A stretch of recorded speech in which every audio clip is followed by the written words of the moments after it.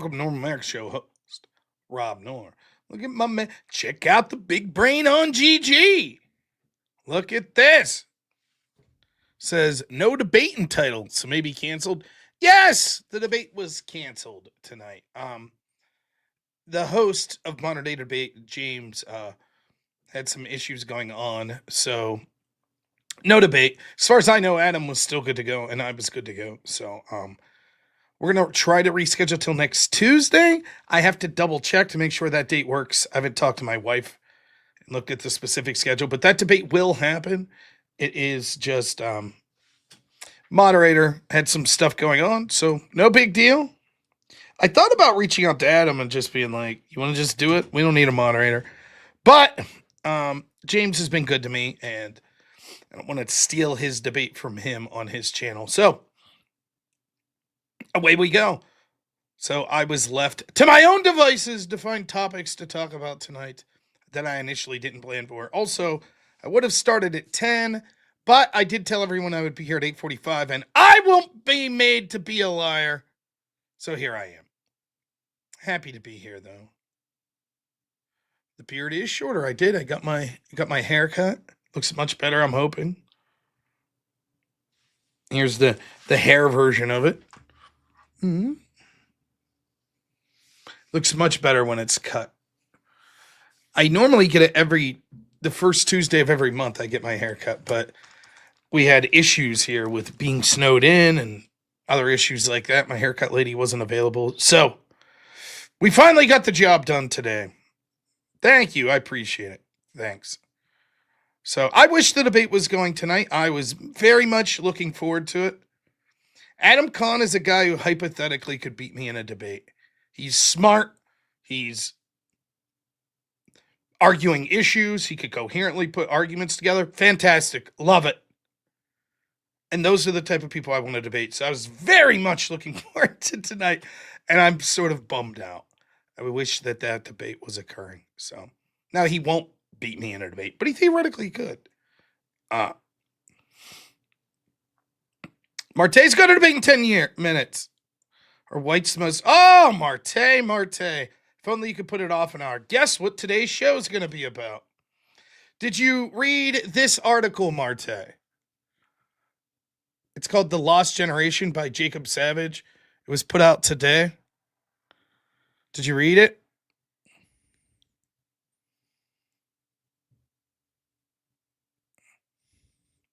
We're going to be covering it heavily today. I'll put the link in the chat there if you want to check it out, Marte. There's quite a lot to go over there. Obviously, it's not a comprehensive look, but yeah, it's very good. It focuses primarily on like the entertainment industry, academia, and media, and how basically since 2019, white men have been getting screwed over. And it's got a lot of good data in those three industries. Yeah, check it out. It'll be tough for you to go through in 15 minutes or whatever, but there's a lot of data there. And it's very viral. So you could even bring it up. You could just be like, look, one of the most viral articles in America right now is Jacob Savage writing in Compact. He's a left-winger. He was Hardly's super right-wing dude, and he's just saying, like, look, it's the worst kept secret everybody knows in all these places that you don't hire white men. So we're going to talk about it in the show today, but that's so weird, Marte. By the way, it's been a while. I saw you message me once or twice. I'm so sorry. I've been very busy. I'm poor at messaging people back, but Marte, I hope everything's going great for you. We'll have to chat someday. So hopefully you crush Connor. Anyways, my son's Christmas, I don't know what you call it. It wasn't a play. They just sang songs. My son is an absolute character. He's like only half singing. He had Jingle Bells he got to ring. They sang 3 songs, the preschool. And he got to be on like the first riser. He just keeps stumbling. He's just dancing around and keeps like falling. It was pretty funny. He makes me laugh. He's a really good kid. So I had a great time. And while I was there, we were going to rush to get back home because I wanted to come up here and get a little ready for the debate, like at least 15, 20 minutes of prep. And that's when I got the email from James saying it had canceled tonight. So yeah, worked out quite well on my end. I'll hopefully have a little more time to prepare for it, which will be nice. So, a couple things we could do tonight. I thought we could do some sort of debate review. There are stories to talk about. My go-to is to do the stories tonight and then maybe do a debate review tomorrow. But yeah, we're going to focus heavily on the aforementioned question: are white men being discriminated against? Yes, that's going to be the answer to that. But there's also more to it than that. Yeah, it was going to be a great debate. I was very much looking forward to it. Also, a good day to have the debate when the economic data came out. Now, I didn't get to sift through it, but I guess it depends on how you look at it. There's data that could go both ways. Ironically, one of the things that people said about the Biden economy could also be applied to Trump's jobs numbers. A lot of part-time jobs.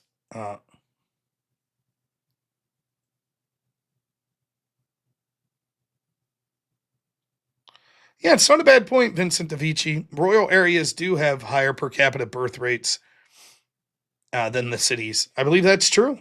And it is something that we should argue.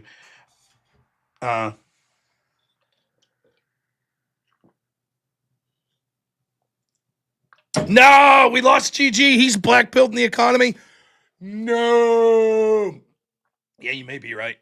I don't know that just anything could do, particularly if this AI bubble burst. But anyways, the grift must go on.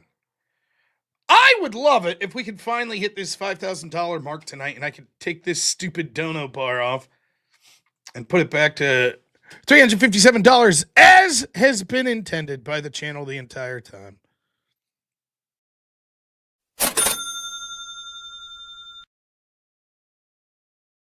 Yes. That's the plan. So we're really trying to reach that goal, so please consider it. So I do apologize about the debate going through. There's nothing you do. Sometimes things happen, but I was ready to go, and I wish it would have came through.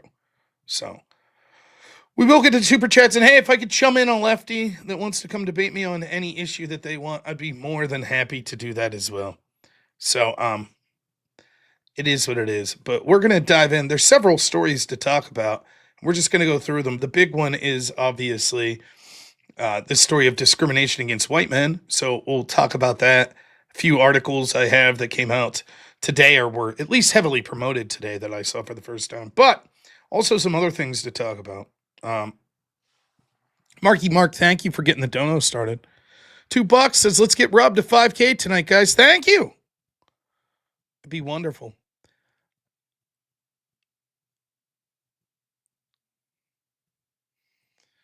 We'll hold off on this big topic for a while. And instead, let's talk about things in reverse order of how important I think they are. So I've done a lot of like pissing off people lately. Let's start with that. Why not?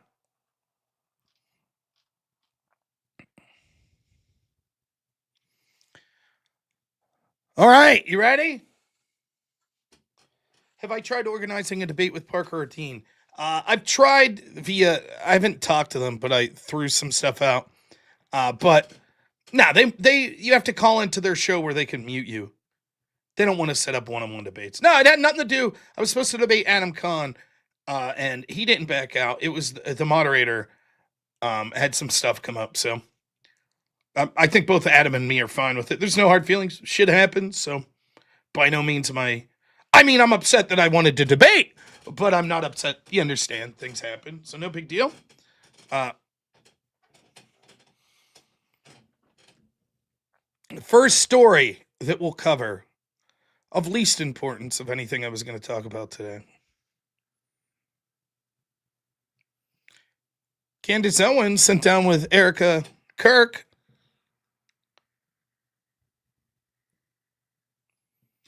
300,000 people watching live on YouTube. 300,000.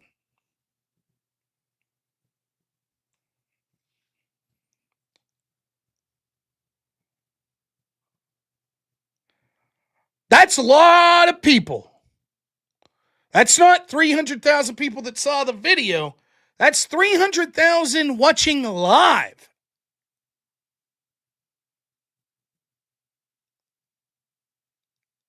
Now, before we get into what she said, and literally, I barely scratched the surface, and I don't much care.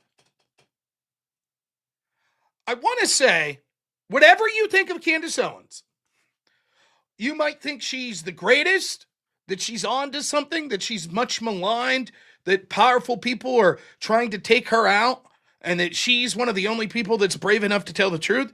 Or you may think that she's batshit crazy, or you may think that she knows exactly what she's doing, but she's a lying grifter, or anywhere in between.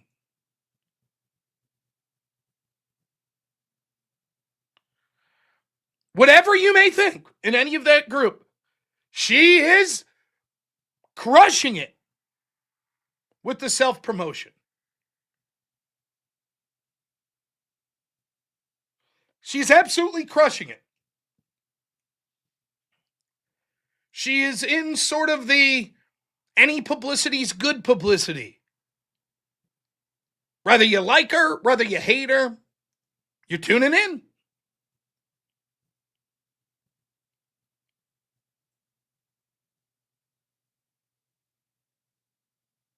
So, I mean, I think it's worth saying that, again, from the perspective, take ethics out of it. Take the truth out of it. In a world where every streamer is just a carnival barker, she's fucking killing it. In that world. If you take ethics out of it, if you take the truth out of it, if you're just focused on views and clicks, she's doing a great job.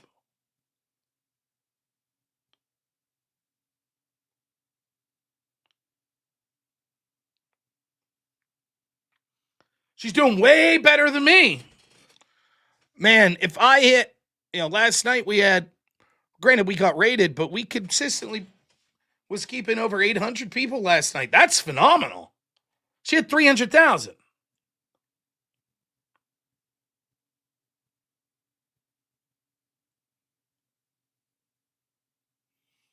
Now, as far as what she said, I don't know. I only saw a little snippet, but what it seemed like she said that was the big thing, and again, I hesitate to even get into this because I didn't really care about this portion of it.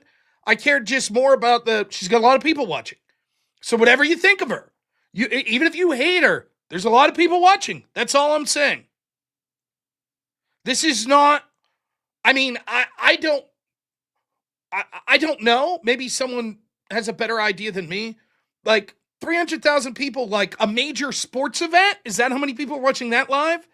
Like maybe, like, I don't know how many people regularly watch like Sunday Night Football or something. Is it in that ballpark? I mean, that's a lot of people to be watching live.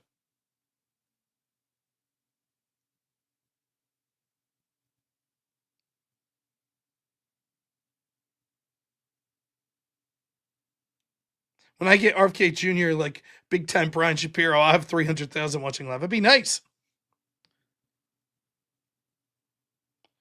So a lot of people say, like, why do people talk about her? What?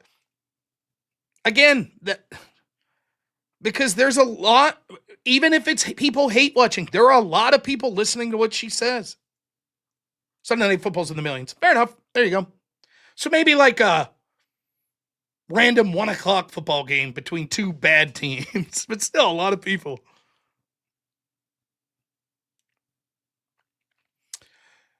As to specifically what was said, I saw people spinning this both ways.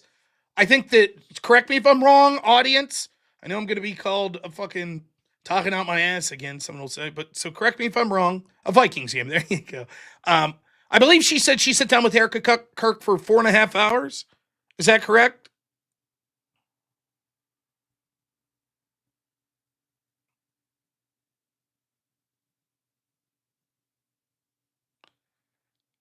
So, I mean, 4.5 hours. I saw people speculate maybe Erica Kirk's lawyer was there.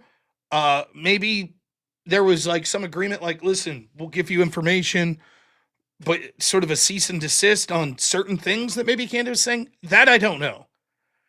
As far as specifically what was said, this was the part that I saw that there was like some controversy over. She claimed that there was a call between Charlie and some folks that said he feared for his life from left side people on the left, is what she said. Is that accurate?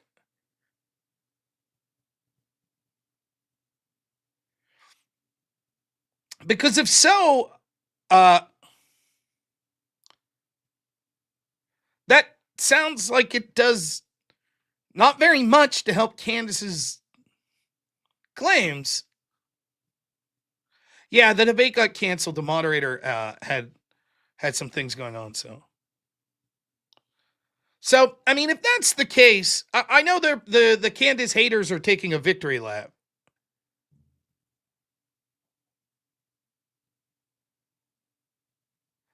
But I just don't know.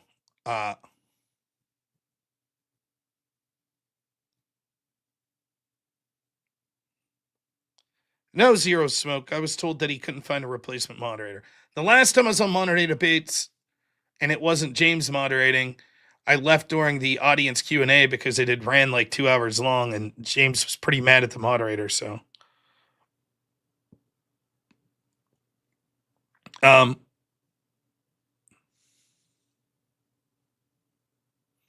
but it looked like yeah. So I saw Nick Fuentes said that she did very poorly. I don't know. So I really don't care to delve into this and make it a big topic. I just thought, holy shit, 300,000 people watching live. And if, this is a big if, and again, I haven't personally listened to Candace. I've only heard her claims via secondhand for people that claim to listen to her. So I'm trying to be fair here. Trying to be fair.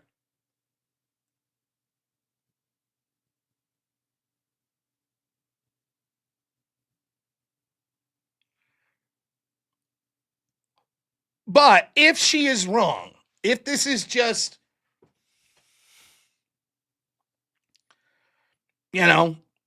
bullshit accusations, if, I'm just saying, it turns out that could be very profitable.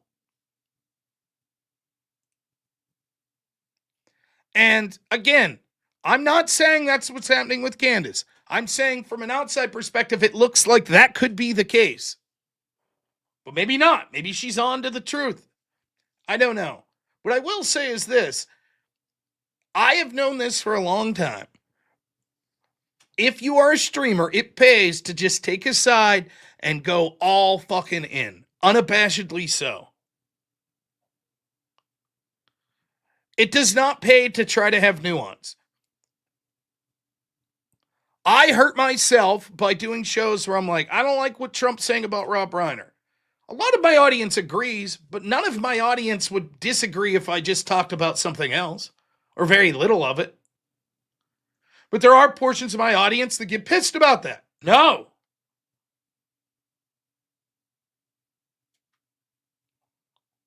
And I know that. And I've known that since I started streaming. When for years I was streaming to 5 people, maybe 10 if I was lucky.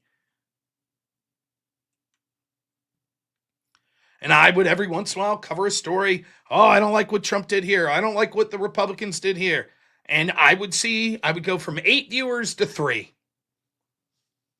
I get it. But the way to build a channel up, in my estimation, is just to be authentic and be yourself and not bullshit. It doesn't mean you can't be wrong from time to time. But if you are just spreading bullshit that you then have to keep doubling down, it'll catch up to you. It will. Now, maybe she's not bullshitting. Maybe she's on to something. I guess we'll see. If so, her views will go through the roof, presumably, if she was right when everyone else was wrong. I don't know. All I'm saying is, one way or another, she seems to be more popular than ever, with 300,000 people watching her live. It's crazy. All right.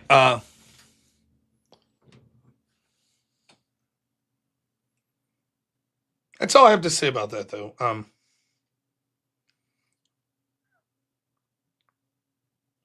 It's hard to say more because I didn't watch it. Now the debate canceled tonight. So, a couple more super chats. FDNY, $5 says ready to read. Yeah. Houdini, $5 says take from this morning was spot on, Rom. I think more people need to call out both sides, not just the guys they don't like. Thank you. Vincent DeVicis, $20. Thanks. Says Rob saw some debates about declining birth rates in the West. Is it worth bringing up that rural towns have way more children than big cities? And it's a good prescription. Sure. Yeah, I mentioned this earlier. I saw your comment earlier, but I'll take the super chat. Yeah, it's absolutely a smart thing to bring up, and it has to do with more of a way of life. When you live in a rural area, materialism is probably less of a concern, and it's easier to raise children in a rural, small-town environment than it is in a big city. So, Adam Kahn was supposed to be the debate tonight, and he didn't back out. The moderator had something come up. Naughty Germ, thank you as always, my friend, for $5. Premonition, $5 says, honesty as you see it is all you have as a person. Your numbers are also going up. I did see it. Thank you, Premonition. Yeah, I don't know. I didn't see, but it was an event worth, that people were tuning into. All right. What else did I have before we get to the big story of the day?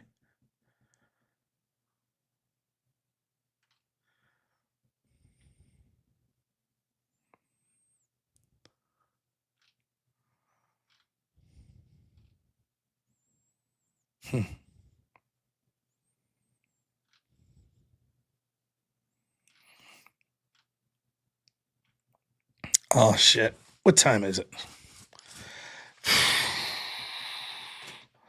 Fuck it. Let's jump into this. Yeah. This is a long story. I'll end up talking about this for a long time. So let's watch this clip first, then I'll talk about this. Officials have said the US has paused a $40 billion technology agreement with Britain. It's following concerns in Washington over London's approach to digital regulation and food standards. The so-called tech prosperity deal covered AI, quantum computing and civil nuclear energy, and was agreed during Donald Trump's state visit in Britain in September. Britain hailed the visit as proof of Prime Minister Keir Starmer's ability to work with Trump on trade and tech. It became the first country to agree in principle to lower some US tariffs in May. But implementation has been slow. Talks on sectors such as steel stalled, though the two sides agreed a framework pharmaceutical deal earlier this month. British officials confirmed on Tuesday that the US has paused implementation of the tech deal.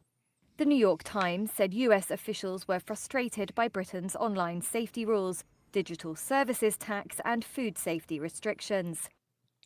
So, Mike Benz has been talking about this for a long time. A lot of the sort of former, so let me put my Candace Owens-esque conspiracy theory hat on. I think that there's solid evidence to back this up. Most of this I get from Mike Benz, who is phenomenal, and you should follow Mike Benz. The gist of it is this. The United States intel agencies have a vested interest in election outcomes and cultural outcomes in countries around the world, particularly in countries that we're trying to spread our sphere of influence to. And this was certainly true during the Cold War, where there was a mad rush for the United States to spread its influence around the world, mainly through soft power and through clandestine activities. And the same was true of the Soviet Union. And so you saw this like spread of sphere of influence in a Cold War, right? There wasn't active shooting. These were the sorts of things that were going on. So the United States employed the CIA and other organizations in what collectively Mike Benz calls the Department of Dirty Tricks.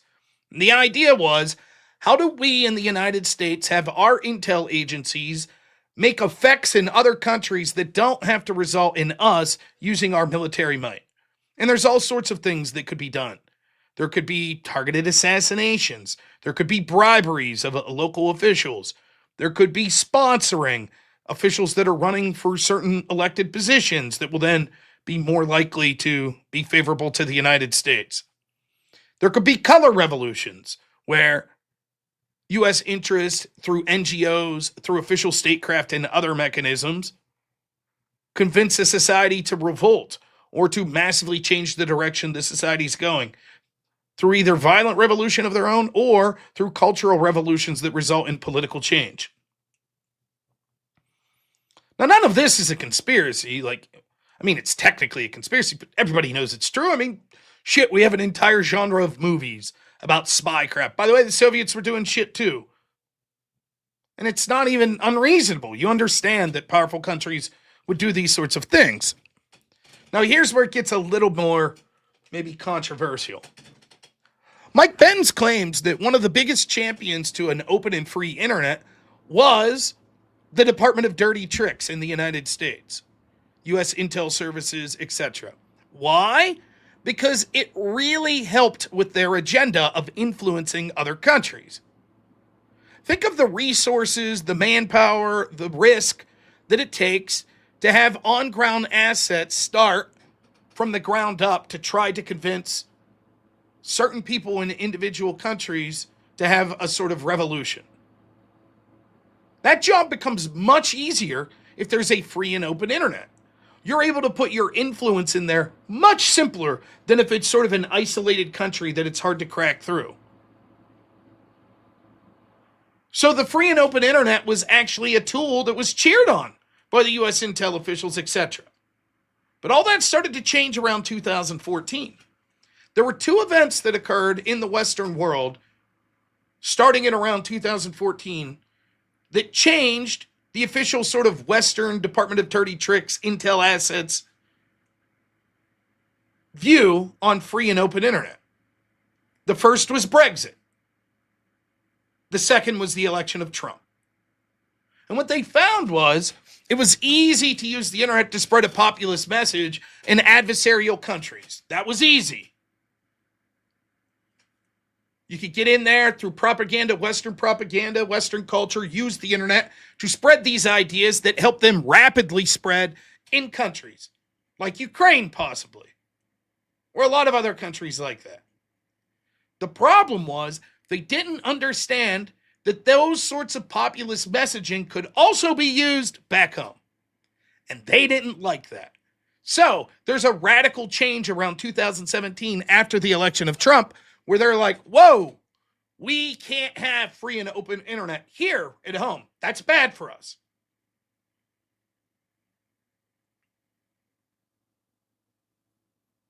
So there starts to be a radical change and a push. And basically, there's a push for online communities to basically be election infrastructure. Or they're calling it critical infrastructure is the term they use. Now, by changing that language to say that the internet is critical infrastructure, that allowed them to say that attacks, false messages, etc., were attacks on critical infrastructure, which, if you just hear that term like, oh, attack on infrastructure, of course, we would stop like a foreign adversary from attacking our electrical grid, that's infrastructure. From attacking our roads, that's infrastructure. And disinformation is attacking critical infrastructure.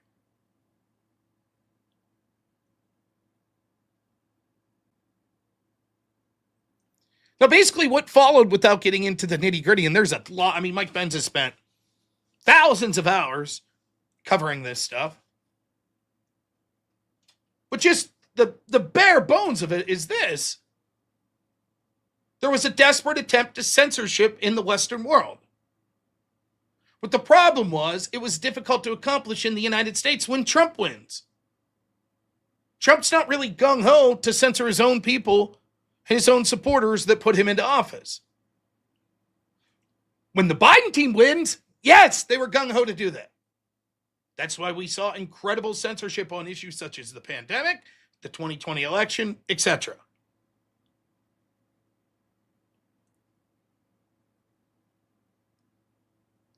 Now, we have a First Amendment in the United States, and that's pesky to the people in charge. They don't like the fact that legally, they're not really allowed to interfere and censor people.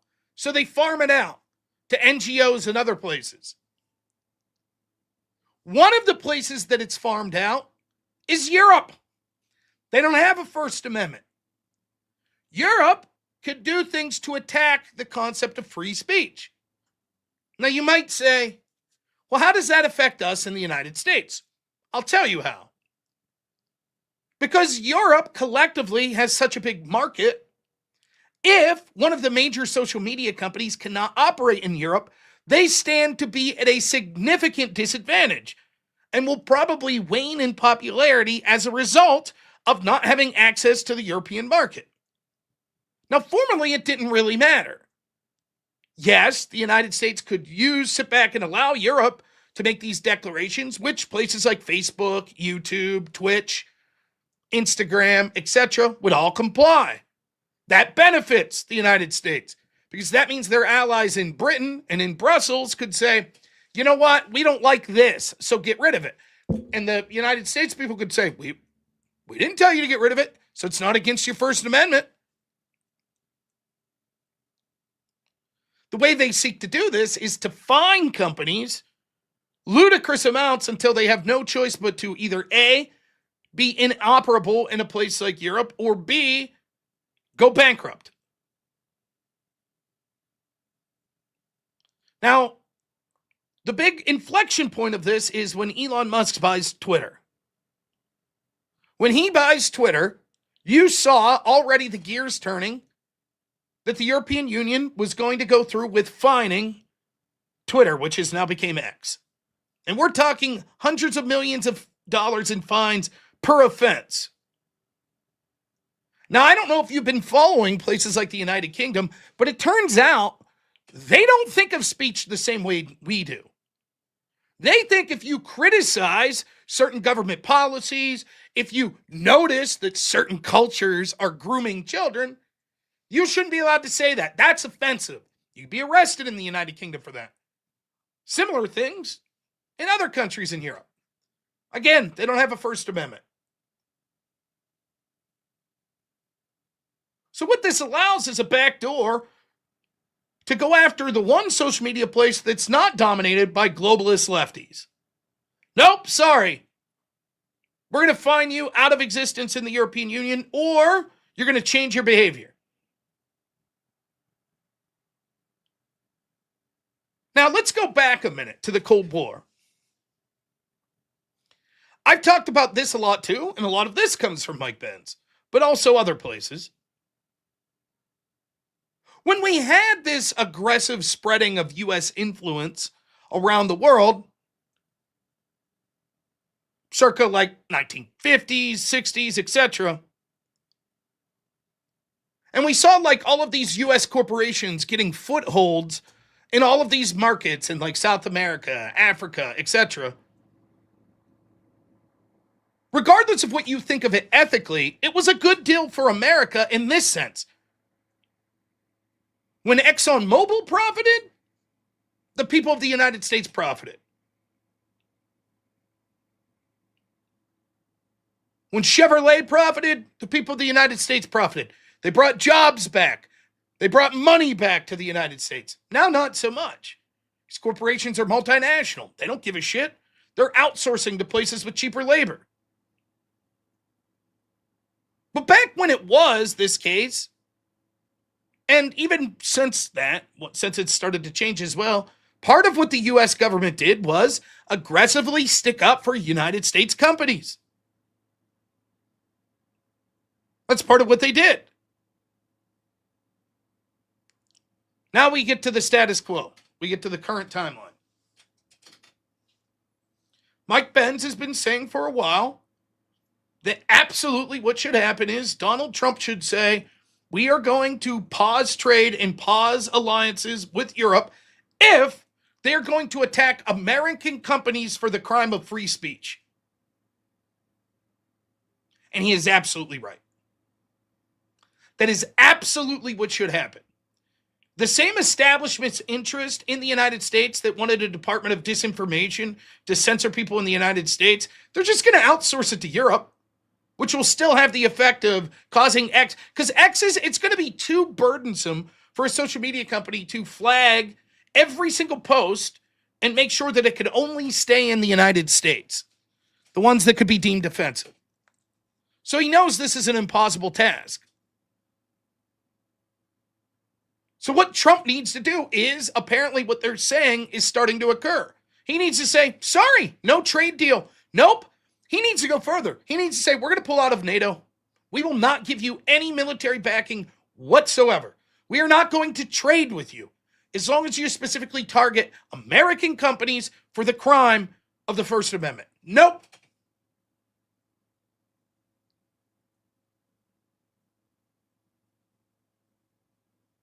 And by the way, in case you're wondering, under Twitter, you should see the vile and hateful shit that was said.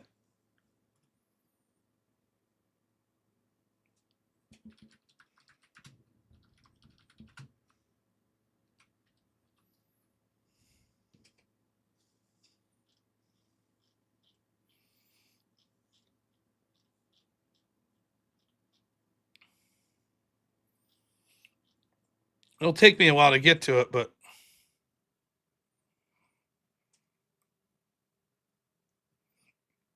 I think I have this somewhere.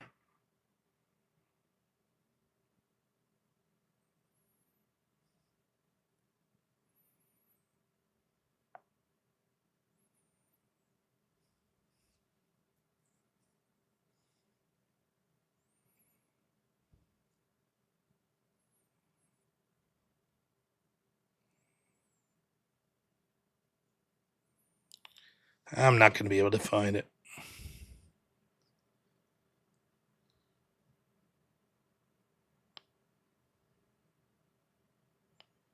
There were people posting on X. Oh, there it is.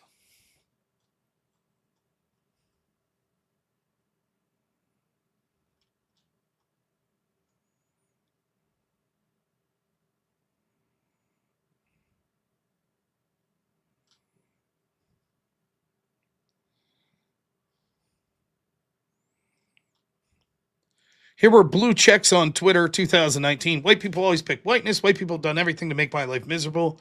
I'm supposed not to hate them. White people, what have you done? Men, what have you done for women? Gaslighting. These are just blue checks.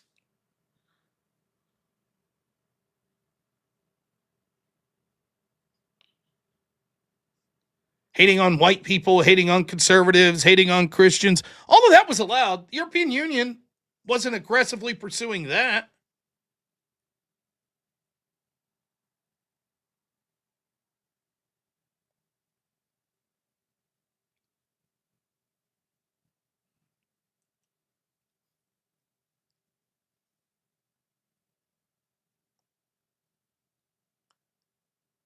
So, a very interesting development, and I'm pessimistic that Trump will go through with it, but he should. It should be made quite clear. We view this attack on X as an attack on sort of United States company and conservative values, and we're not going to accept it. We will not.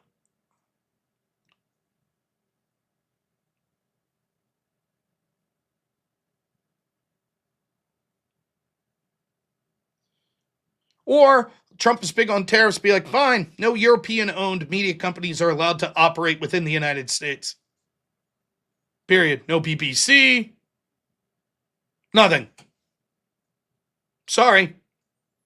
No movies will be allowed to be shown in the United States theaters that were even partially produced in the United Kingdom. No video games. Nothing. You won't even be allowed to watch Premier League soccer here.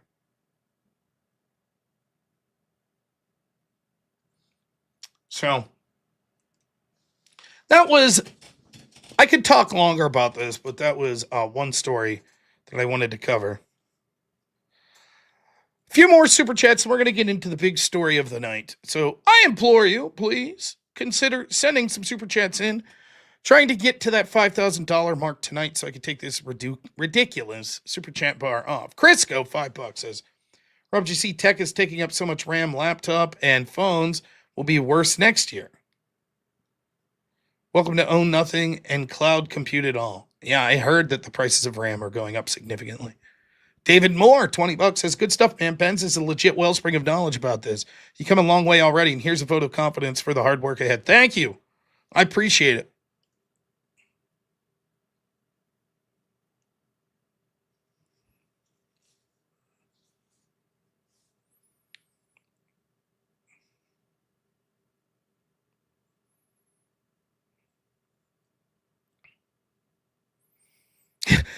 No more soccer or cricket in the USA. Bam, immigration solved. And that's right, I called it soccer. Kiss my ass, it's soccer, where I come from. All right, not to bury the lead any further. I trust you all are going to get those super chats in. I trust you. I know it's going to happen. So I'm not going to sit here and belabor the point.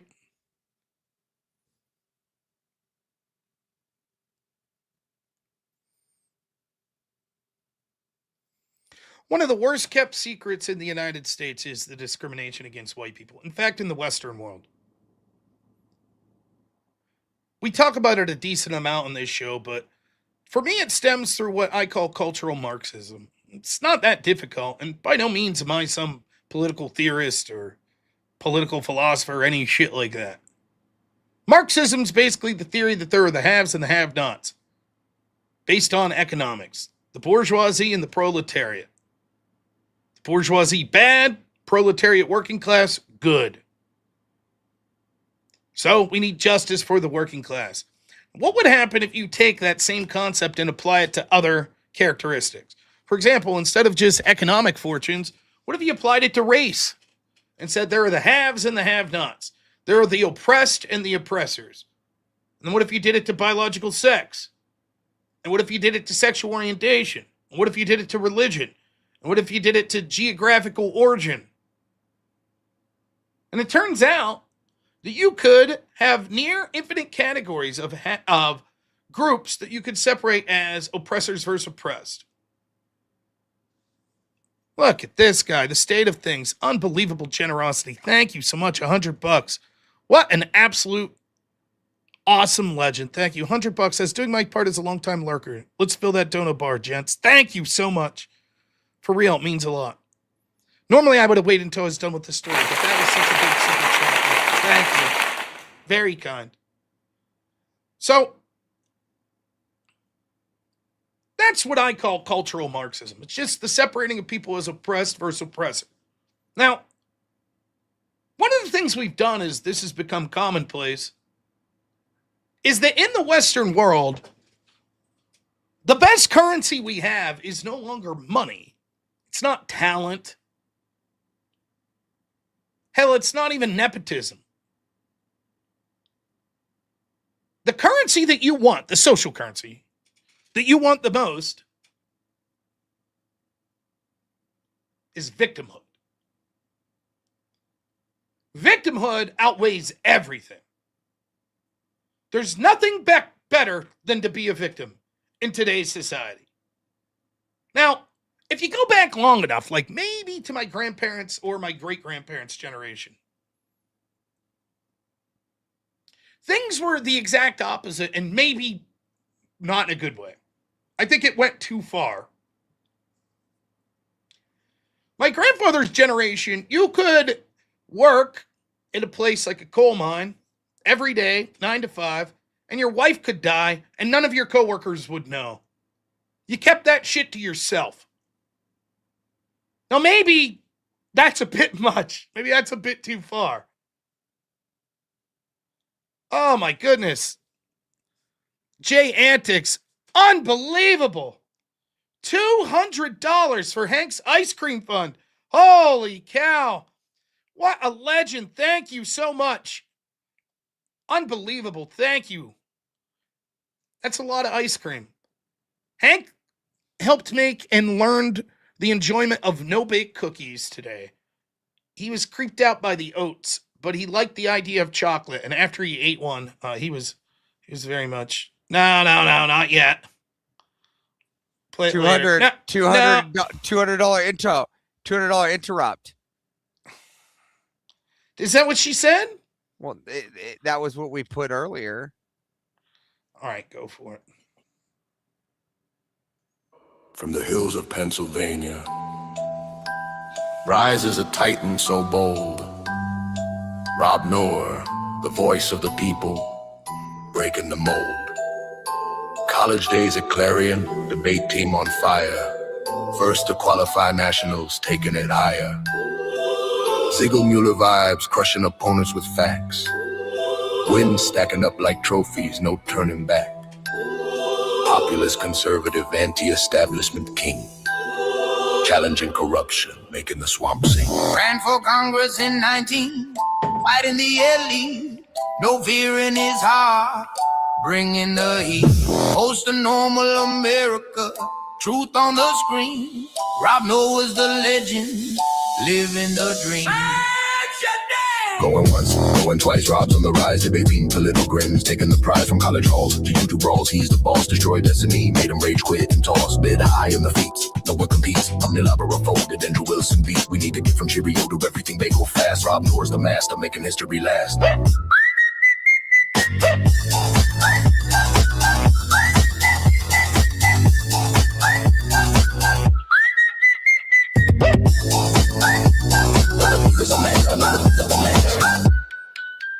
YouTube warrior debating the woke and the blind. Destiny melted down, left his ego behind. Up Chicana boy versus the men, the two cops. Logic like lightning, cutting right through bad faith. Now he's pure fire and steel. Conservative coach, keeping it real. Conspiracy crusher, calling out lies. From Biden scandals to election ties. Political victories in the hearts he ignites. Running for the people, winning the fights. Normal America's calling. Tune in and see Rob Noerr's the hero, setting us free. Going once, going twice, Rob's on the rise, debate wins, political grins, taking the prize from college halls to YouTube brawls. He's the boss, destroy destiny, made him rage quit and toss. High on the feet, no one competes. Brian Shapiro shattered, foes in defeat. We need to get from Cheerio to everything bagel fast. Rob Noerr's the master, making history last. He's funny, he's charming, downright handsome and wise. Challenging the system, opening eyes. From Pennsylvania roots to the national stage.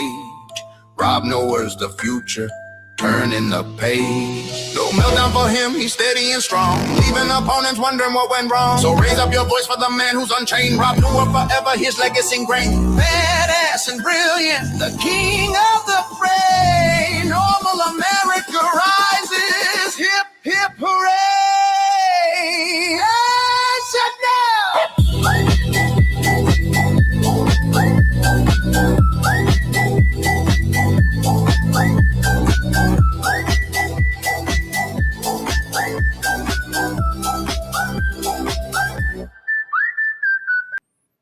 All right, thank you guys. I appreciate it. Chop $5 says, swear I didn't follow Avarice here. Yes, AJ, the debate can't.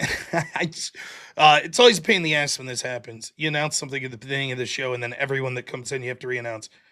But it's no one's fault. Yes, the moderator ended up having something going on, so we had to cancel. So the person I was supposed to debate did not cancel, though. So that's what happened. All right, back to what I was talking about then. So victimhood. This has become the currency. In my grandfather's time, it may have been something that was the opposite. People were unwilling to talk about any of the hardships they were going through in life. Now it's the exact opposite. Now you can't wait. You can't wait.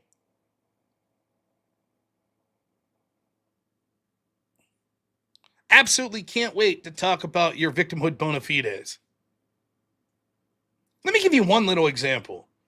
It's someone who is a parent now. I have a 4-year-old. We're getting to the point where you'll meet other parents through things. And it is surreal to me how many parents can't wait to brag to you about their child's autism diagnosis. Does anyone notice this? And I've talked to other people about this, I know, and they're like, oh, yeah, yep. Oh, yes, my son's on the spectrum, they'll say. Because it's a badge of honor. We are victimized. We're abnormal. We have these challenges. What's that about? Well, it's because that's social currency. No one wants to say, shit, man, we're fucking killing it. My kid's incredibly healthy. It's great.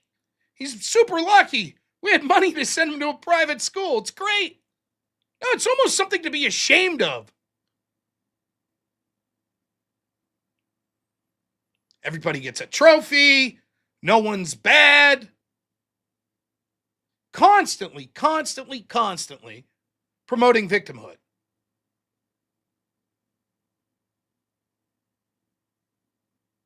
Now, while this is going on, and you could see it with your own eyes in all areas of life, you can see it on television. You notice all of a sudden, the Oscars, no one black was nominated, and there's a big row about it. Blacks are 13% of the population. The idea that they would have direct representation to 13% of all actors seems to be a bit much anyways. But it feels like the number's way over that 13%, but it's still not enough.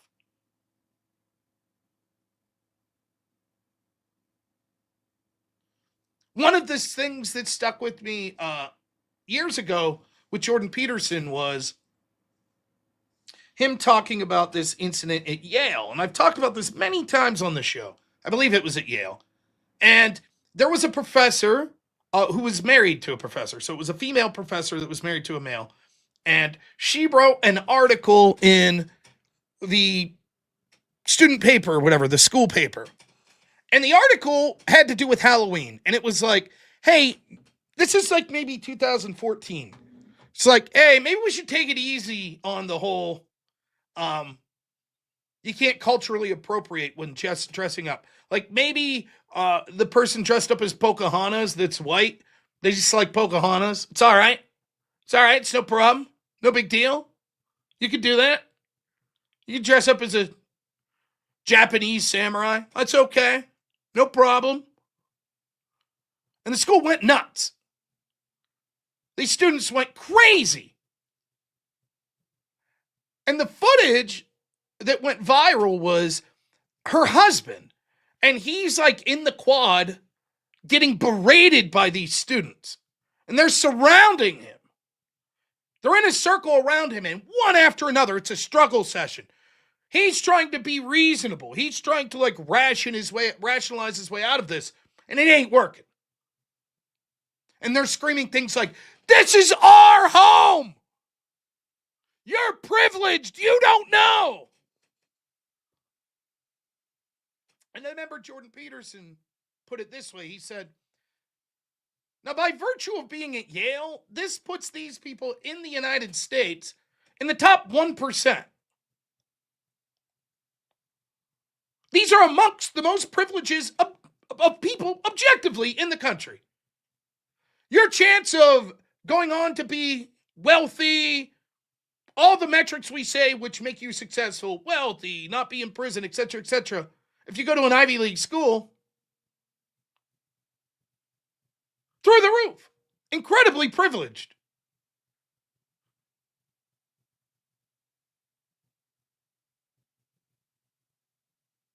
And yet, you know what they need more than that? They need that social currency. They need to simultaneously get the advantages of being privileged while also getting the advantage of being a victim. That's what they need. It'd be like this. You see, nothing in life is 100%. Well, I can't say nothing. In fact, if you're interested in really delving into the psychology of what I was about to say, I just contradicted myself in one sentence. I was going to say nothing's 100%. Right, including nothing. Never mind. But most things there's pros and cons to. most categories that you could put in. Is there white privilege? Sure. But there's also black privilege. And it's also detrimental to be white. And it's also detrimental to be black. Depends on the circumstance, the time, the country, the location you're at within the country, etc. Right? All of that matters.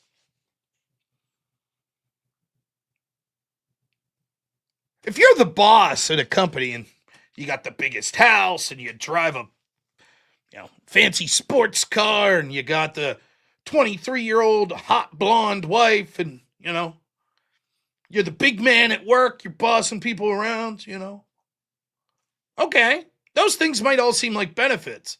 But you want to know one of the benefits that your employees get? They get to bitch about you. They get to go to the local watering hole after work and go, fuck that guy. I'm tired of these motherfuckers. Someday I'm going to walk out. Fuck them. Take this job and shove it. Right?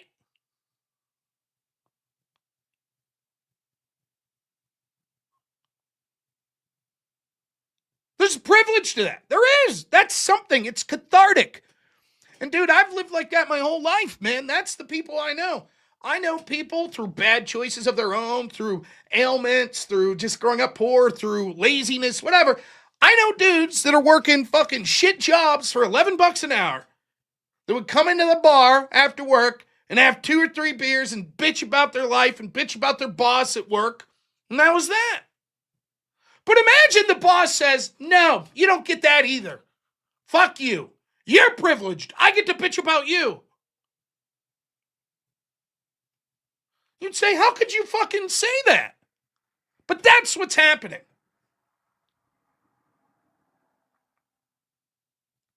That's what those kids at Yale were doing.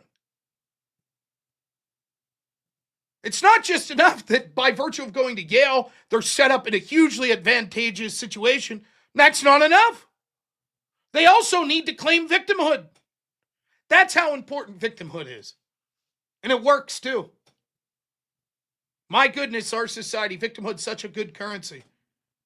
Victimhood's such an impressive currency that if you stab a man and racially you're considered of a victim group and the person you stabbed was an oppressor, you could be found not guilty because that man called you a racial slur after you stabbed him, which just happened in Oregon.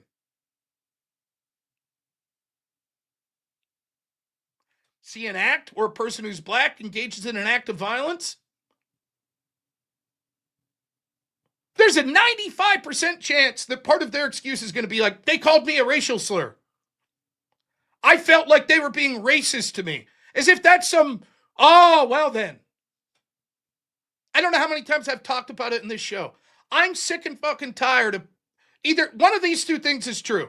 Either one, black people, large swaths of black people are so fucking, I don't know what the word would be, prone to violence and anger that a mere word makes them uncontrollably violent. Or that there's an awful lot of people excusing bad behavior by pretending that.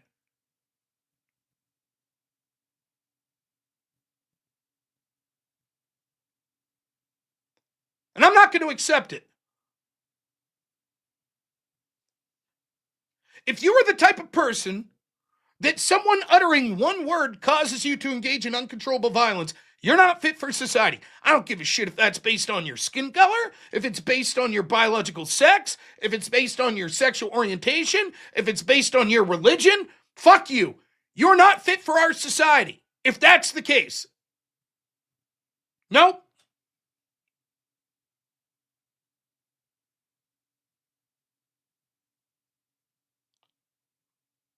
Redeem Love says, I don't give a fuck. You call me that and we're fighting.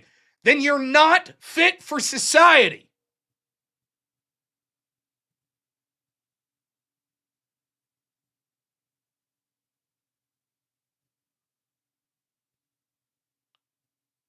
We do not accept that.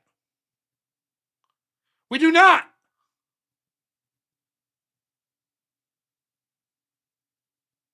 We do not accept that based on a word that we say, well then.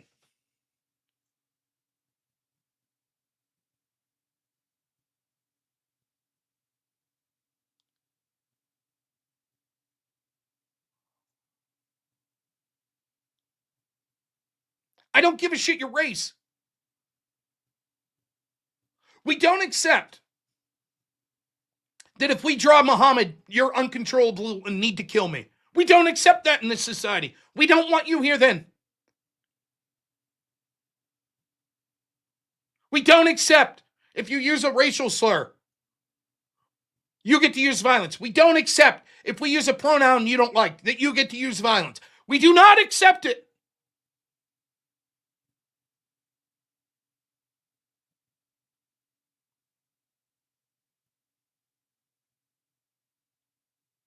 And if the argument is, well, there's certain groups of people that can't help it, then we don't want those groups.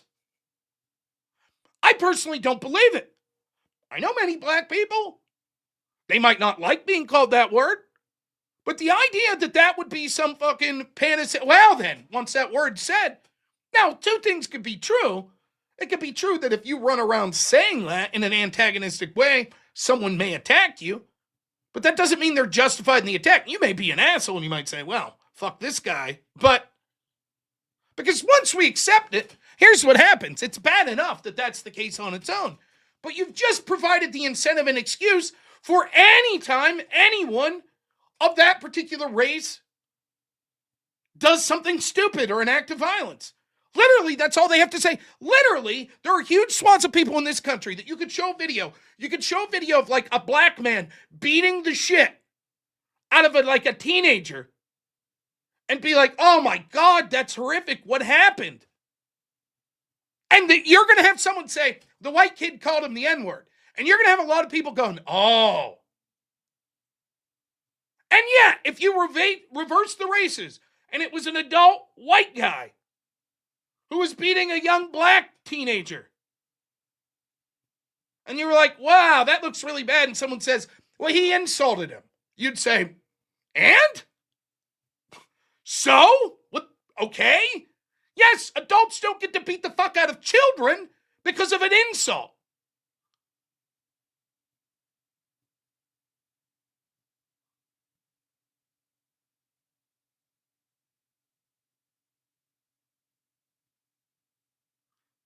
Redeem Love, are you really telling me that if someone called you the N-word, that gives you license to use physical violence against them?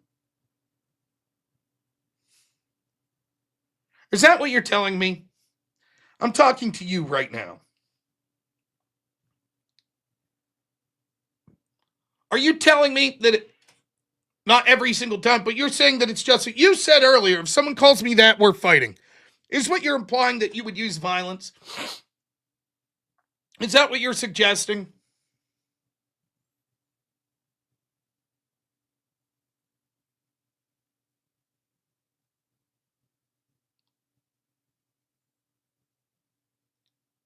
I'd love to hear this.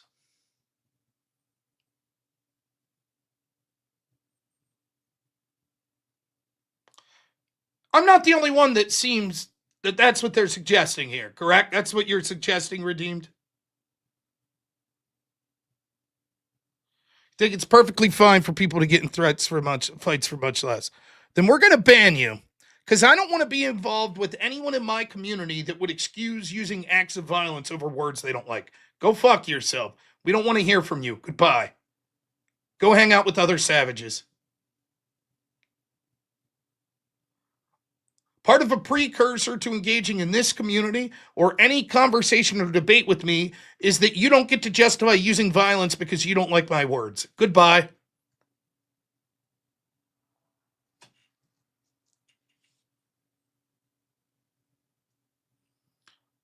I'm not fucking around about it. You can tell me all the reasons you think the word's despicable and all of this, that, and the other, but I'm not going to listen to this shit. Not going to. Brief moment here. Another awesome donation from our great friend Unforced Ego, who we always appreciate. $100 says, here's to hitting 5K tonight. I missed 357. Me too. And thank you so much, Unforced Ego. Always incredibly generous. We're going to get there tonight.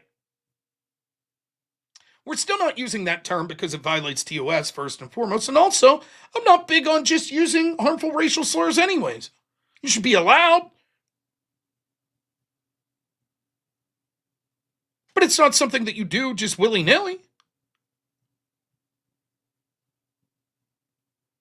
Nonetheless, so I don't want to hear allusions to the word or clever ways to get around it, my channel. I'm not pissing around. We're not jeopardizing the channel, nor is it the right thing to do.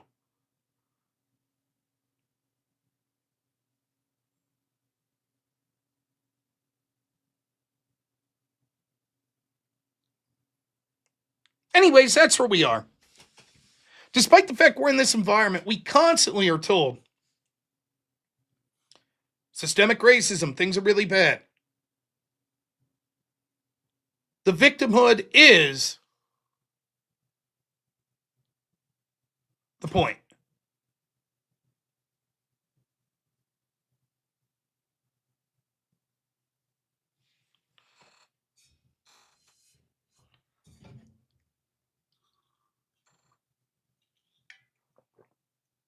Now, over and over, I've heard about these studies. They did these studies, and if you have a black-sounding name, you're less likely to get a callback. Then when you start to look into the methodology and how they did these studies, like they'll be like, we had equal resumes, and one was Sarah, that was the white person's name, and the black woman's name was Shanique Bebe. And it's like, well, maybe the discrimination here, if the study's accurate, isn't against the perceived race, it's against perceived weird name. Like, for example, if you had the black name be Tom and the white name be Bubba, maybe Bubba gets less callbacks. We don't know. Nonetheless,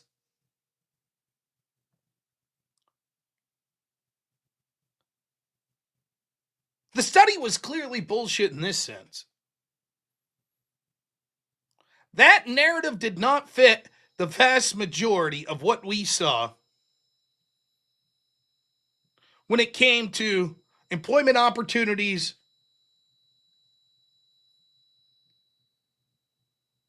particularly when it came to larger, more influential companies. Maybe it's some gas station somewhere for a minimum wage job. Maybe it'd be more likely that they call back a white person than black. I'm not so sure. But that certainly isn't the case of Fortune 500 companies.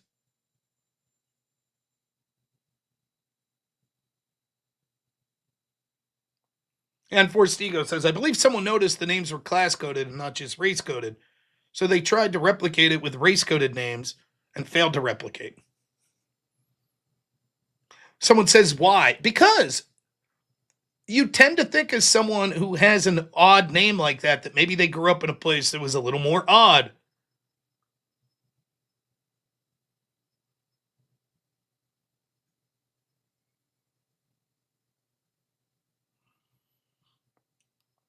So over and over and over, we had to ignore it when you'd say, look, like, James Damore writes his memo at Google. It's like, what are we doing here with women, trying to force women in here? Fuck him, he's fired. You have people over and over that would tell stories about, like, listen, they're basically only promoting and hiring minorities at this place in my company. Shut the fuck up, you're a liar.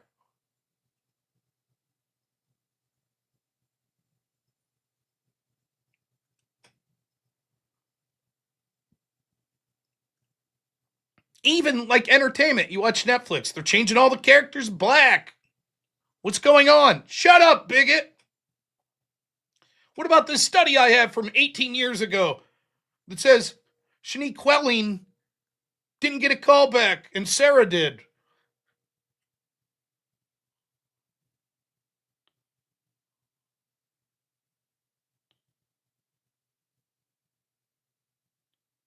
And so today,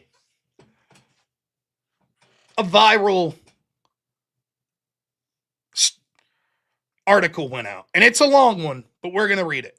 Now, there are significant problems with this article, as I will touch on when we get through it. But it's a start for people, particularly people on the left, to start to be able to say this out loud. Because people like me have been saying it out loud for years and years and years. But I'm an evil, dirty right-winger. I'm probably racist or some shit anyways, right? So who gives a shit?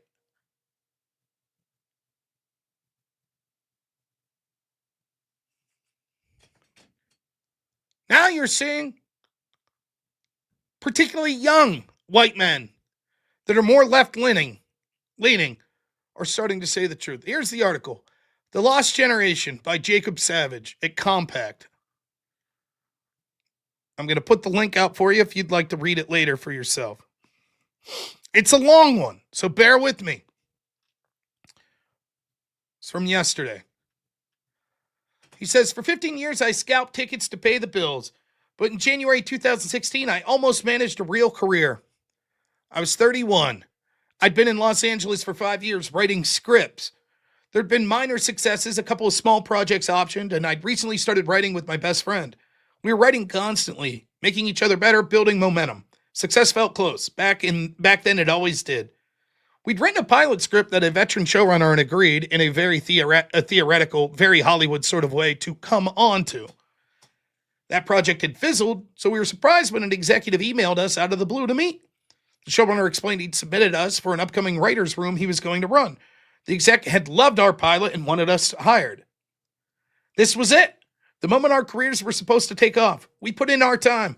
I'd been tutoring SATs and reselling tickets to make ends meet while I wrote, and 5 years seemed par for the course based on the slightly older guys we knew who'd make it. But of course, by 2016, we were already too late. The showrunner emailed us back apologetically. I had initially thought I might be able to bring you guys on, he wrote, but in the end, it wasn't possible. We met with the executive anyways, a Gen X white guy, who told us how much he loved our pilot. But the writer's room was small, he explained apologetically, and the higher-level writers were all white men. They couldn't have an all-white male room. Maybe, if the show got another season, they'd bring us on. They never did. The doors seemed to close everywhere and all at once. In 2011, the year I moved to Los Angeles, white men were 48% of lower-level TV writers. By 2024, they accounted for just 11.9%. The Atlantic's editorial staff went from 53% male and 89% white in 2013 to 36% male and 66% white in 2024. White men fell from 39% of tenure-track positions in the humanities at Harvard in 2014 to 18% in 2023. In retrospect, 2014 was the hinge, the year DEI became institutionalized across American life. In industry after industry, gatekeepers promised extra consideration to anyone who wasn't a white man, and then provided just that. With every announcement of promotions, there was a desire to put extra emphasis on gender or race, a former management consultant recalled.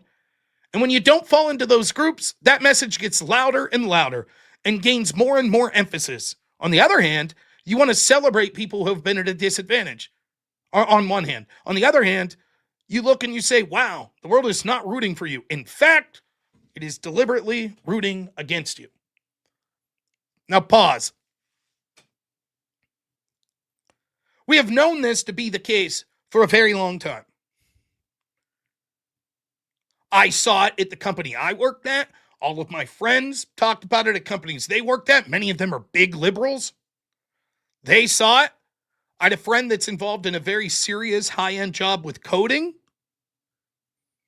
He told me that basically, as someone who's worked his way up to sort of a middle management position, he's doomed. There's zero chance that he ever gets promoted any higher because he was all but told a certain quota of people in higher positions need to be women or minorities. And because there's already white men above him, he has zero chance of ever being promoted.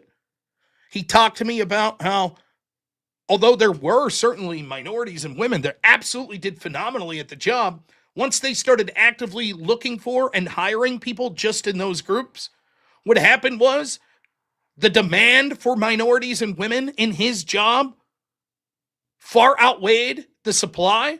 And so they were forced to bring on people that were incompetent just because they checked the right boxes racially or with biological sex. He knows it. Everyone at his team knows it. No one talks about it. That's one person, one job. This is the story everywhere. Everywhere. Every university, every job of any sort of prestige can't wait to promote how diverse they are. If they could have someone with an equal application that was a white man versus a black woman, they're taking the black woman every time because then they get to say, look at how diverse we are.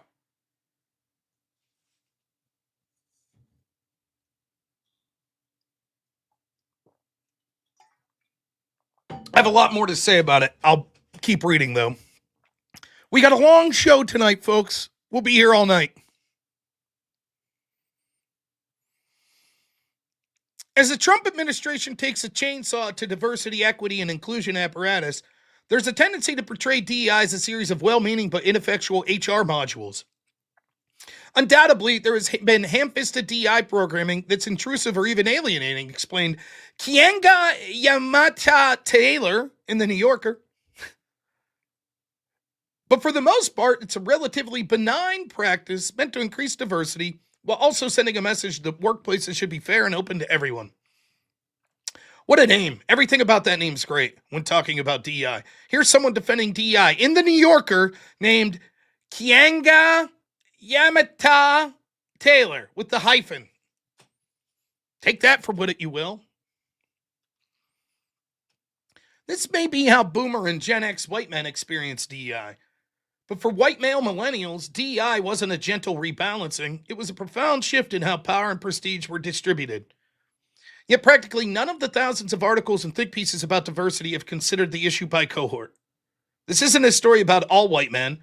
It's a story about white male millennials in professional America, and those who stayed and who mostly stayed quiet. The same identity, a decade apart, meant entirely different professional fates.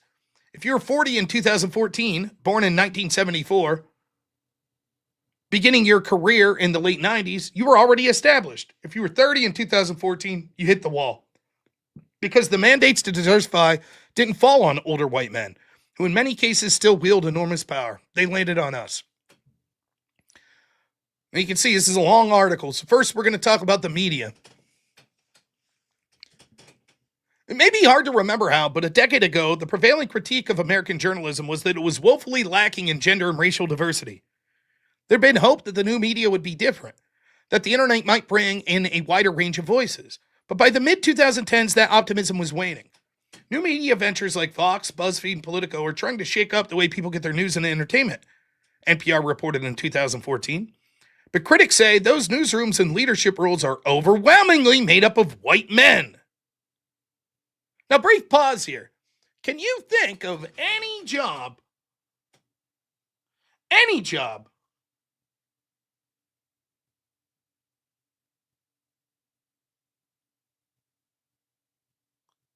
that would lament having too many black women, too many people of color, not enough white people?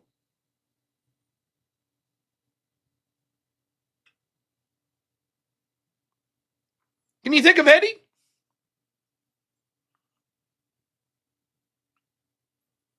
But it's no problem. In a country made up of majoritarily white people, the idea that certain professions would be made up of majoritarily white people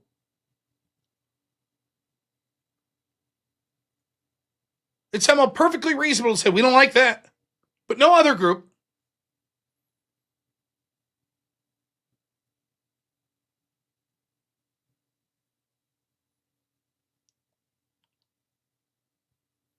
School bus driver, TSA, backup UBs, yeah.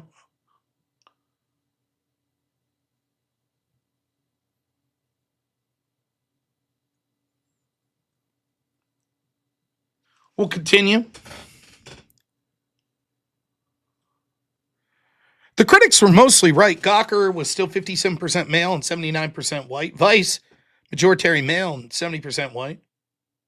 538, Nate Silver complained about a gender gap so severe that only 15% of applications were from women. That's just applications. It was in this new world that Andrew arrived in 2015. He took a job at a prominent new media organization and was put on a general assignment desk, monitoring breaking news and cranking out overnight write-ups. It was rewarding, he told me. But if you can imagine working a full-time gig, nights and weekends, and then on top of that trying to build a beat on the side that could eventually propel you into something sustainable, it's always difficult. He enjoyed the work and developed a beat. There was still a general optimism in the air, especially around new media. I had a very well-regarded deep dives and occasionally scoops, he said. I had credibility as somebody who had came from a more left-leaning perspective. Brief pause. Complaint number one about all this shit. No problem of the insane bias in the media against right-wingers.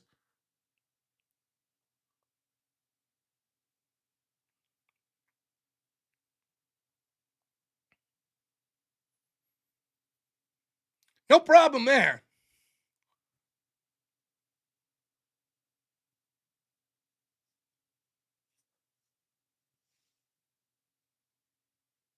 You know, I'm one of the good ones. I'm one of the good white guys. I'm a left-leaning one.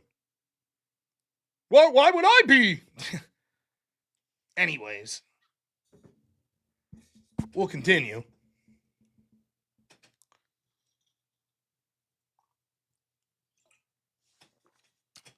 Came from a left-leaning perspective, was well-sourced on the left, but was willing to give them a kick in the teeth every now and then. I'm sure you were, buddy. I'm sure you were. The left isn't going hard enough against Donald Trump and conservatives. See, I attacked the left. At the time, it felt really about holding power to account and giving new ideas a fair airing. After college, before he'd moved into journalism, Andrew had worked in the nonprofit world. Ambient talk about diversity and power structures had been part of the general atmosphere, and he'd never thought much about it. In any progressive space, there was always at least some concern about representation, he explained. I did not see that in any way impeding my advancement for the first 6 or 7 years of my career. Interesting. Let's see how that turns out. But that view became harder to sustain. In 2019, David Haskell, who had just been named editor-in-chief of New York Magazine, was asked to respond to staff disappointment that another white man had been elevated to the role. He says, I understand that reaction. Part of me shares it. I'm ashamed to be white. The most effective way to move the needle on diversity hiring is for a strong, loud commitment to come from the very top of the masthead. I plan to do exactly that, says this old white man. I'll make sure no more white people get jobs. Andrew didn't work at the New York, but he watched similar pressures reshape the newsroom. He'd been there for 5 years, a beat reporter who couldn't seem to move up, and suddenly, all anybody could talk about were diversity metrics. Management was, as he put it, obsessive about recruiting people of color. But the pool was small, and anyone promising was quickly poached by the New York Times or cable news. With all the declarations these newsrooms had been making, the imperatives, enough white guys already, seemed to me to be the mantra, he told me. And you couldn't help but wonder if that meant you were being passed up for opportunities, even in your own organization. No shit. Really. A brief pause here again.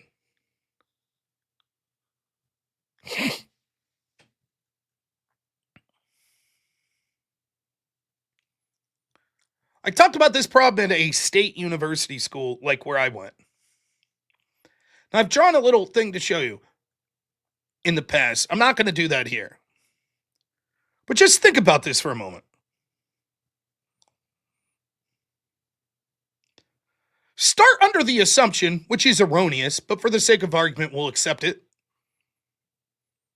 that people, regardless of their racial background, are equal when it comes to scholastic testing, etc.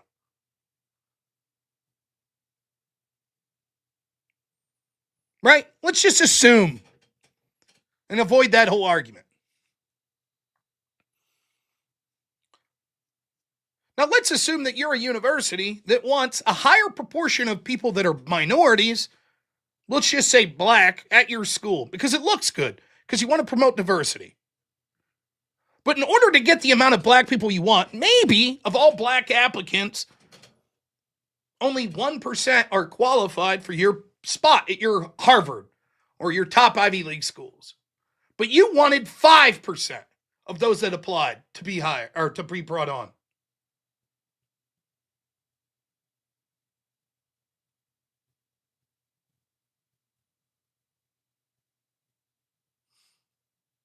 By the way, pause here for a minute. Who's this guy? This Lunacy guy. Big shit talker, huh? I don't know why you're complaining about DEI. Rob's Maga says they don't need college degrees. No, things like engineering are important.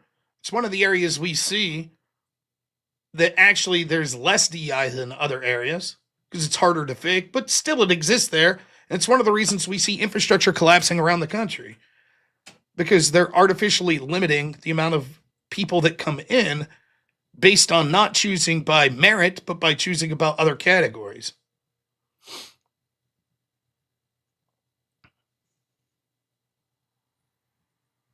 Lunacy, it seems like you have a lot to say. If you'd like to call in, feel free.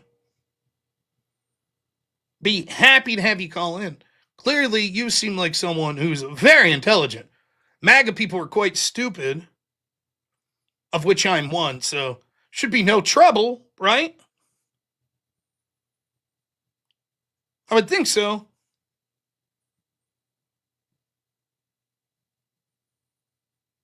I won't hold my breath. Right. Okay, then you'll call in.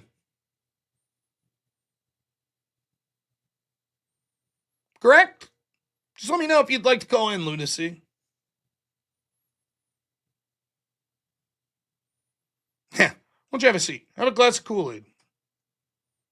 Meh, I could type. Barely, it seems. I get it. I wouldn't call in if I was you either. It'd be embarrassing to get schooled by a low IQ MAGA guy, right? That would be embarrassing. You can talk big, but we know the truth. We all see it for what it is. So go ahead and keep your little safe space there, like you lefties are wont to do. It's cool. I get it. You got to stay in your little bubble. Totally understand it. It's okay. No one will hurt you. You go ahead and keep chatting. I'm just going to go ahead because although I'm open to valid criticism, I'm not really interested in the criticism of cowards. Not really interested. So, thanks for playing though, Lunacy. Now you could go around talking like you're a tough guy that's intelligent, but everybody could see what you are. A coward. So, all right. Anyways, back to this issue with the universities. So what happens is if you have, let's say you had 100% of the pie, that's the people that are black that have applied for university. And even though only 1% of them should get into Ivy League wants more than there's enough people that are qualified. So they massage the categories. And now instead of taking 1%, they take 5%. So formerly, Ivy League would have got 1% of black applicants. Then the next tier of schools, like your high tier sort of private schools, they maybe would have got the next 10% of black applicants. But guess what? Half of those have already been taken by the Ivy League. So, and they don't want 10%, they want 15%. They want more. So now they take the 5% left over that would have already went there, and then they take an additional 10% of black applicants. Now go to the next tier of school. Traditionally, they would have been getting people in the 90th percentile to like the 70th percentile. But almost all of them are taken now. So they go lower. Now they're getting people from the 70th to the 40th percentile. Then you go to the next tier of school. They're taking people basically from the 40th percentile down. Then when you get to the schools like I went to, you're getting people that probably in a meritocracy would not have even been qualified to go to university. And yet, the lowest level universities, your JUCO type schools, your state schools, they need diversity too. They want to promote that.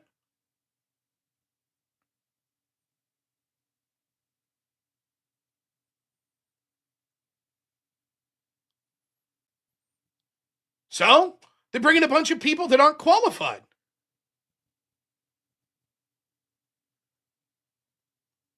Then what happens? One, it's detrimental to the whole class because now you have to dumb everything down.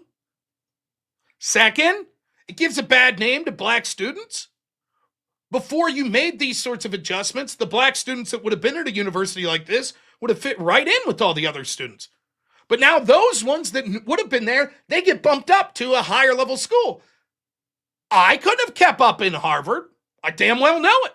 And yet, through some bullshit, through nepotism, through cultural heritage, some bullshit, whatever, if you would have inserted me into Ivy League and then told them, well, you can't fail this guy, guess what? That would have been detrimental to everyone around. It would have been detrimental to me. It would have been unfair to me. It would have been unfair to the people around me. So why do we think it's okay to do that based on race?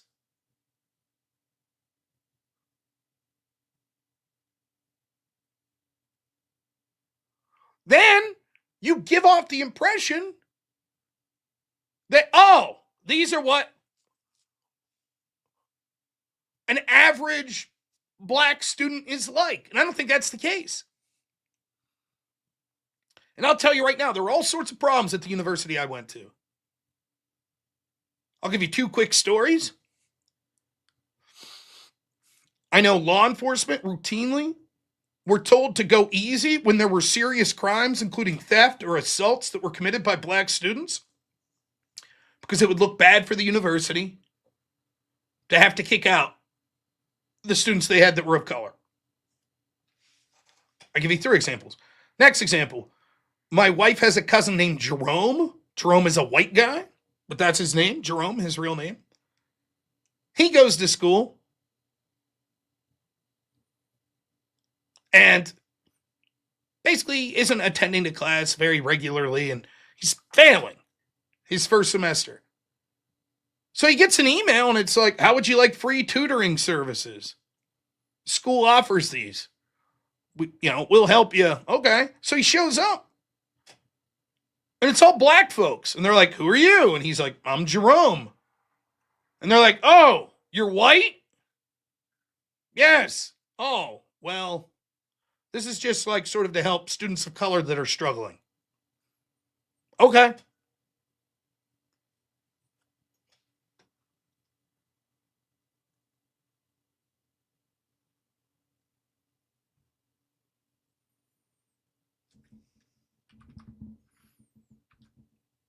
And then, of course, my favorite was, I knew the head of the Black Student Union. This guy was a character.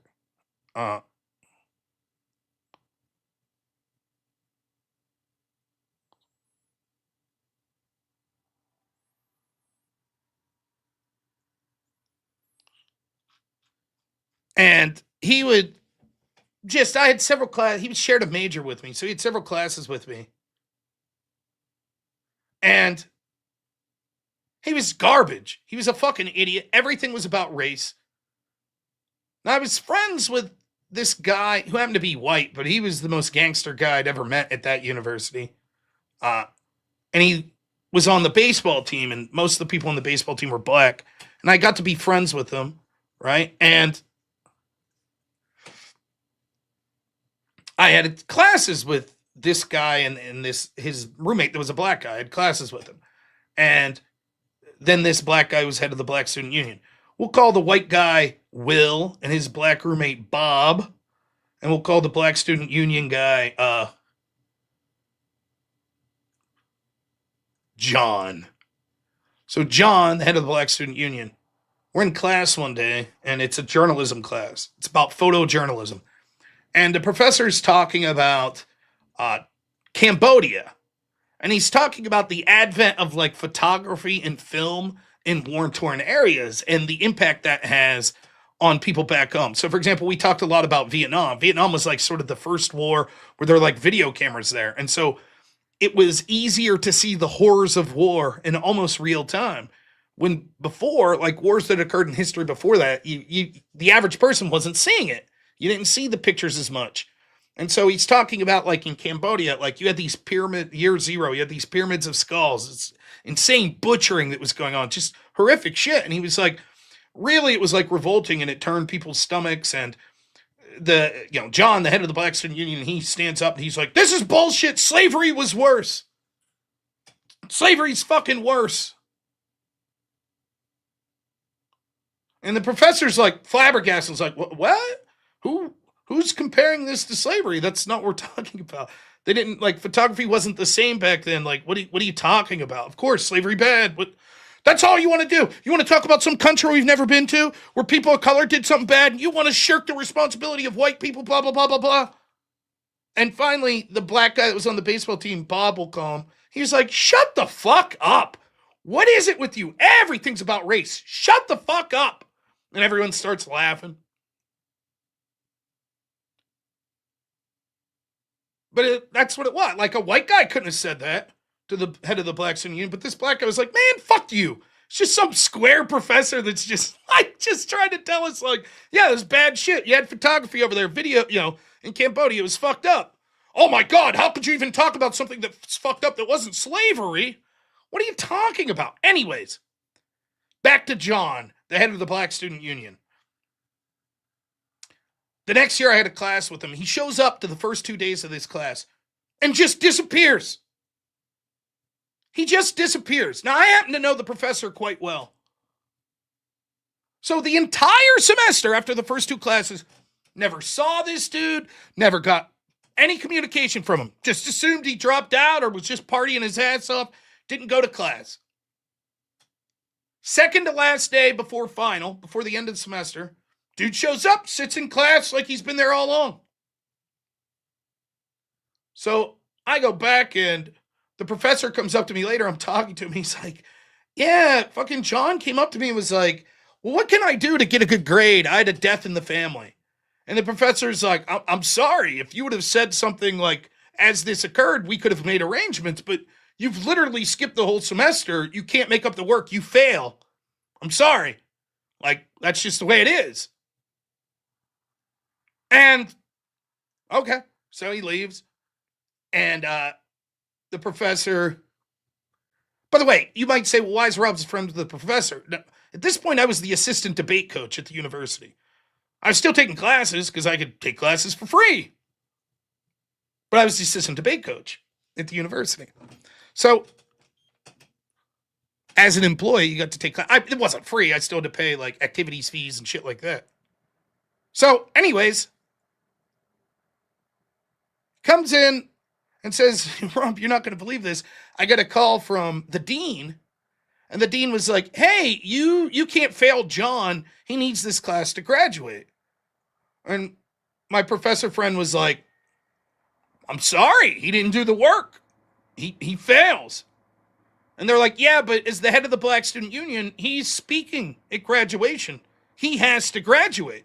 It's going to look real bad for the university if he doesn't. And so the professor was like, okay, I guess that I could give him like a paper that if he does, I'll give him a C, a passing grade.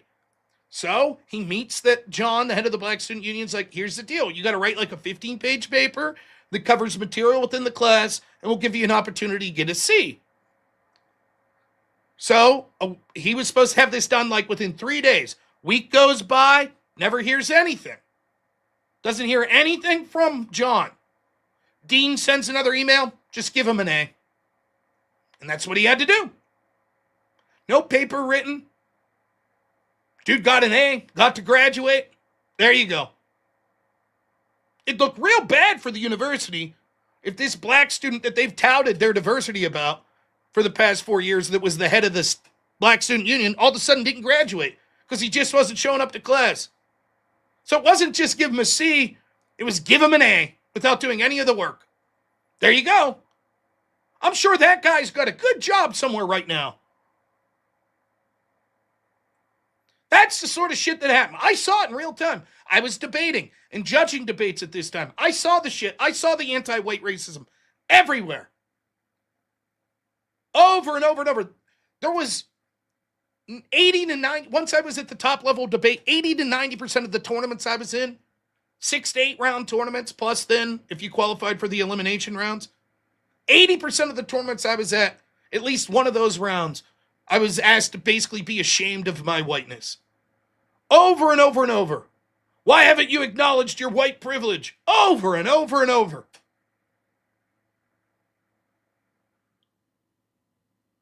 It was so tiresome.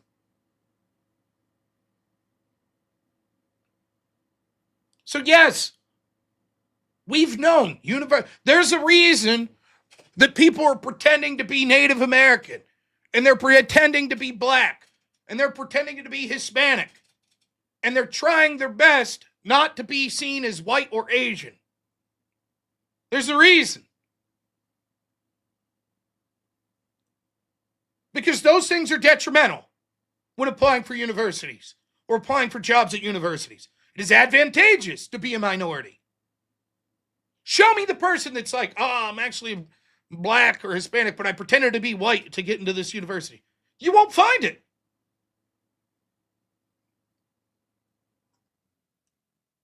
You won't find it. And yet, simultaneously, we're told how overwhelming the white privilege is.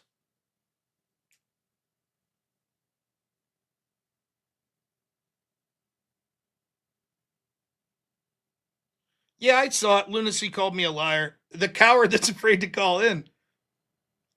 I'm not lying, but even if I was, at least I'm not a coward like you, Lunacy. You could try to be a tough guy. You could say things like, hello, I'm scared. We know it's the truth. We know you are. We get it.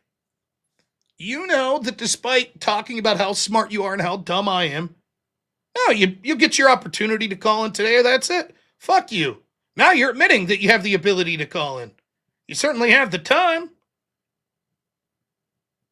Now's your chance. You have the floor. You're a coward.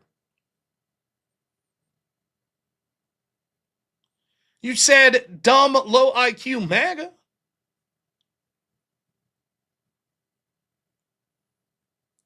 You said, when I said I'm dumb, I'm MAGA, it would be easy for you to debate me. You said, yep.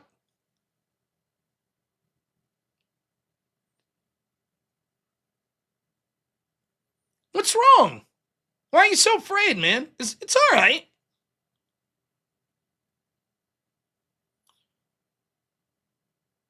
I get it. I get it. I get why you're afraid. I understand. You got to save face. You don't want people to see that you're not all that you're not that bright, that you know you would lose in an argument. Just say that. Look, Rob, I know you're very good at debate and you could beat me in an argument, so I don't really want to call it. Just say it. You'll feel so much better. Just say the truth. There's no shame in that.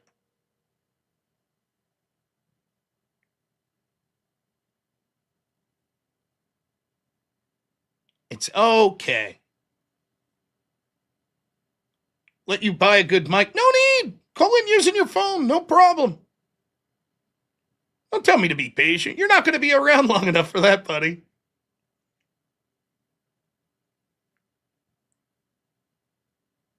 The mic you have will be just fine, I assure you.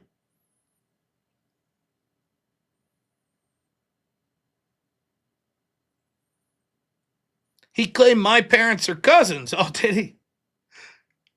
Wow, then even easier. Then my IQ must be low, right? I talked to a guy the other day. We couldn't even understand what he was saying. His mic was so bad. So I'm sure you'll be just fine with your default mic on your phone or on your computer. No problem.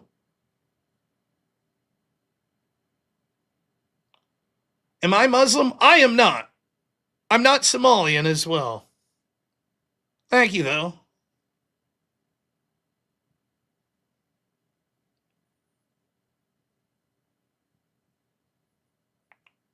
All right.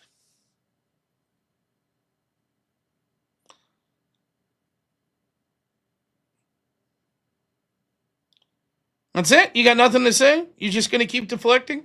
Okay.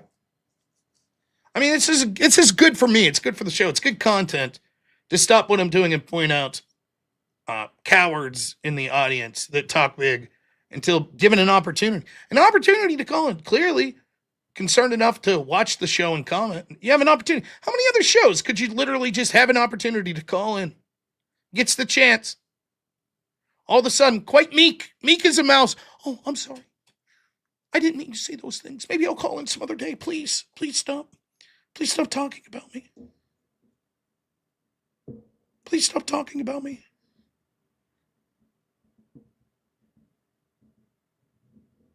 Please Please answer the super chat question before you go to work. Of course. Super chats.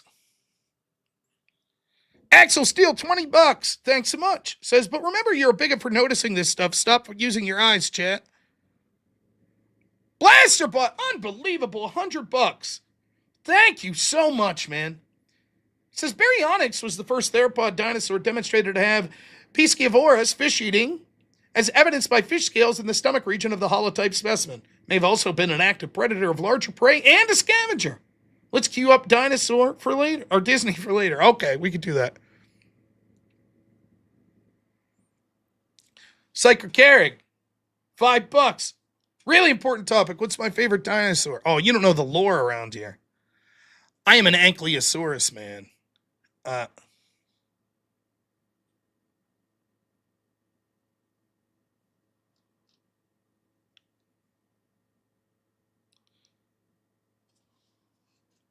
My university. What was your university?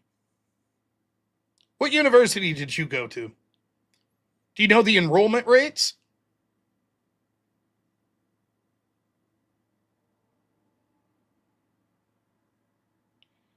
Why am I even paying attention to this guy? Anyways, this guy's not worth my time. He's a coward, so. There we go. Psycho Carrig, $2 says, thanks, means a lot. Now get him, Rob. Yes.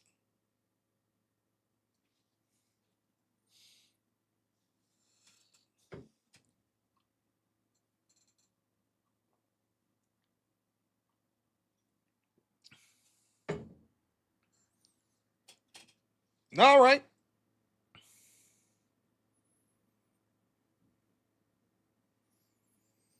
We're going to continue with the article since our cowardly friend doesn't want to call in.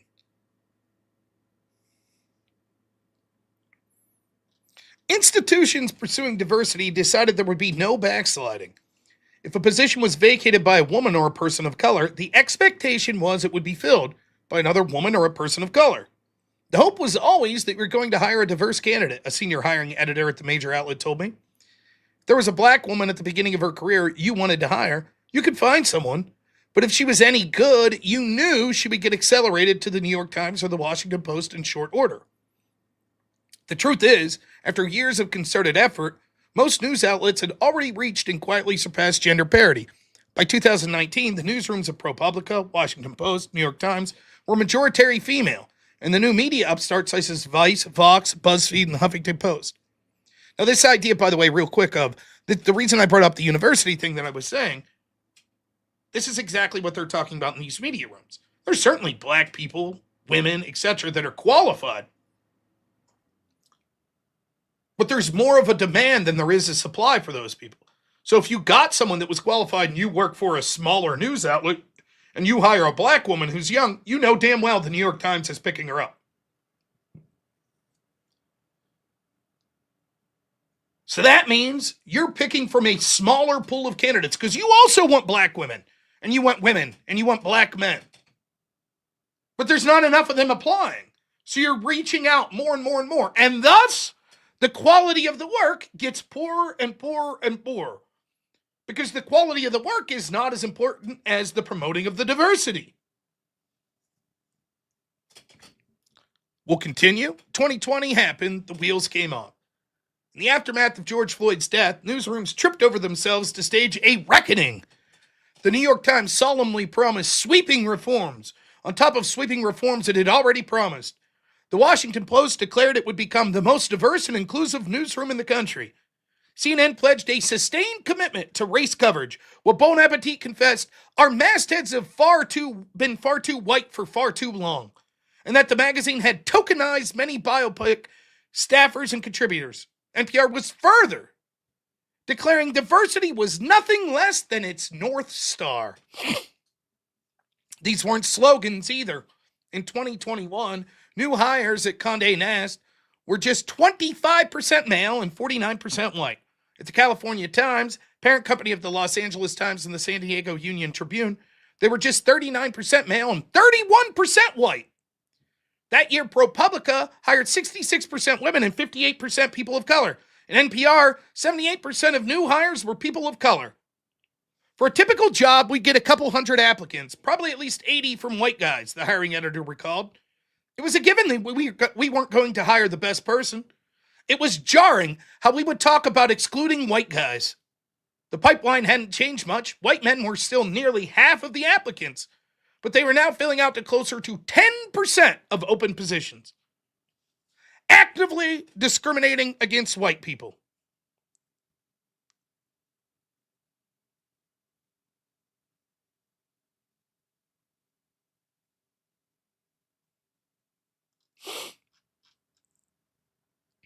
But no problem, right? They're white people. Who gives a shit? Suddenly in Andrew's newsroom, everything was driven by identity. There were endless diversity trainings, a racial climate assessment. At one point, reporters were told they had to catalog in minute detail the identity characteristics of all of their sources. Imagine that. You're a reporter and you have these sort of sources, many of them secret. You don't want to say their name. Well, we need to know, though, what's their race? What's their gender? What's their sexual orientation? For sources! How fucking insane is that? Andrew had been instrumental in forming the union at his company and objected when negotiations shifted from severance pay and parental leave to demand for racial quotas. You start a union, you're like, hey, we'd like to get paid more, when we retire. We'd like to have maternity leave. Best we could do is racial quotas for you. Wait a minute, though, I'm a white man. Well, eat shit, buddy. Thank your union rep. Quote, they wanted to do like emergency hires of black people, he said. When he questioned these new priorities, the response was swift. This is one of my favorite lines in the entire article. On a Zoom call, women would clap back at something I was saying. And the other women would snap their fingers. Did you ever see that in the chat window? It was this whole subcultural language thing being introduced wholesale. Have you ever seen that? You see, clapping is triggering. It can trigger trauma on people. So you can't clap. Instead, you snap your fingers. Because you have to have trigger warnings, right? You don't want to trigger people. Clapping could trigger trauma in people. So imagine, excuse me. We don't want to hear from a white man. These are racist, and all the women on your Zoom call. Imagine the hell. Going through that struggle session. Unbelievable. Hey, man, good thing you're a lefty, though, right? Andrew, here from this story. Desperate for advancement, he'd had the same job, the same title for nearly 6 years. Andrew looked elsewhere. I applied for positions at The Atlantic, Politico, CNN, Washington Post, 3 different desks at the New York Times, he told me. But newsrooms were contracting, which only made the competition more intense. When scarcity sets in, you start to worry about these things a little more. This was a business model problem that was exacerbated by the racial and gender preference problem. At The Atlantic, Andrew didn't even get an interview. Jeffrey Goldberg, the editor-in-chief, had described his hiring philosophy back in 2019. By opening up the possibilities of younger people, women, and people of color by imagining their rise in a deliberate way, I've just widened the pool of potential leadership. There's no quota system here. Goldberg was candid about another, less comfortable reality. It's really, really hard to write a 10,000-word cover story, he said in that same interview. There's not a lot of journalists in America who could do it. The journalists in America who do it are almost exclusively white males. Turns out that whether it be because of their talent, their education level, or their interest, white men are best for this job, says this guy. We then proceed. With or without quotas, The Atlantic succeeded in hiring fewer of these white males. So he admits, from what I've seen, the people that do the job the best are white men. But we're going to intentionally not hire them. Since 2020, nearly 2/3 of The Atlantic hires have been women, along with nearly 50% of people of color. In 2024, The Atlantic announced that 3/4 of editorial hires in the past year had been women, and 69% were people of color. Amazing. The irony was, where older white men remained in charge, especially where they remained in charge, There was almost no room to move up.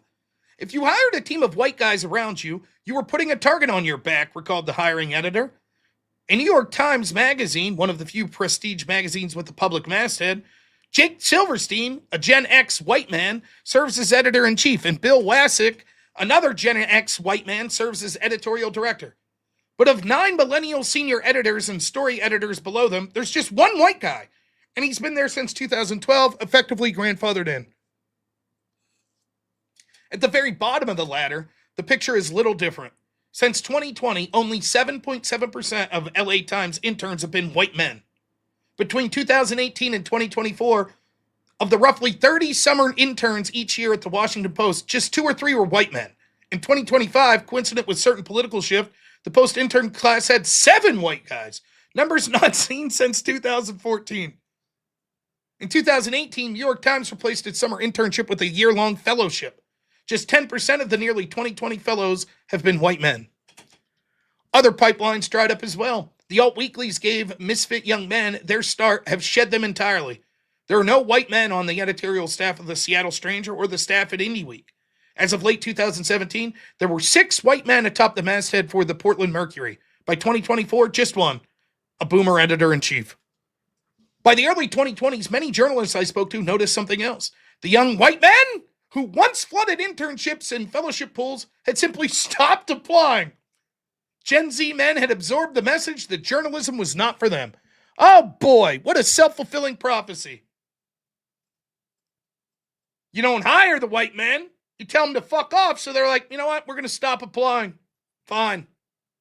And now they could say, well, we're not getting white men that apply. Now again, interesting. These same newsrooms, it's a little hard to feel bad for, that have a monolithic left-wing output. Look at the places they're talking about. BuzzFeed, Vox, LA Times, Washington Post, New York Times, New Yorker, New York Magazine. You see, white male liberals, you're going to get fucked first. And I got to say, it's kind of funny. It's kind of funny to me. It's a little bit of Schadenfreude. Just a little bit.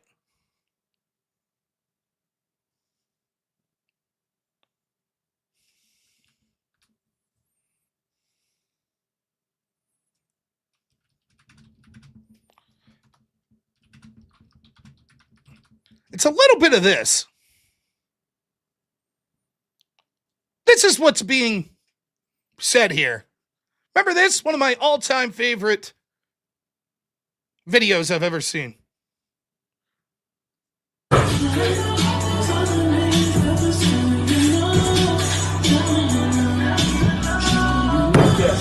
Why are you? We're on your side! We're on your side! Holy shit! We're on your side! We're on your side! There's the white male lefty in all his glory. But we're on your side. Why?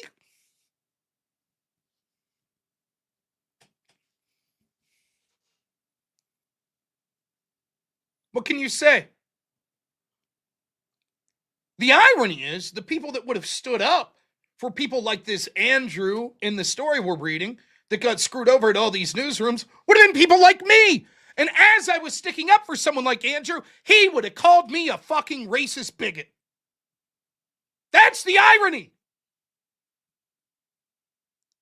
Just like all the feminists that say people like me are fucking disgusting, Islamophobic bigots, this, that, and the other. Because we're literally trying to protect them. Because we know if we mass import these refugees from Islamic countries, they're going to attack women. And yet the women are the ones that call us the bigots. So at some point you just stand back and you're like, okay, there you have it. When you scream about diversity and how important it is as a lefty, and you call anyone racist that's like, look, we should try to be a colorblind society. What the fuck are we doing here? And then you are like, hey, now that I look back, it turns out my entire career was ruined. No, it's too late for me. What's a daisy? Uh-oh. Oh, boy. Hate to say I told you so. Scott Adams used to talk about this with James Carville. Like, where's James Carville's place in the Democratic Party now? It's like this political consultant. He's worked on Democratic campaigns since like before Clinton. And people are like, shut up, you old white man. And he's going to be like, wow, so fucked up. I'm advocating heavily for the party that hates me because of my biological characteristics. Unbelievable. Yep. You lie with dogs, you get fleas. AJ Noakes, remember, 14 months, man. Wow, seems like just yesterday. I looked up on a Japanese website what dino I am, and I didn't see the answer. Macy Mays, $5, says, I used to work for a company where, during our quarterly all-staff meetings, they had a graph illustrating the decrease of white male employees. My job that I had was unbelievable, the amount of trainings I had to take, how we touted our diversity hires and shit. It was surreal. People that followed me for a while know I did home health care with adults with disabilities. That entire line of work in my community is fucking desperate for employees. I mean desperate. The job pays like shit, and it's emotionally draining. How many of you are willing to get a job starting out at like $11 an hour, cleaning fecal smears off a wall 2 or 3 times a day, getting punched by adults that are very strong? That's not the situation in every house, but that may very well be a house where you end up making $11, $12 an hour. How many are gung-ho to do that? You go to McDonald's and start off making more. You work at the gas station and make more. They're fucking desperate for people. All you have to do is pass like an FBI clearance test and take some trainings like CPR training, have a valid driver's license, and be able to pass a test to pass pills. Now, when I left that job, I worked in that specific company for about 14 years. I was making $21 an hour. This is what I was making. I was making a decent amount of money because I worked fucking 80 hours a week on average. One of the reasons I worked so much was they're supposed to break the week up. It was 1-to-1 staff. That meant that I had to be at work by myself with my client. But I had to be there 24/7. I couldn't leave. I was off the clock when my client was sleeping, up to 8 hours a day, but I had to be there. So you break the week up into 3 blocks.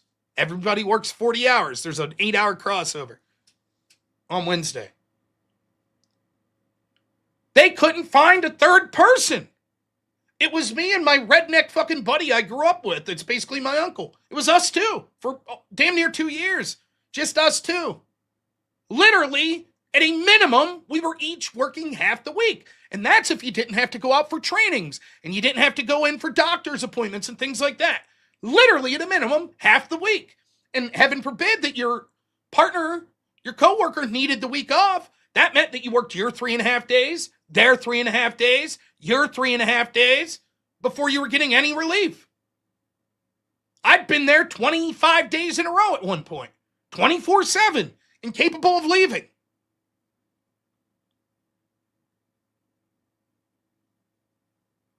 Why did it take them so long to hire a third person? Well, the excuse we were given was we're in a rural area and our house that we worked at was about 2 hours away from the corporate office. And it was picked up in an emergency years before I worked there. So no other house from the company was close to us. We were kind of out on an island. I liked it that way because we rarely saw people from the office. As long as our house was running smoothly, which it always was, because I took my job seriously, no problems. So they said, we're having trouble finding people that are willing to go that far to work. At one point, I asked a new supervisor we had, I'm like, what's going on? You know what they told me? They're like, here, they sent me some slides that they had for their supervisor meeting. I shit you not, they were targeting advertising for all entry-level positions at my company, and I'm quoting now, to locations that advantaged people of color and LGBT people. And so, in a rural white town made up of over 95% white people, where we desperately for 2 years need someone to come work at this place, we're not getting anyone applying because they're putting the fucking ads for employment in gay magazines. And they're going through temp agencies and shit that specialize in hiring people of color. We just need a fucking human being here. I don't give a fuck if they're a black gay guy. Give me someone here. I'm tired of being here half my life. Bring in someone. We just want someone who's qualified for the fucking job. I don't give a fuck. And we had black people that had worked there before, and most of them did just fine. But why limit yourself?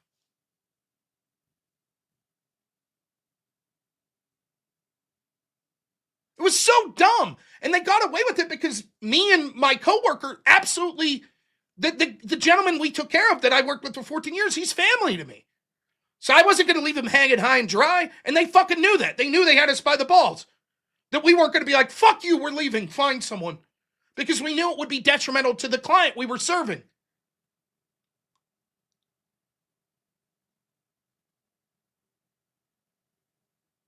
It was all about diversity, baby.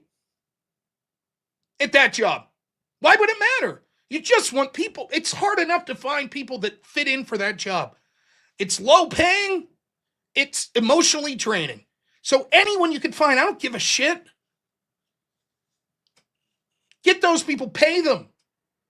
It's tough work.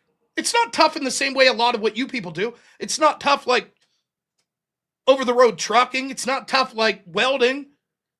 It's not tough like being in the military or being a carpenter, but it's a different type of tough. It's emotionally draining. Imagine hearing the same question 300 times a day. And you have to keep your spirits up. You can't be like, man, could you shut the fuck up? I'm tired of answering this. But that's the shit you dealt with. And you had to do it with a smile on your face. And it's rewarding if you could do it. But man, it's tough. And we're limiting who we're trying to have apply for the job. For 2 fucking years, we needed a person. It was pathetic. They did not give a shit. Diversity was more important. David Moore, $50. Thank you so much. Says, there's a saying about the first against the wall when the revolution comes, that the revolution always eats the revolutionaries ASAP. When they have success, it's almost axiomatic. The useful idiots never see it coming. Absolutely right. Absolutely right. And AJ Noakes, $10 says, Dilophosaurus. How about that? Oh man, I got heartburn. Behavior likely involved pack hunting, ambushing prey, and possibly fishing. Use its speed and agility, but scientific consensus suggests it's famous venom spitting and Nick Frill. Oh, it's the spitter. I got you. You ate the fat guy in Jurassic Park. Clever girl. That was a different one, though. All right, moving forward. By the early 2020s, many journalists I spoke to noticed something else. The young white men who once flooded the internship and fellowship pools had simply stopped applying. Gen Z men had absorbed the message that journalism was not for them. The femaleness is striking. A well-known Gen X reporter with impeccable liberal bona fides confided, they got to make sure to say, it's not one of those evil conservatives, right? This isn't some fucking evil fucking right-wing prick, some MAGA guy, some fucking racist. This is a liberal. Oh, well. But I do understand why they mention that in this story. It's just, it's funny that that's where we're at. It's like, wow, where have the guys gone? In less than a decade, the entire face of the industry changed. The New York Times newsroom had gone from 57% male and 78% white in 2015 to 46% male and 66% white in 2024. Condé Nast today is just 35% male and 60% white. BuzzFeed, media operation that had been 52% male and 75% white in 2014, now just 36% male and 52% white by 2023. But nothing explains the new media story quite like Vox, whose explainers dominated 2010's discourse and whose internal demographics captured the decade's professional shift. Back in 2013, when Ezra Klein came under fire for his startup's lack of diversity, Vox Media was 82% male and 88% white. By 2022, the company was just 37% male and 59% white. And by 2025, its leadership 73% female. The demographic shift reshaped not only who told the stories, but which stories got told. Oh boy. Oh boy, here we go. This is the point. It's not just who's getting hired, but it's the quality of work and the direction that the work goes. So it turns out when you bring in, you completely disregard white men and you bring in women and people of color, they're going to want to tell different stories with different priorities in the media. After George Floyd's death, Andrew's colleague Lucas was assigned a piece about why you should never call the police. Quote, I remember having to interview one of these abolitionists for a story about how if somebody breaks into your car or your home, it's white supremacy to call the cops. Even if you need to for an insurance report, Lucas told me. That always made me feel gross. I think back on that with a lot of regret. Yeah, no shit, fuckhead. You just told people that are victims of heinous crimes to never call the police, no matter what, or it's white supremacy. You should feel fucking terrible about that. And you know what's funny? These same fucking lefties will sit there and be like, oh, how did the Third Reich happen? How did this happen with all these people? You know how it happened? Just imagine an entire industry that stepped back and knew that it was going to dog shit. Sat there and watched it. Watched them discriminate against people based on their biological sex and race.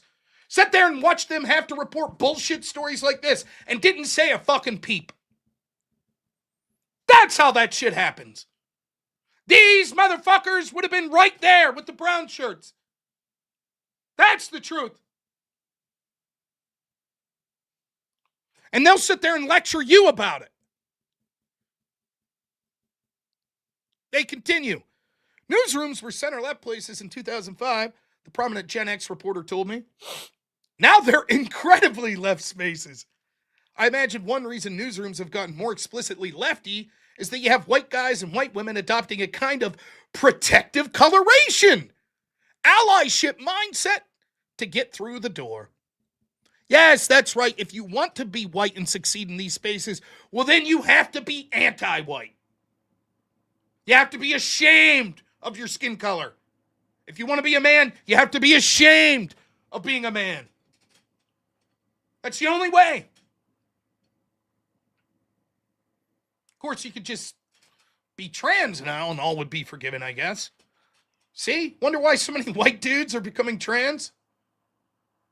They're told that their very identity makes them inferior. The victimhood's what matters most, and they're oppressors. But you know who's the most oppressed? Trans people. You think that Andrew or Lucas, the people in this story, you think they would have had trouble getting promoted if they were trans? Of course not. Oh my goodness. Straight to the top, young man. I'm sorry. I mean young woman. You're going to be running the New York Times by the end of the decade. Holy fuck.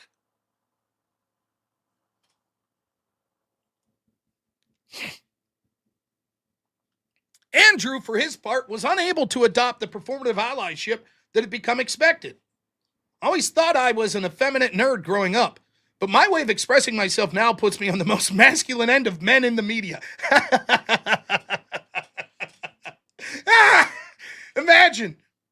I'm 41. Imagine fucking if you're around my age, the most effeminate, nerdy dudes. I was a fucking nerdy dude. Not really effeminate. I played sports and shit, but I was playing Magic the Gathering and shit too. You know? Nerds! This guy says an effeminate nerd. Now he's the big, brawny, masculine guy in the fucking media. He says, I started to pick up on the fact that there wasn't much room for people who even speak in my timber. He was recruited for senior reporting position at a more prestigious outlet, jumping through hoops every step of the way, as he told me. But by the end, it felt like a cruel joke. Extensive interviews, writing tests, endless meetings with various editors, only to find out months later that the job had gone to someone a decade younger than him. A gay man of color who'd managed to go from intern to assistant editor to senior reporter in less than 2 years. There you have it. Telling you, man, Andrew, you should have just came out as trans. You should have just came out as trans. How did I know?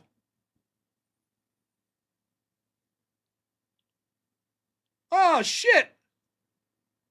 That gay black man of color just started at the bottom, and within 2 years, got my position, completely surpassed it, and now is much above me in 2 years, and I've been toiling away for 7 fucking years. Sorry, dude, you're a straight white guy. But hey, didn't you hear, Andrew? Didn't you hear about this study that said people named Shaniqua were less likely to get callbacks than people named Sarah? So shut the fuck up, Andrew. What about your white privilege, right? You're a good little lefty, so shut your mouth, right? You think for a second that Andrew's voting for Trump? You think he's going to vote Republican? Now, I didn't read the end of the article. Maybe he claims he does, but I would say there's almost zero chance. You see, if he votes Republican or starts to say, you know what, I support Trump. See? Then these media outlets will say, see, we were right to never promote him. Turns out he's a bigot after all.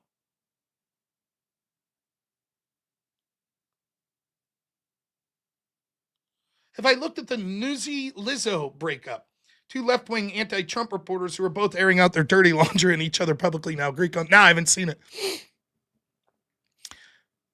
Andrew continues. If you're a white man, you gotta be the superstar, Andrew told me. You can't help feeling like no matter how good you are, you were born in the wrong year. You were born in the wrong body, buddy. That's what happened. As he saw it, the industry had its super successful white guys who'd made it before 2014, and so were functionally Gen X. But for everyone else, moving up the contradicting industry was nearly impossible. I was kind of grandfathered in during one era and had achieved a level going into 2015, 2024 where it just didn't really affect me, one of those superstar journalists told me. So you had one white guy that made it, but he's like, yeah, but that's because it was prior to 2014 when this shit got crazy. Now, one of the things I do, by the way, when I talk to Republican groups, I tell them, I'm like, how do you sell conservatism and sort of the Republican Party to young people? It's stories like this. This is how you sell them. I would say things like this. Have you ever told a dirty joke? Have you ever said something that was offensive? You could be a reliable Democrat your entire fucking life. And 40 years from now, if you do something that's against whatever their crazy fucking orthodoxy changes to that day and you say, wait a minute, that seems too far, they're going to dig up your fucking yearbook from 40 years ago and they're going to bury you. You're going to have to walk on eggshells your entire fucking life, particularly if you're a white man. They fucking hate you. You have to beg and grovel to them every day just to achieve the table scraps that you would look for.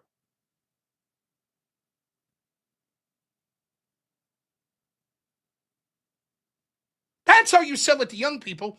This whole story, and by the way, this is erroneous to a degree, but the whole framing of this story is, listen, basically older white men have fucked younger white men over. They wanted to feel good about their virtue signaling. Yes, we're allies with you all black people. I've already made my career.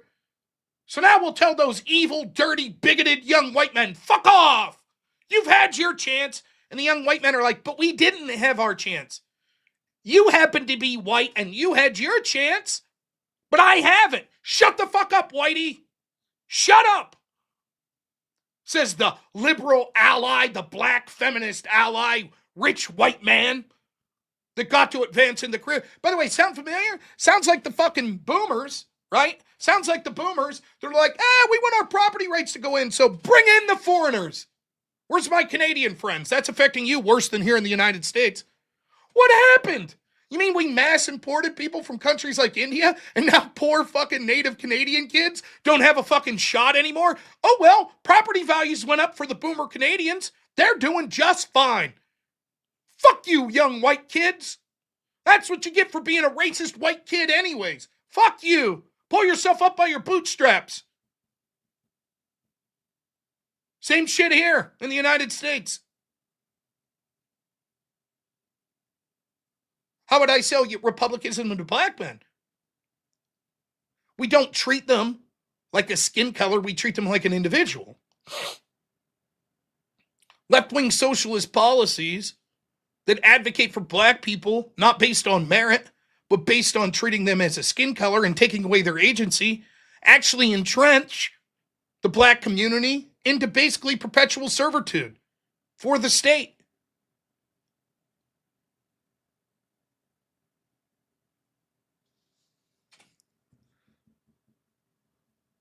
But hey, I say this all the time. The idea that it sounds like it's not being selfish when you're like, I'm against mass deportation, but it is selfish. Because what you're doing is fucking over your future generations so that you could feel good for that currency right now. That social currency. I'm an ally. I'm a good guy. It was hard to say, you know what? We don't want fucking mass Islamic refugees. It was easy to go, what do I care? By the time the chickens come home to roost, I'll be long dead. Fuck it. Let the future generations deal with it. I don't care. I have no skin in the game. Fuck, I probably don't even have kids if I'm one of these liberals. I'm a cat guy. We don't give a fuck. It's selfish. I'm the good person. I'm the ally. It's not fucking easy. It's not easy to be like, dude, and I gotta be honest, it doesn't come naturally to me. I'm the type of person that wants to be like, fuck it. I don't know. I don't want to have to harden my heart. But I realize now it's selfish to not do so. Because my son is the one that'll pay the price. He's the one who's going to wake up in a country that hates him for his fucking biological sex and for his skin color. He's the one that's going to have to deal with fucking Sharia law. He's the one that's going to have to deal with the manufacturing sector be totally sold out from this country. Not me. I'll be long dead of my poor dietary decisions. But hey, as long as I get to feel good going, hey, Ellis Island, we're a nation of immigrants. Right? Feels good, man. Yeah. Selfishness. Just a different type.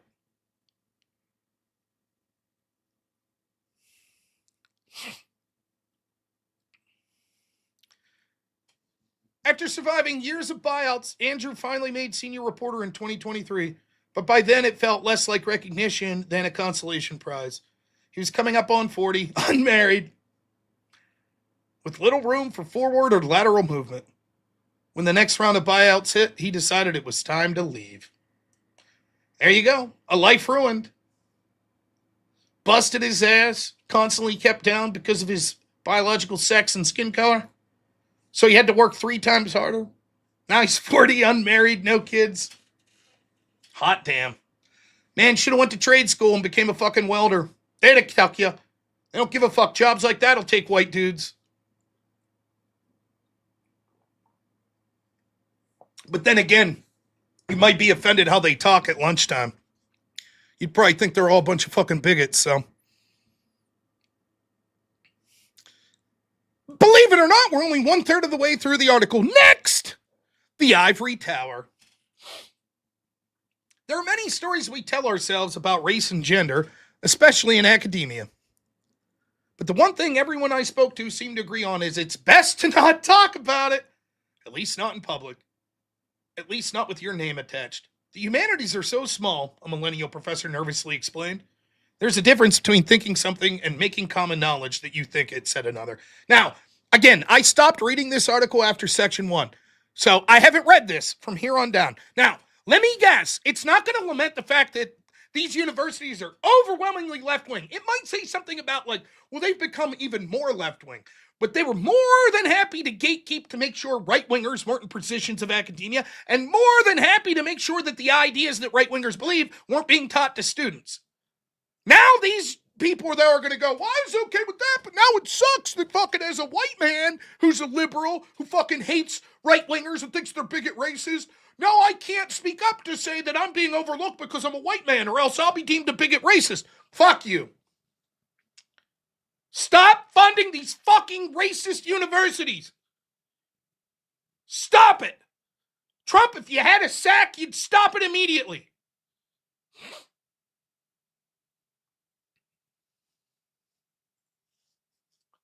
This fucking guy who won't say his name, this professor, I can't prove it, but there's a good chance that the people that are going to be anonymous in here or have fake names would be the same people if I was one of their students on campus and was like, this is fucked up, fuck this racial identitarian shit, fuck you, would have told me I was a fucking bigot and to shut up, and then secretly would have been like, but he's right. But they're cowards. And I'm a lot of things. In many ways, I'm a coward. It's true. But I'm proud to say that even when I knew it would harm me in the field that I wanted in the most, I spoke up. And that was debate. I love debate. At some point, I changed my major from communication to speech communication with only one goal in mind, to become a debate coach. That was my goal. And I knew that my politics were a huge detriment to that endeavor. The debate was the left of the left. And I was already in deep shit being a white man, let alone being an actively prominent Trump-supporting conservative white man.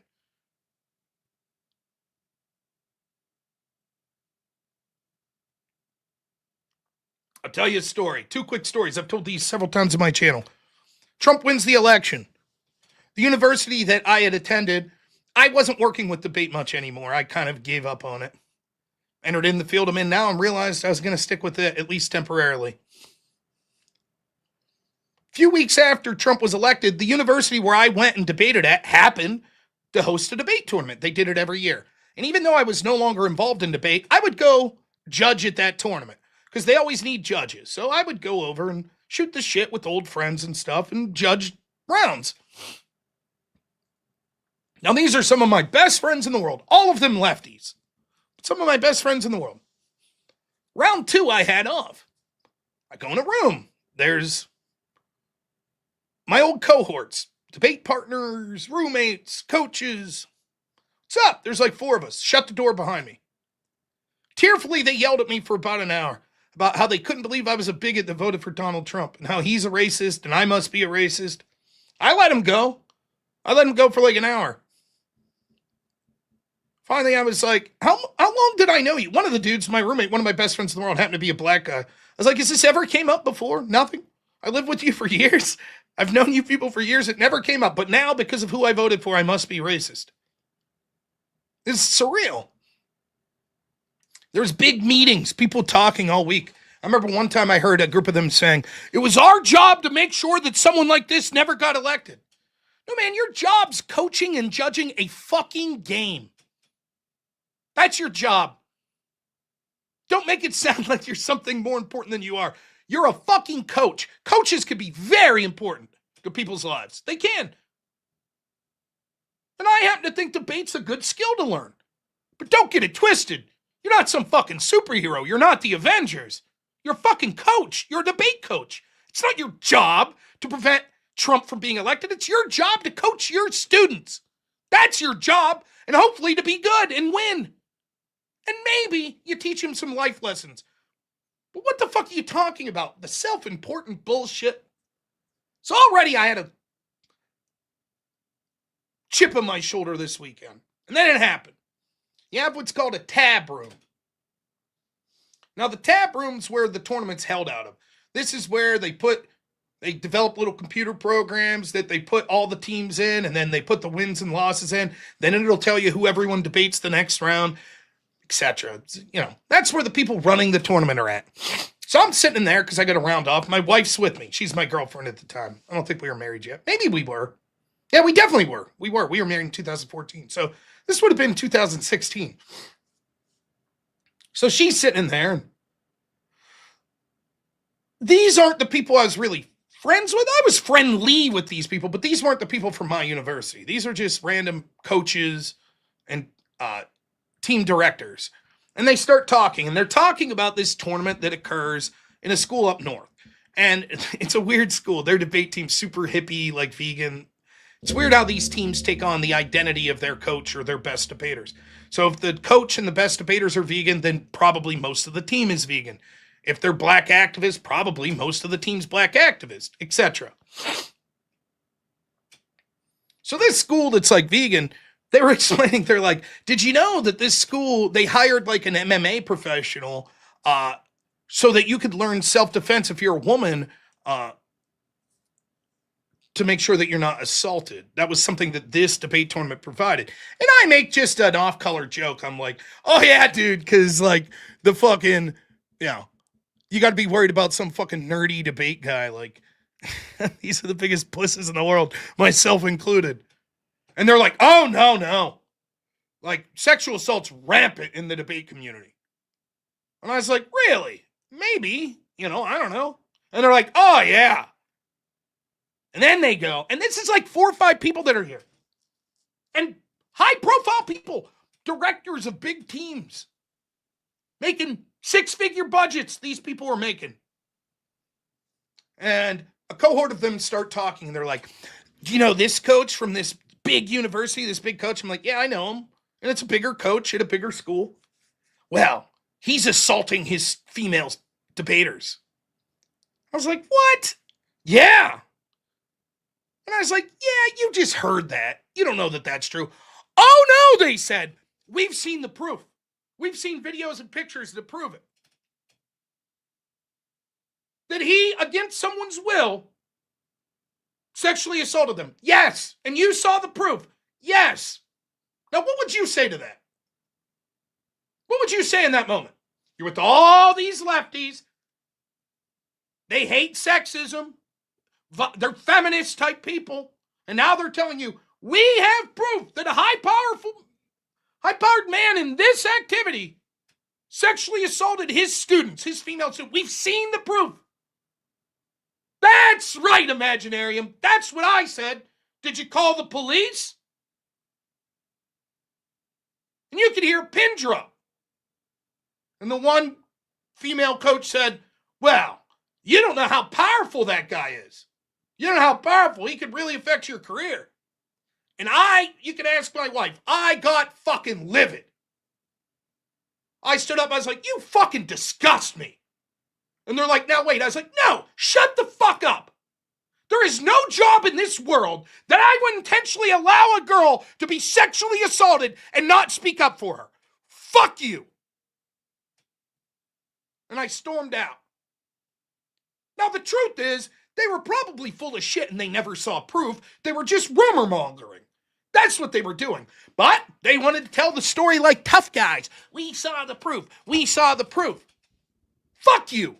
If you saw the proof and you didn't call the authorities, you're a piece of shit. And if your reasoning is, well, I didn't want it to affect my job, fuck you, motherfucker. I'm working 80-hour weeks for $14 an hour. Fuck you. Now, you think that helped my chances getting hired in the debate community? Probably not. But it's how I felt. Incidentally, I had a friend in the debate community that basically dropped out of college 2 weeks before he got his doctorate because his advisor he had confronted about being sexually inappropriate with some fellow students. And he basically told him to fuck off, and it cost him his dissertation. And he said, I don't give a fuck. Fuck you. That's a real man. That's a guy who's willing to sacrifice his potential career to do what he thought was right. It doesn't matter if he was right or not. He knew that the consequences would be very severe, and he did it anyways. Those are the people I respect. Even if I don't agree with them, I say, there you go. So I only make the point to say, when it comes to academia, it's easy to go along to get, or any of these jobs, it's easy to go along with this bullshit. And I get it. I'll be honest. At my job with the home health care, I bit my tongue. I put up with bullshit, all this racial fucking bullshit, trans identity, taking these trainings. I kept my mouth shut. Okay, whatever, because I needed the paycheck. And not only that, I could have went and got another job. But I liked the guy I was working with. And I just said, whatever, this is something I got to sit online and take these stupid fucking courses. But it's a little rich watching the people that were the quickest, these lefties that were the quickest, to yell bigotry, racism, sexism at right-wingers like me, now admitting, but yes, I was being fucked over for being a white man. You think if you talk to them, be like, do you feel guilty at all for maybe looking down upon and being okay with the fact that based on political ideology, people were kept out of advancement and getting hired on? I'll bet it never crossed their mind, most of them. Not until it affected themselves, right? For Tone, $20 says, I understand the feeling when your work leaves you out to dry. I'm leaving my current job at the end of the year after giving 60 plus hours a week because they didn't have the budget to give me a raise and they all got bonuses. Yep, I left my job the first time because of that.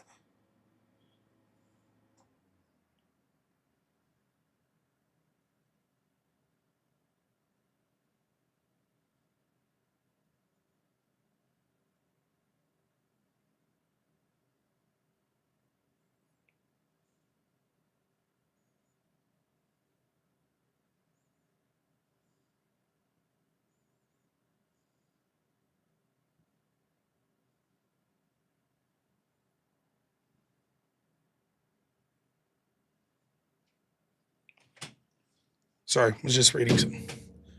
And then, yeah, I saw that word war. I just saw your message. We're going to get to that here. So stay tuned. We'll have some announcements for Word War coming up here. And Zach Gelpy, $10. Thank you. Always amazing, man. So let's go on. Stay tuned. I'll announce the undercard that's been announced on Word War. If you go over to their X, you could preempt me talking about it. In fact, before we get back into this story, why don't we just bring it up now? Reminder, yes, it's true. Andrew's not going to be working with Word War, but I still am at this event, and the names are starting to be announced. If we go over right now to Word War, you can see they literally just announced one of the undercard matches. So, there you go. You got it. Michael Rechtenwald versus Shabbos Kestenbaum. If you remove this, we'll go over here. Share this tab.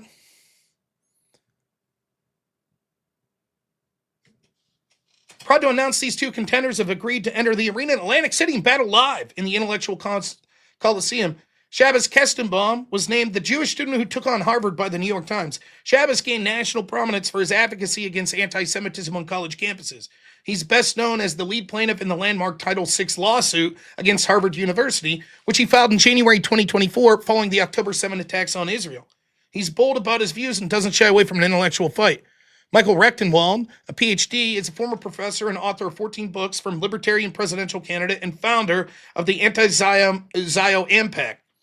Michael was a distinguished fellow at Hillsdale College and a professor of liberal studies and global liberal studies at NYU from 2008 to 2019. He also taught at Duke, North Carolina Central University, Carnegie Mellon. Hey, I know where that's at. It's my neck of the woods.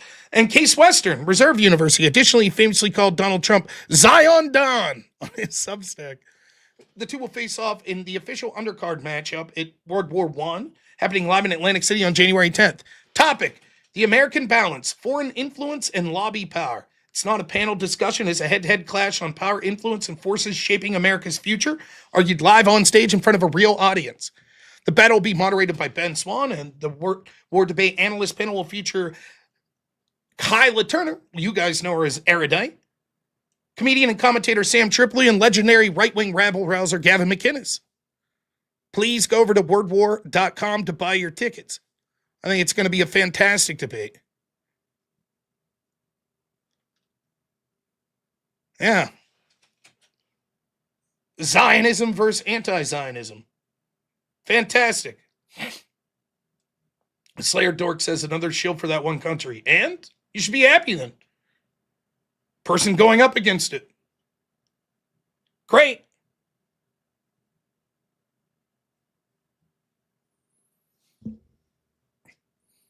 All right. So I'm looking forward to it. I think it's going to be an exciting debate. And certainly not shying away from controversy with the topics. Yeah, see? That's the point, though. We want to bring on people that are deemed controversial. I think it's going to be fantastic. The entire point is anyone should be able to debate the ideas that they want, no matter how much people think that they're shitty. So Zionism's a topic that a lot of people like to shit on. Who better to get than literally the person that filed the lawsuit against Harvard on those grounds? So it should be a lot of fun. All right, back to this article. And we'll talk a little more word war at the end here. It came as a bit of a shock when David Austin Walsh, a Yale postdoc and left-wing Twitter personality, decided to detonate any chance he had at a career with a single tweet. Quote, I'm 35 years old, 4+ years post-PhD, and quite frankly, I'm also a white dude, he wrote on X. Combine those figures together, and I'm, for all intents and purposes, unemployable as a 20th century American historian.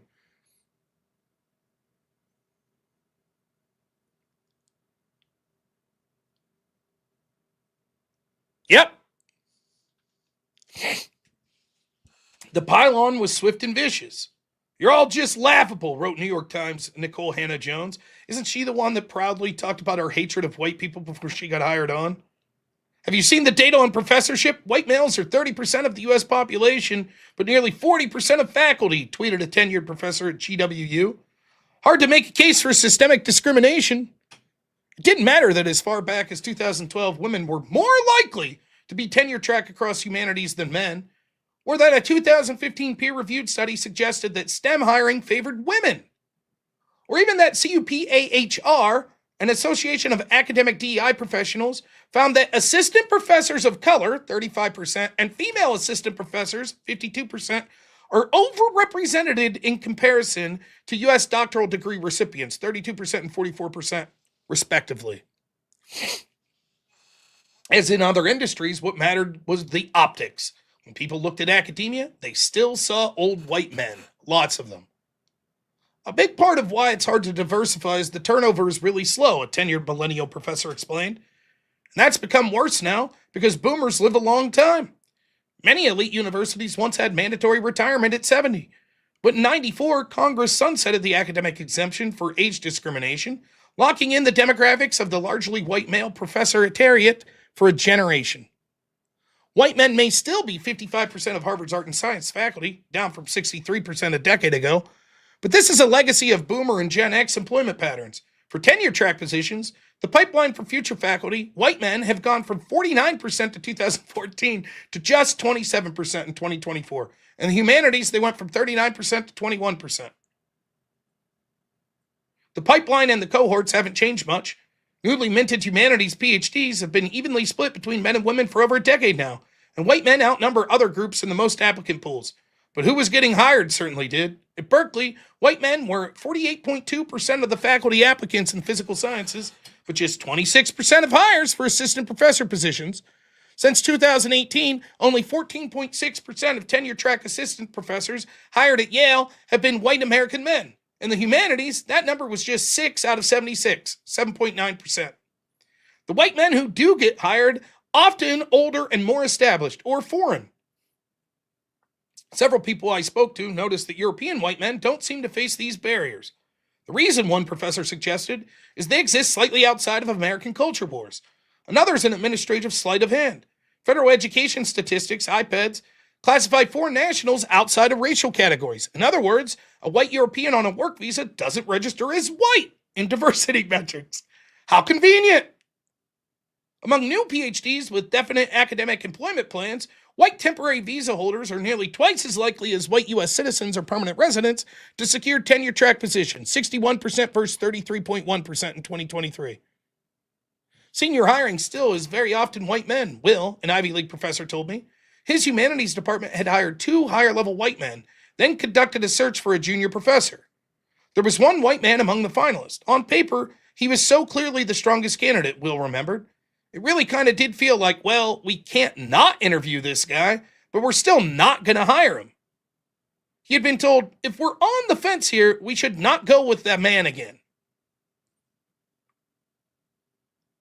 How is this not racial discrimination? The clearly most qualified candidate, well, he's a man. No. Yale's history department, with 10% white male professors over the age of 70, provides a striking illustration of the generational divide in hiring. Since 2018, they've hired 4 older white men as full professors. But among 16 tenured or tenure-track millennials, just 1 is a white man. At 84, the Cold War historian John Gaddis isn't even the oldest in the department. The Yale history department at the time I arrived in 97 was overwhelmingly white and male, if not yet millennial, he told me in an email. Some remedial action was long overdue. Now, brief pause here. Let me steelman. I don't even want to say steelman. Let me tell you what the argument against is going to be. So, good. If there were overwhelmingly white males throughout much of the 1990s and before then yes, good. Turnabout's fair play. You see, it's not happening. And then once you show, actually it is happening, they say, good. That's good. We're not having mass migration to demographically change the country. That's racist. That's called the Great Replacement Theory. That's fucking racist. How dare you say that? But, hey, it's a good thing that whites will no longer be a majority by like 2050. That's a good thing. But how dare you suggest that's happening? It's not happening, and you're racist for suggesting, but it is happening and it's good. That's where we're at. Same bullshit.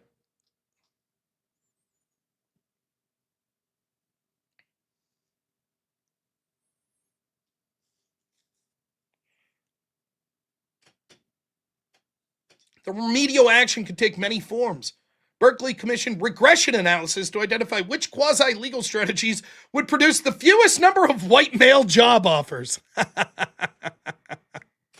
How can we legally make sure we have the least amount of white applicants possible? By the way, they're doing this with H-1Bs as well. They intentionally shut up. You have to request. You legally have to make a job available for American citizens, but they set it up so it's almost impossible. It'll say things like, well, you have to have certain visa status. It's like, but a U.S. citizen's not going to have that. Oh, well, see, no American citizens were qualified. You find these legal loopholes to make sure you're not getting the unpreferred demographic, in this case, white men.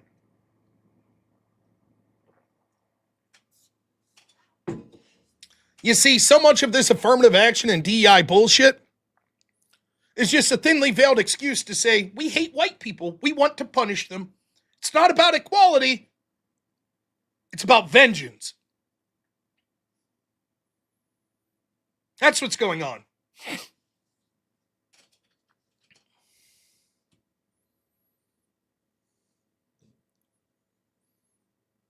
At Dartmouth, the Mellon to Postdoc program provided 10 tenure-track positions for new hires with a demonstrated commitment to addressing racial underrepresentation in their discipline. None were white men. And if you do get hired as a white man, then you have to bitch about white men. See how that works?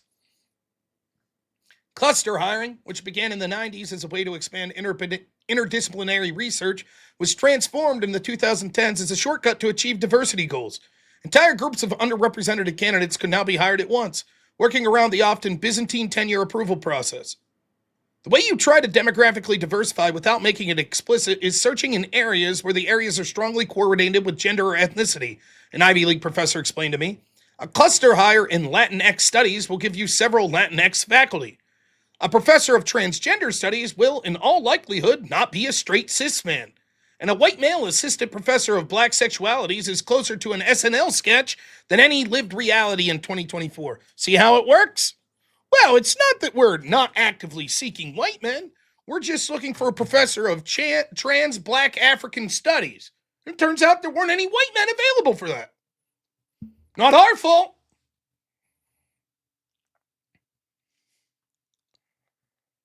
All this left little oxygen for anyone else. James spent nearly a decade, first at Yale Law, then at a top classics program, watching his professional pathways narrow until they seemingly disappeared. He saw people he knew, as long as they fit in the right demographic profile, bypass open searches and receive tenure-track offers before they even finished their PhDs. My own advisors would say very openly, they're just two completely different hiring schemes, he told me. They're just two completely different categories of persons. All animals are equal, but some are more equal than others, right? Hanging over it all was an invisible curriculum, the political assumptions about what should and should not be studied. James recalled a fellow graduate student he met at Yale, a white man oblivious to the latest academic orthodoxy. He went on this long, passionate monologue about military history. He knew all sorts of details of Roman military history. He really wanted to study it. And I just thought, you are hopeless. There is no way anyone is going to hire you. He almost wasn't schooled properly. If he had been, without anyone ever needing to tell him, he would just drop all of the about military history because he'd know that's white and European and male and dead. Yes. Who needs to talk about the classics? Who needs to talk about Roman history? Who needs to talk about Shakespeare? These are fucking white men. These are white civilizations. That's dead. We don't need to study that. That shit's not important anyways, right?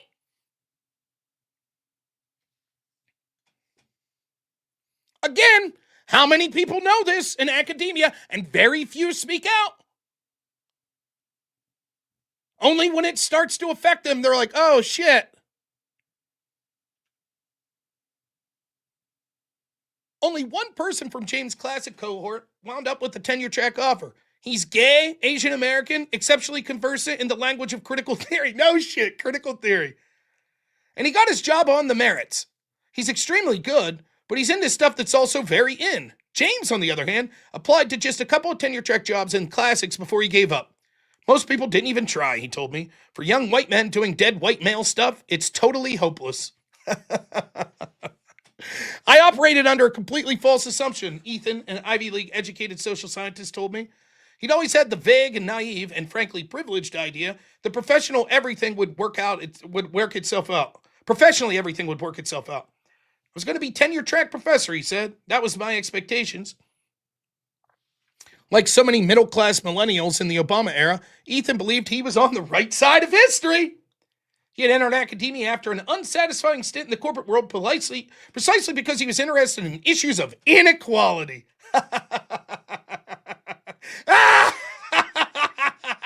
I can't wait to hear how this story ends. Can't wait. Can't wait. Tell us all about it. Tell us, Ethan. Oh, Ethan. Obama's the man. Black people. Oh, white people are shitty. Inequality. I'm going to become a tenure-track professor. I'll show them. He wanted to make the world a better place. I came in wide-eyed, bushy-tailed, but it felt like in the early 2010s, there was good reason to feel that way. Society was moving in a direction and felt more fair, less caste-oriented. Yep. Hey, it's easy. You know, when you're blaming poor white people in flyover country for anything, it's great to be privileged and someone to attend to Ivy League and say, we all feel collective now. We all feel great. So those evil fucking redneck rubes whose way of life's dying out in rural America, fuck them. They're the bad guys, not us. We're the good guys. It's easy to feel like things are more fair now. He continues. After Ferguson and Black Lives Matter, and then Me Too, as talk of diversity and representation and privilege swept across campuses, universities responded with a host of new initiatives. While faculty diversity programs have been in place for decades, Penn and Columbia committed tens of millions of dollars to address the issue in 2012, Harvard in 2006, and Yale launched its efforts as early as 1999. These had been mostly ineffective. This time would be different. The new initiatives may have had ethereal, non-specific names like Inclusive Excellence and Toward New Destinations, but they had very concrete goals. Things changed rather quickly, Ethan said. Ethan, who was very much concerned about inequality, and he was on the right side of history, being an Obama supporter. He says, I think I was just a couple of years off in terms of what opportunities look like. Yes, if he'd have been 2 years earlier, he'd be telling all these people they're fucking bigots that are raising this point. He's pissed because he didn't get a job. Now it's not fair. Fuck you, Ethan. Enjoy the fucking unemployment line. Head to the fucking mines. Become a coal miner or a fracker, you fucking piece of shit. In his first year on the academic job market, Ethan applied to nearly 50 jobs. It was a slog. He was thrilled when he was a finalist for a tenure-track position at Brown University. He's flown out to Providence, where he toured the campus and met with faculty. But Brown, like much of the academic world, had other institutional priorities. Back in 2016, Brown had pledged to double faculty diversity within 6 years. There is significant work to do in the coming months and years to implement the Diversity and Inclusion and Action Plan, Provost Richard Locke, himself a white male boomer, said at the time. A diversity representative was installed on every job search committee. The Office of Institutional Equity and Diversity renewed all hiring advertisements as well as faculty short and long list. In tenure track hiring, the long list is a collection of potential candidates and the short list is a selection of the most qualified to consider for the interview phase. To give a sense of what this meant in the ground, in 2022, there were 728 applicants to the tenure track jobs in the humanities at Brown, 55% of whom were men. At every stage of the process, the male share was whittled down. The long list was 48% male. The short list, 42%. Only 34% of the candidates submitted to the interview round were male, and only 29% of the jobs were ultimately offered to men. A similar dynamic played out in the social sciences. 54% of the 722 applicants were men, 44% shortlist, 32% of offers made were tendered to men. Physical scientists, women were 23% of applicants, but got 42% of the job offers. Ethan made it to the final interview round at Brown.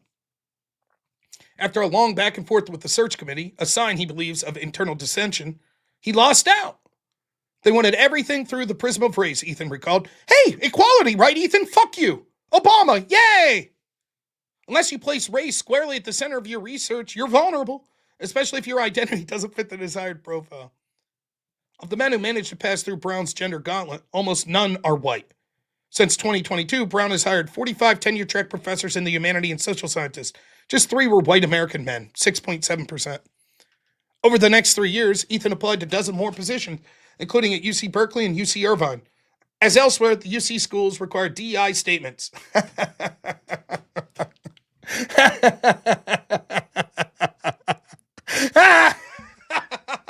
I'm so sorry for being white. I'm so sorry. Please hire me. I liked Obama. I'm a cool white guy. No. Fuck you, Ethan. Man, it gives me, like, I know it's petty and it's not very Christian-like, but the one thing I know is if we lose, the very people that are the fucking most belligerent, condescending assholes are the ones that are going to face the most harsh consequences. And I fucking love it. I'm all for Ethan getting fucked over here. I'm all for it. Congratulations, Ethan. Good work, man. This is a motherfucker that would have told my friends that work in the mining industry to learn to code. No, he's like, I was a good white guy. Did you ever see those memes? Like, it'll be like a cartoon of the communists is like forcing a guy to dig his own grave, like armed behind them. And then the guy digging the grave is like, but I'm an ally. I was supposed to teach gender studies in the... Yeah, shut up and dig the hole. All right, let's keep going. Ethan didn't make any UC shortlist, but why would he have? The program had achieved its intended effect. At Berkeley, as recently as 2015, white male hires were 52.7% of new tenure-track faculty. In 2023, they were 21.5%. UC Irvine has hired 64 tenure-track assistant professors in the humanities and social sciences since 2020. Just 3, or 4.7%, are white men. Of the 59 assistant professors in arts, humanities, and social sciences at UC Santa Cruz between 2020 and 2024, only 2 were white men, 3%. Overwhelming majority of the people putting in the applicants, 33% of the fucking demographics of this country, 3% hired. All in all, Ethan was a finalist for tenure track position 5 times. He was flown out again and again for interviews and meet and greets and departmental dinners. Always the bridesmaid, never the bride. Should have became trans, Ethan. You'd have made it. At a certain point, he began to see himself the way the search committees did. Other things I felt about myself have receded, he explained. Being a white man, meanwhile, moved into the foreground in a way that I didn't expect. I tell you all the time. It doesn't matter if you give a shit that you're a white man. It doesn't matter if you give a shit and want to identify and advocate as being a Christian. Because your enemies are interested. They will punish you for being a white man. You can say, but I'm a good white guy. I'm fucking identify as white. I don't care about it. I'm a big Obama fan. You're right. I'm for equality. Good. Then shut your fucking mouth. No job for you. You want equality? Then keep your fucking mouth shut. After all, you're a white man. If you're really dedicated to the cases of equality and diversity, then shut your fucking mouth and leave other people have the jobs. Right?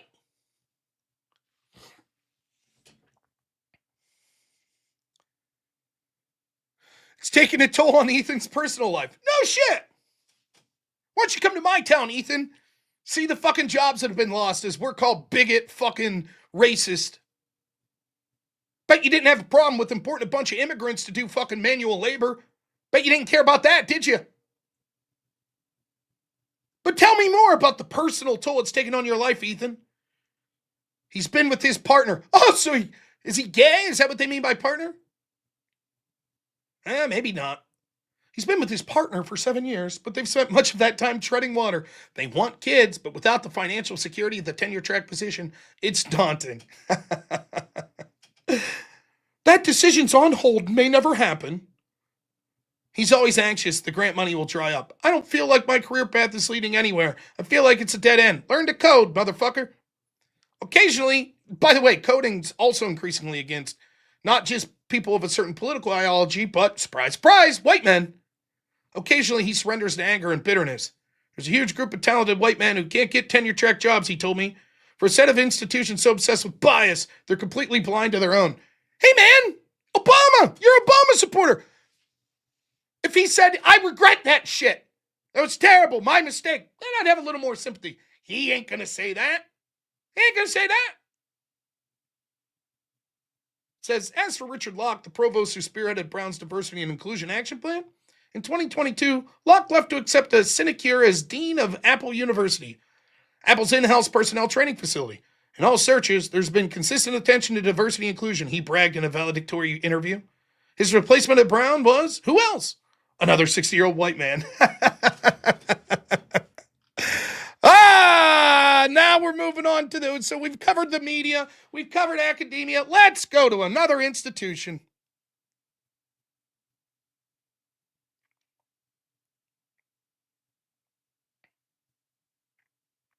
Here we go. The entertainment industry, TV.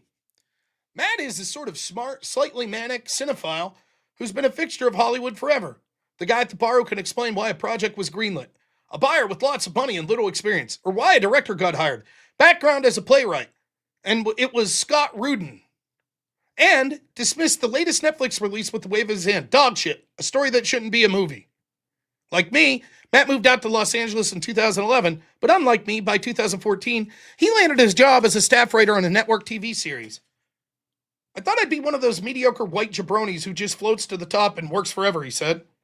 He earned more money from that single episode of network TV than anything he's seen in his life. He felt he was on a familiar trajectory. Write some specs, network around, get your break, and then work steadily until you get your own show. But he couldn't outrun the culture. In the fall of 2014, the Oscars nominated only white people for acting awards, and #OscarsSoWhite was born. The New York Times ran story after story. The Academy promised reforms, as did the studios, and they delivered. In 2015, Matt was looking for a follow-up job as a staff writer or story editor. I couldn't crack anything, he recalled. It was like almost immediate. There was real disillusionment because I thought it was just kind of me for a while. It wasn't. Hollywood was in the midst of a resolution. As OscarsSoWhite bled into Me Too, the mandates only intensified. You could read a white guy's script, a former assistant to Gen X white male showrunner told me, but there was no way in hell that person was going to get staffed on the show. Showrunners only had a couple of spots for white people, and they kept those for the 40 or 50-year-old white guys they'd known for years. A whistleblower sent me a document from early 2017, an internal needs sheet compiled by a major talent agency that shows just how steep the headwinds are. Across the grid, which tracks staffing needs for TV writing rooms, the same shorthand appears dozens of times. Diverse, female, women and diverse only. These mandates came from some of the most powerful names in television. Noah Hawley, said to prioritize women. Dean Devlin, prioritizing women, ideally hire ethnic African American. Ryan Murphy, want female and diverse, emphasis on African American. This was systemic discrimination, documented in writing, implemented without consequence. White people suck. It's okay to discriminate against them. It's striking how casual it all was. Chicago Fire at the UL level can be anyone. But since we need diverse staff writers, as in other industries, upper-level position, writers with experience and credits could still be filled by white men. But the entry-level jobs, the staff writer and co-producer positions that Matt and thousands of other aspiring writers were competing for, were reserved for others. The studios had these quotas they felt pressure to fill, a veteran talent manager told me. It was always the lower and mid-level people. Every fellowship, grant, and hiring incentive was suddenly oriented towards changing who got in the door. The Writers Guild lists more than a dozen studio-run initiatives for emerging diverse writers. The Disney Writing Program, which prides itself on placing nearly all of its fellows as staff writers, has awarded 107 writing fellowship and 17 directing fellowships over the past decade, none to white men. Nearly every capsule bio for those programs is an attempt to communicate with as little subtlety as possible that the writer is not a white man, a Korean and Polish-American writer from Seattle, a comedy writer with Cuban, Puerto Rican, and New Mexican roots. We are literally telling white men in field after field after field after field to be ashamed of their ethnicity. To be ashamed. Do everything you can to deny it. Everybody knows this is true. Everyone. And yet still we're gaslit that it's the opposite problem. Still.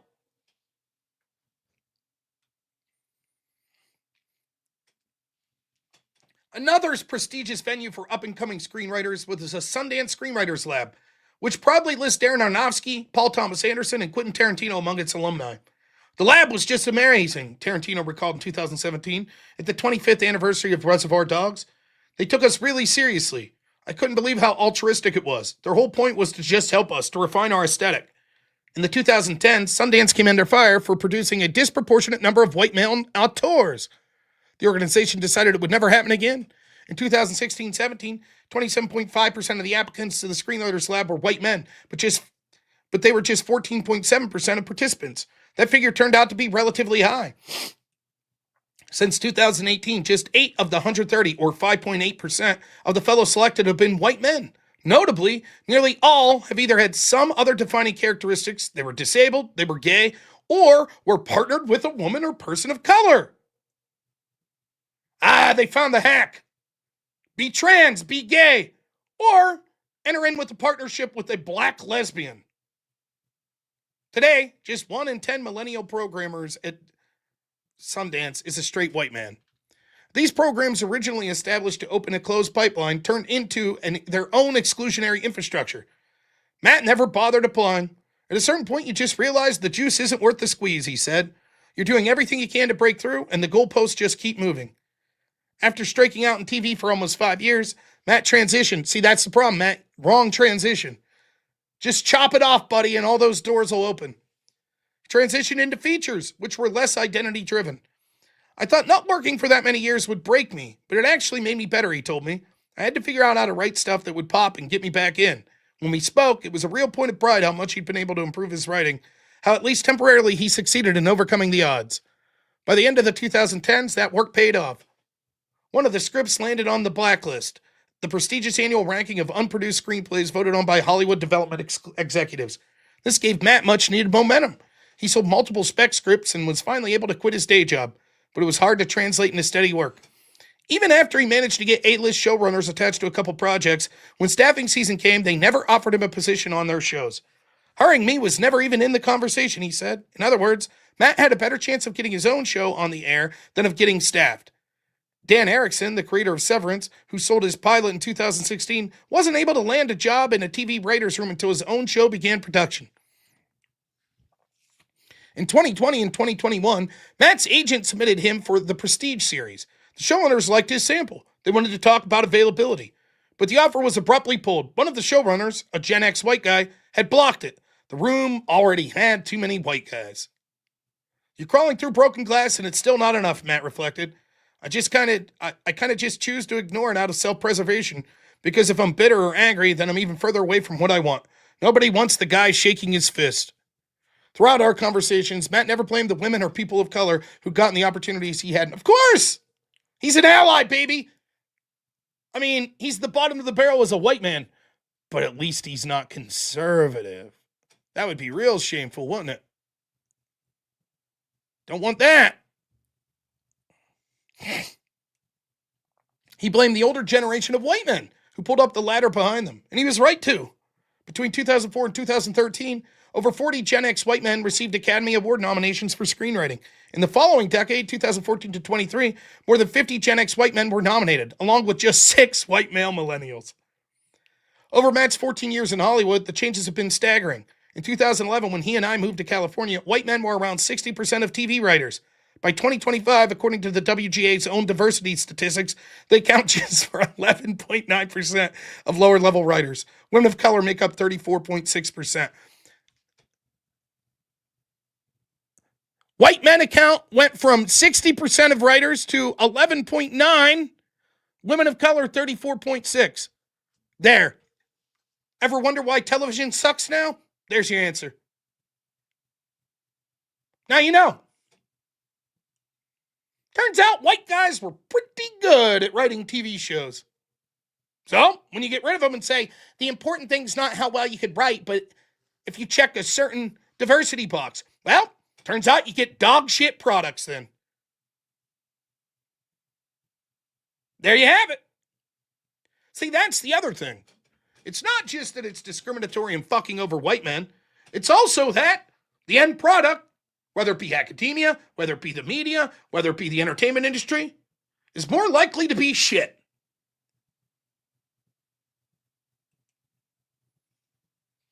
But they don't care. I know a little about this. This is the same story you'll see across video games. You shake your head. How many fucking times are we going to watch these AAA studios promote diversity, equity, and inclusion in the people writing their games, working on their games, and in the products that they're putting out over and over and over?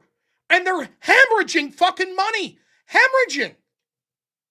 They would rather lose the money than be called racist or sexist. Above all, if the ship must go down, instead of patching the ship with the white guy, let that motherfucking ship go down. Because better for the ship to sink than have it be fixed by a white man.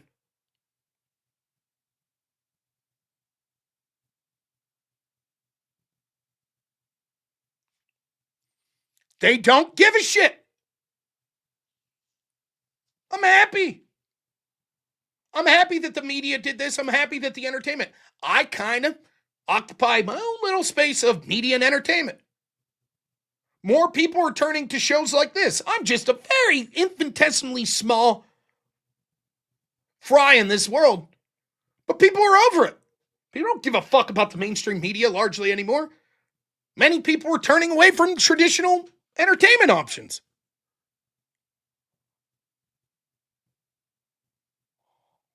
White men directed 69% of TV episodes in 2014, just 34% by 2021. But that remaining third went overwhelmingly to establishment names, leaving little space for younger white men.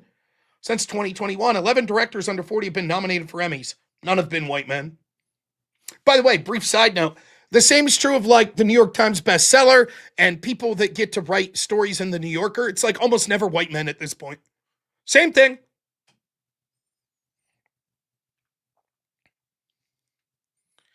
I saw this graveyard of people not too dissimilar from me. Peter, the assistant to the Gen X showrunner, told me.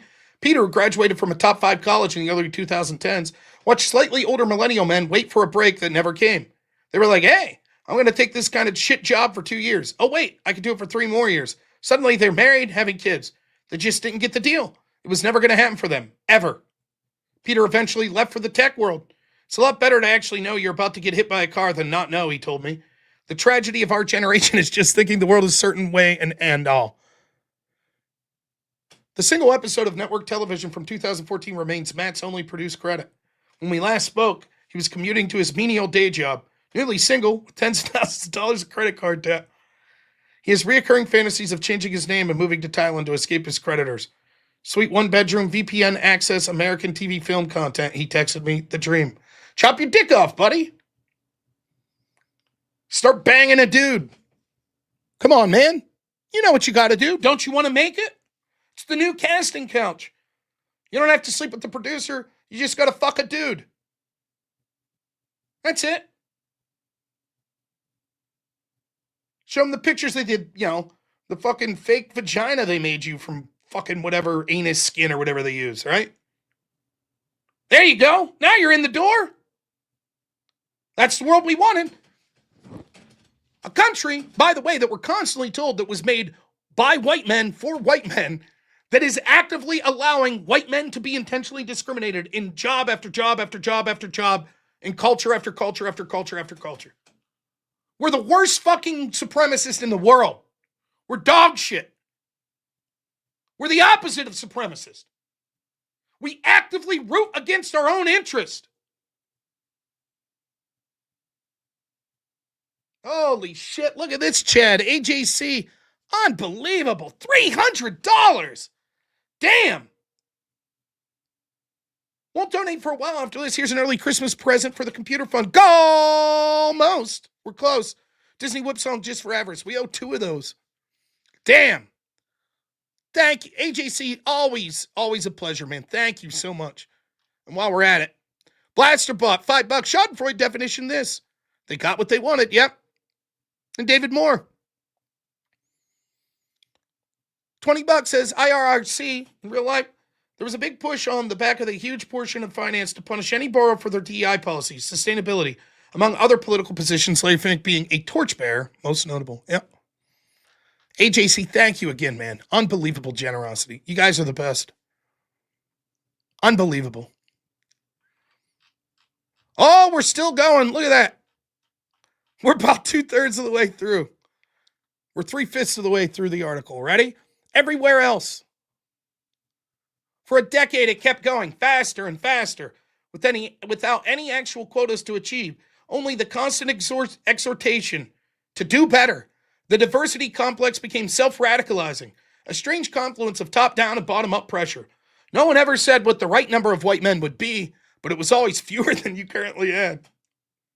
The boundary shifted depending on the industry and the moment. A white woman might be favored in some contexts, disfavored in others. An Asian American man might face extra obstacles in tech or medicine, but if he wanted to be a screenwriter or an English professor, the system worked in his favor. But for younger white men, any professional success was fundamentally a problem for institutions to solve. And yet, despite the overwhelming anecdotal evidence and the fact that you could see the numbers of people being hired, every single left-winger I've debated has said the exact opposite's true. Every single one. All these systems are white supremacists. They all advantage white people. And saw what they did, he continues. Over the course of the 2010s, nearly every mechanism liberal America used to confer prestige was reweighted along identitarian lines. 7 white male Gen Xers won the MacArthur Genius Fellowship in 2013 alone. The same as the total number of white male millennials who've won since. Did white people just get dumber? In 2014, 2 white male millennials were National Book Award finalists, including 1 winner. That year, 9 white male artists under 40 appeared in the Whitney Biennial. But out of the 70 millennial writers nominated for National Book Awards in the decade that followed, just 3 were white men. The Big 4 galleries represent 47 millennial artists. Just 3 are white men. At the 2024 Whitney Biennial, which featured 45 millennial artists, 0 were white American men. The white men shed out of culture industries didn't surge into other high-status fields. They didn't suddenly flood into advertising, law, or medicine, which are all less white and significantly less male than they were a decade ago. White men dropped from 31.2% of law school matriculants in 2016 to 25.7% in 2024. The shift in medicine has been even more dramatic. In 2014, white men were 31% of the American medical students. By 2025, they're just 20.5%, a 10 percentage point drop in barely over a decade. At every step, there's some form of selection, a millennial oncologist told me. Medical school admissions, residency programs, chief resident positions, fellowships. Each stage tilts away from white men or white adjacent men. The white guy is now the token. Hey, at least medicine's not affected by this DI bullshit. Oh, wait! We can't afford to have the best applicants. Now diversity matters in medicine too. So sorry we fucked up your cancer diagnosis, but it was very important that we have a lesbian of color, be promoted even if they weren't qualified. And don't even get started on airline pilots. Holy fuck. They'll really come out of the woodwork.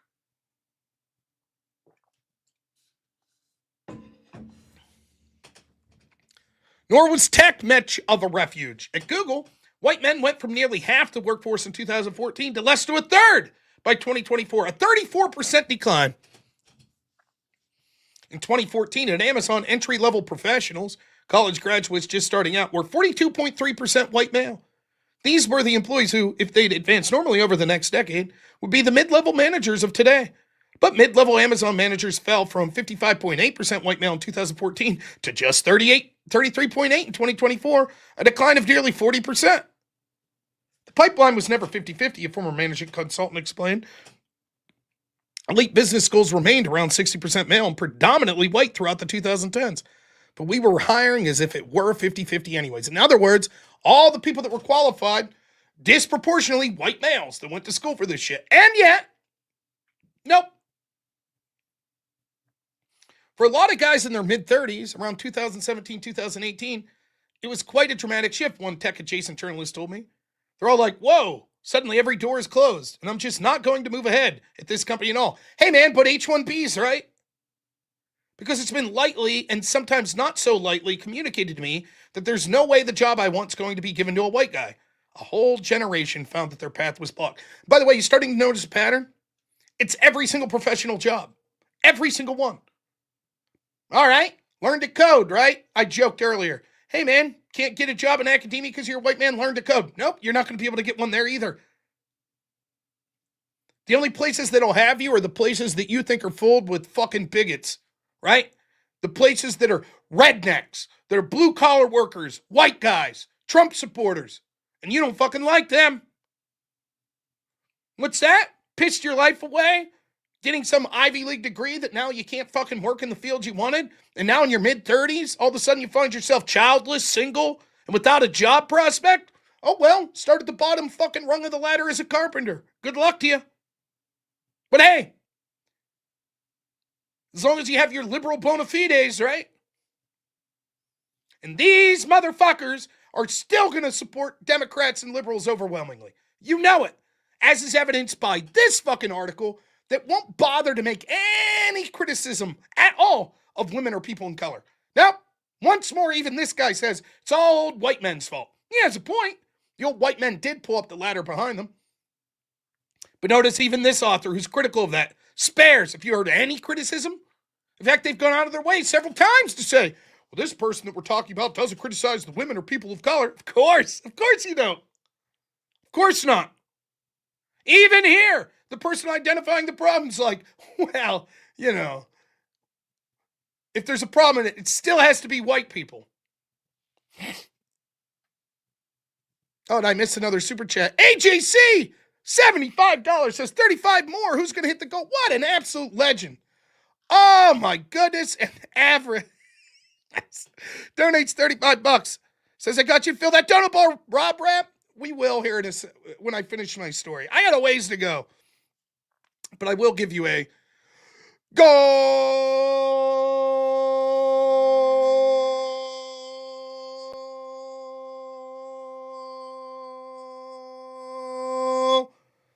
Unbelievable. You guys are the best.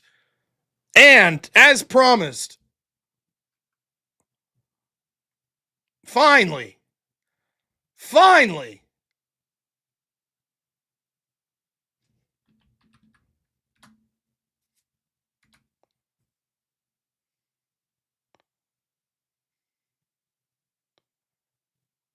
we don't have to fill the goal tonight.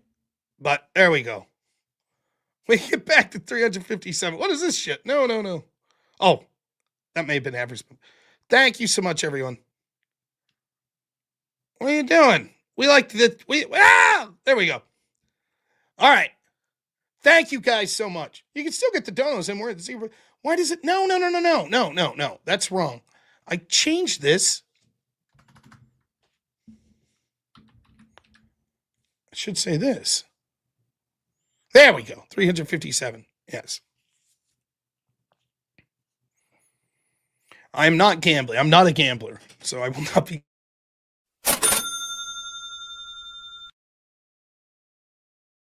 All right. Thank you, guys. Keep sending those donuts in. I ain't going anywhere. I'm having fun covering this story.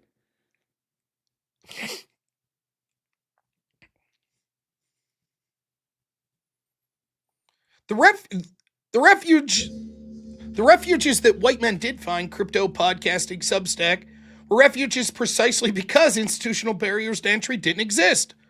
A friend who's now an executive at a major crypto company scraped by as a freelance film editor for years. He applied to Netflix 5 times. Eventually, he was told explicitly that they didn't need more white guys. He didn't go into crypto because it was high status. Hollywood and the high status industry wouldn't have him. The DI departments have mostly shut down or quietly rebranded. The mountains of reports and glossy PDFs have been quietly scrubbed as if to hide the evidence. What was the justification for gutting American meritocracy? No one seems to know. Oh, fuck you. You know. Don't lie. You know. You know what the justification was. No one likes to speak about it because it's not comfortable. Cultural Marxism. You fucking hate white people. That was the justification. White men deserve to be punished. They're the oppressors. I seem to know. How the fuck did I know? It's tempting to wave it all away as secular decline. White men abandoning fields that were losing status or economic value. But the timing doesn't line up. The sharpest declines in opportunity for younger white men didn't happen during the rolling crisis of the past few years. They were baked in during the mid-2010s, when new media was expanding coverage, universities were growing, and Hollywood was peak TV. Which raises some uncomfortable questions. Is the media more trusted now than a decade ago? Nope. Is Hollywood making better films and television? Nope. Is academia more respected? Nope. Have these institutions become stronger since they systemically excluded an entire cohort? Or did abandoning meritocracy accelerate their decline? The fact that other groups in other eras have faced worse discrimination. There we go. Got a virtue signaling. Well, but whites still don't have it as bad as others. That in the grand scheme of things, the disenfranchisement of the white male millennials was relatively mild is not itself an argument, especially when the entire liberal establishment insists that nothing actually happened, that the mild correction was in fact no correction at all, and that any white man harmed in the process was in fact mediocre. Because what they're really saying is, we're not supposed to notice. Yes, noticing is a big problem. Over the past 2 years, I've spoken with dozens of white male millennials, excavating hopes and dreams, disappointments and resentments. To a man, they insisted on anonymity. There were frenzied pro-publication negotiations over what personal details I could include, back and forths over words and phrases, requests to change pseudonyms to sound even less like real names. Standing behind it was a fear that they would end up being that guy. Ask James Damore. Yep. Even the successful white men I spoke to understood that something had fundamentally changed. They expressed gratitude and relief, a recognition that success was contingent, easily disrupted by circumstances beyond their control.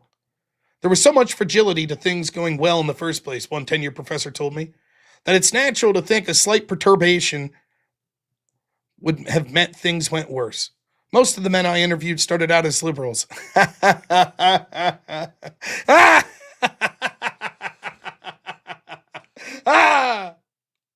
Some still are.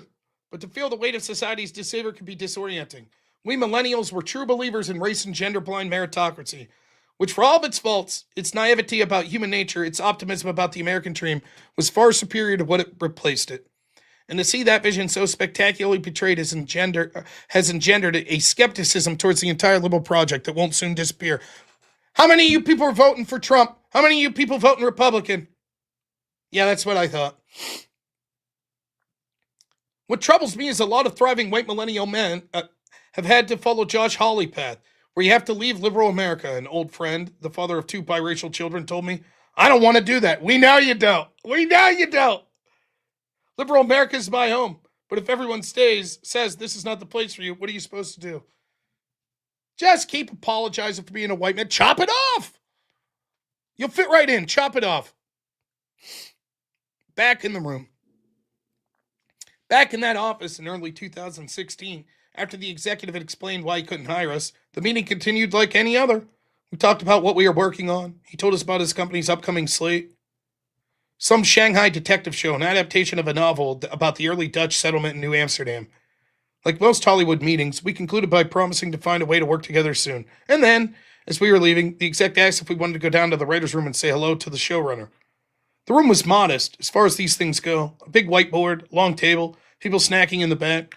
The showrunner introduced us to the show's creator, and they immediately returned to the debate they were having before we arrived. Whether two people who take different time machines from different points into the past into the same fixed moment in the future could then switch time machines upon their return. Were there any hidden paradoxes involved? What were the implications? We gave our feeble input. The rest of the staff slouched silently in the back. 3 comfortable Hollywood lifers in their 40s and 50s. White guys with IMDb bios from an alternative universe. His writing career began on the CBS crime series Martial Law, after which he served as a writer and producer on several series throughout the late 90s, up until the early 2000s, including Freaky Links, Roswell, John Doe, Boston Public, LAX, and Smallville. In 2005, he joined the writing staff of the medical mystery series House, along with 2 younger women who'd gotten jobs we've been up for. Eventually, the time machine conundrum unresolved, we said our goodbyes. There would be other screenplays, other projects, visits to studios, lots, and major pitches, but that was the last time either of us saw the inside of a writer's room. That was the moment we came closest to a career. Had the political environment been different, one job might have led to another, and today I might have colleagues, work friends, a whole range of professional and personal experiences, an entirely different life. At the time, I blamed those women. Good! Of course, brief side note, those women aren't at fault. They took advantage of the system. But it wasn't just white men. It was also people of color and women that pushed for this.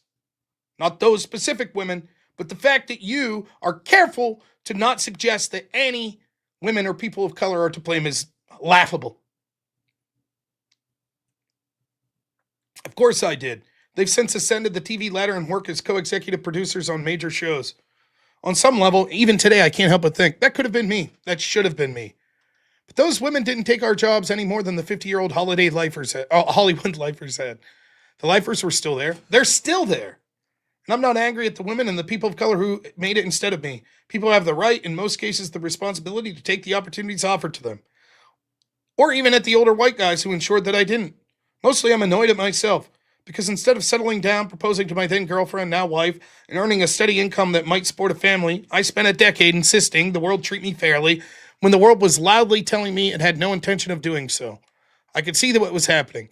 I was being told point blank what was happening. And still, I thought I'd be the exception, that if I wrote one more script and took one more meeting, I'd slip through. But very few people get to be the exception. It's strange and more than a little poisonous to see yourself buffeted by forces beyond your control. But there's also a comfort in it, because it's less painful to scroll through other people's IMDb pages late at night, figuring out what shortcut, race, gender, connections they took to success, than to grapple with the fact that there are white men of my age who succeeded, and I'm not one of them. I could have worked harder, I could have networked better, I could have been better. The truth is, I'm not some extraordinary talent who was passed over. I'm an ordinary talent, and in ordinary times that would have been enough. There's a wounded pride here. How could there not be? I have 2 sons. I used to imagine, long before they were born, that I would take them to a film set, that I'd bring them along to exotic locations.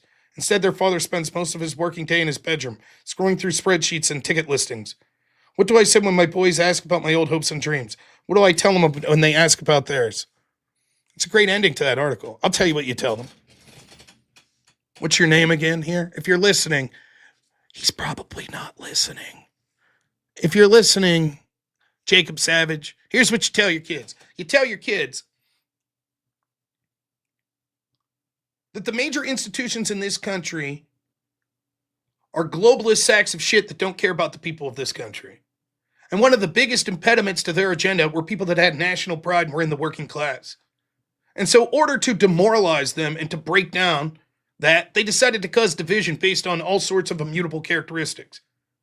And in that battle, they decided that white men, particularly Christian white men, right-wing Christian white men, were the absolute worst thing that you could be. And they actively attacked them while people like you, Jacob Savage, cheered it on until it affected you. That's what you tell them. You tell them that in a former life, were someone that would have been absolutely fine with this sort of actions and attacks against white men. In fact, you would have prostrated yourself and denounced your whiteness over and over again if it meant that you could have achieved your career. But luckily, it was your good fortune that that didn't occur for you. So that now you could actually speak out about this, in which I'm proud of this guy for speaking out, even if I don't agree with everything he said. That's what you tell them. You tell them because they are white, presumably, they will be hated for their skin color. And that your generation, which is my generation, failed them. And then if we don't change things soon, they will find themselves quickly a minority in not only this country, but in every country in the Western world. And that unlike white people, who by and large for the last 50 years have treated people that were minorities much better than any time in any other country you could see people treating minorities, that these minorities, when they're in charge, will not treat your children with the same dignity. Your children will be sought out for revenge because they're white, because they will have to pay for the sins of their father and their grandfather and their forefathers before them. That's what you tell them. That's what happened to your hopes and dreams. They were shit on for your skin color.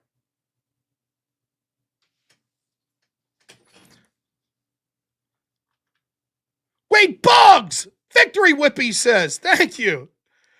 Always appreciate it. So 2 Disney Whip songs and 1 wheel. All right. And then David Moore. $20 says his solutions to accept defeat. Like Boxer from Animal Farm, whose mantra was, I must work harder. Walking up into the trailer on his way to the glue factory. So I was told, though, things are heating up on the Speakeasy open panel right now if you want in on it. No, I got a lot more to cover, probably. But Right. thank you. Yep.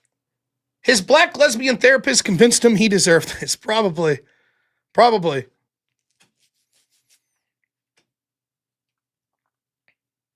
Now,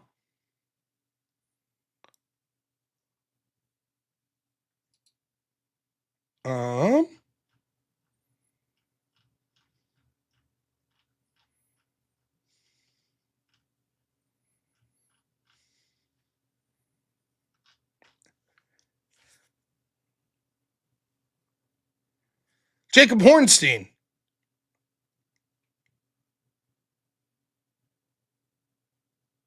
Who's wrote in some journalists, in some journalistic places.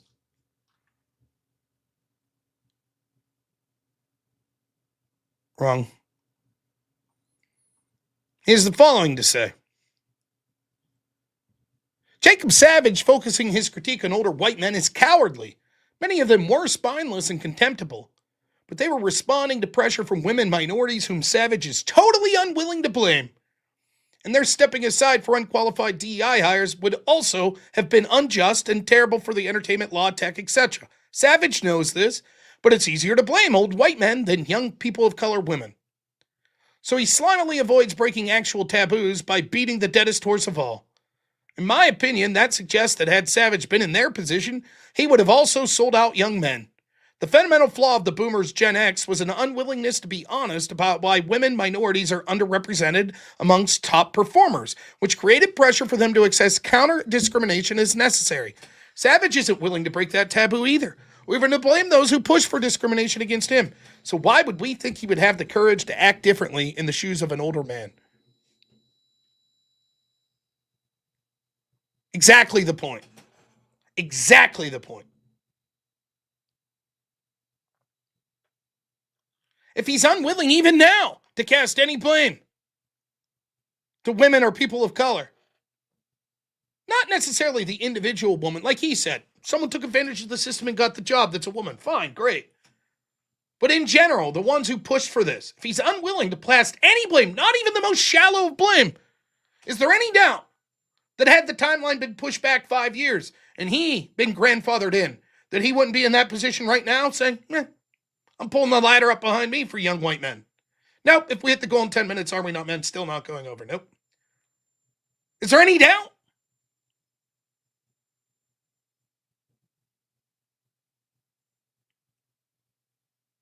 Hornstein's absolutely right.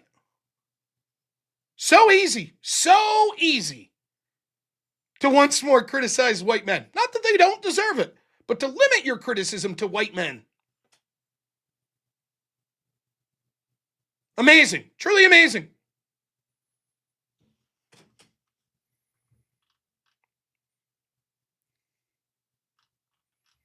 Surreal. And then,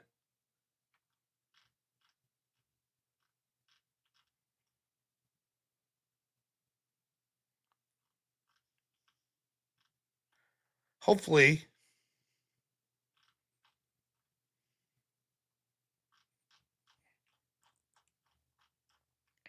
here we have Jeremy Carl, an article he writes where he's going to sort of criticize. I haven't read this yet, but he's going to criticize some of the Lost Generation article we just read. Why the Lost Generation is a lost opportunity. The problem with Jacob Savage's viral article on millennial white men. Jacob Savage just released an article in Compact, The Lost Generation, and has generated huge online buzz, with some calling it the article of the year and well-known commentators such as Abigail Schreier calling it the single best long-form piece I have read in a very long time. At first blush, it's easy to see reasons for their enthusiasm. Savage writes compellingly and examines in exhaustive detail with many references to his personal story. The dispossession and discrimination against young white men that has rapidly accelerated over much of the last decade or so. As someone who has spent a great deal of time during that same era writing and talking about the subject of anti-white racism and highlighting data and anecdotes similar to those the author has unearthed, most particular in my book, The Unprotected Class, How Anti-White Racism is Tearing America Apart, you might expect me to be a huge proponent of the piece. But while there is much to recommend it, there are also large blind spots that impede the author's analysis. And the fact that this particular piece has grabbed public attention despite its glaring flaws indicates the right is still not having the sort of discussion on race that we need to have. First, let's give Savage his due. He's done his research and the data he cites is striking. From prestige media to elite universities to Hollywood, there is compelling statistical and anecdotal evidence of severe discrimination against white men, in particular against millennial whites. But this is only part of the story. The author's biography is a compelling example of how his generation's misfortune. At 41 years old, by the way, same age as me, Princeton grad, who had his career blocked as a Hollywood writer by being in the wrong demographic at the wrong time, he, by his own admission, makes a living scalping tickets. Hardly the glamorous sort of job he might have expected with the top Ivy League degree in hand. Savage makes a compelling case that the Gen X... By the way, I don't know if that's true. He said he paid first for scalping tickets, but he may have moved on to a data-driven career based on what he said at the end, but nonetheless. Savage makes a compelling case that Gen X and boomer white men are the villains of the story. People who were able to still get jobs and get established before the door closed on our millennial brothers. There's some truth to this.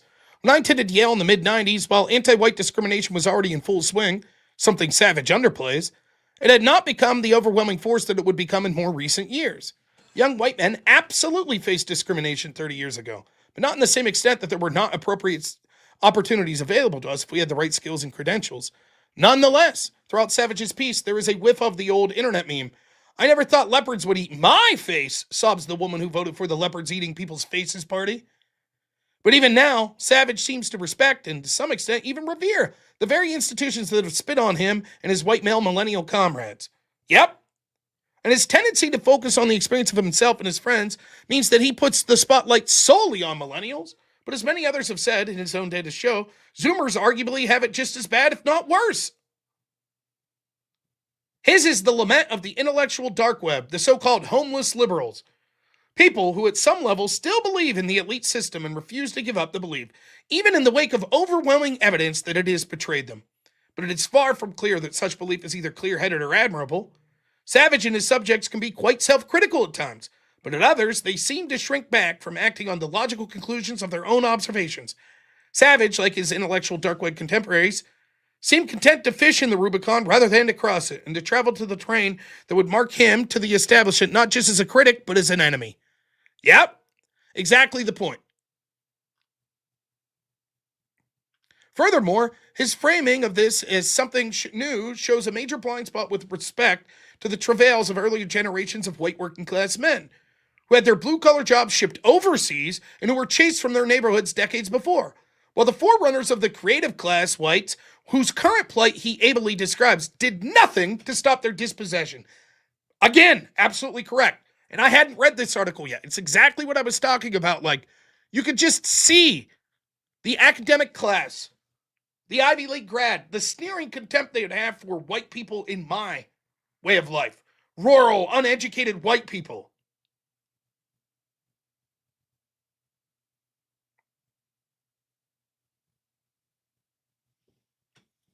See the point?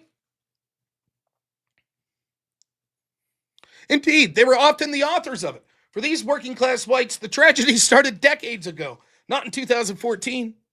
Indeed, Savage's story, and this to me is its principal's weakness, is not really so much about the plight of white men, but white establishment liberal men. Something he implicitly acknowledges at a couple of different points in his piece. But for conservative white men, the jig was up far earlier than a decade ago. There were many reasons, for example, that I left my doctoral program at Stanford University in the late 2000s, many years before the alleged crisis that Savage describes. But arguably chief among them was that it became clear to me that even in my relatively less political field of study, as someone who was quite capable, but not a certified genius, there was simply no place in academia for me that would not require me to fundamentally compromise my principles. Indeed, had my own intellect and courage been in greater supply, that was really something I could have determined before even applying to Stanford in the mid-2000s. I claim no special honor here. Many braver and higher integrity white men than I were drummed out of polite professional society years before I was because they stood up to the institutional left, rather than, like the men Savage profiles, sucked up to it. In contrast, the people Savage interviews people are usually just as much as part of the problem as part of the solution. It's amazing how similar I was on my take of this. One interviewee, Andrew, who worked as a journalist, commented, I had credibility as someone who'd come from a more left-leaning perspective, was well-sourced on the left, but was willing to give them a kick in the teeth every now and again. This is exactly the line I picked up on. Exactly. In other words, he would rock the boat a bit on occasion, but always from a safe insider's perspective. It was only when Andrew's employer began impeding my advancement that his broader concern was activated. Yes! That's the point. Savage's piece, while great, oozes, absolutely oozes, with, but we're good liberals. We're good liberal white men. Now that it's affected us, we don't like this.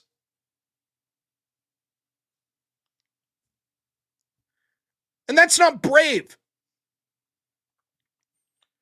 Savage notes that even the few white men who somehow run the gauntlet and survive in the current elite cultural establishment are mostly distinguished by their ability to shout left-wing anti-white party slogans, even louder than their people of color fellows. He quotes a Gen X reporter.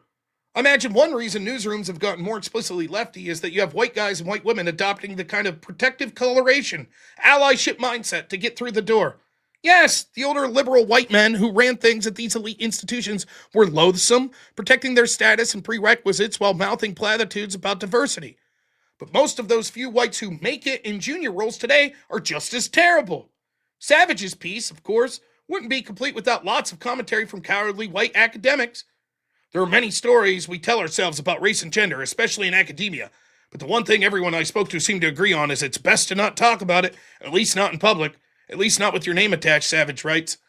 And those numbers he compiles are damning. Since 2018, just 6 of 76, or 7.9%, of junior hires in the humanities at Yale went to white American men. Since 2022, Brown had similar numbers, just 3 of 45. And we see similar numbers in other schools.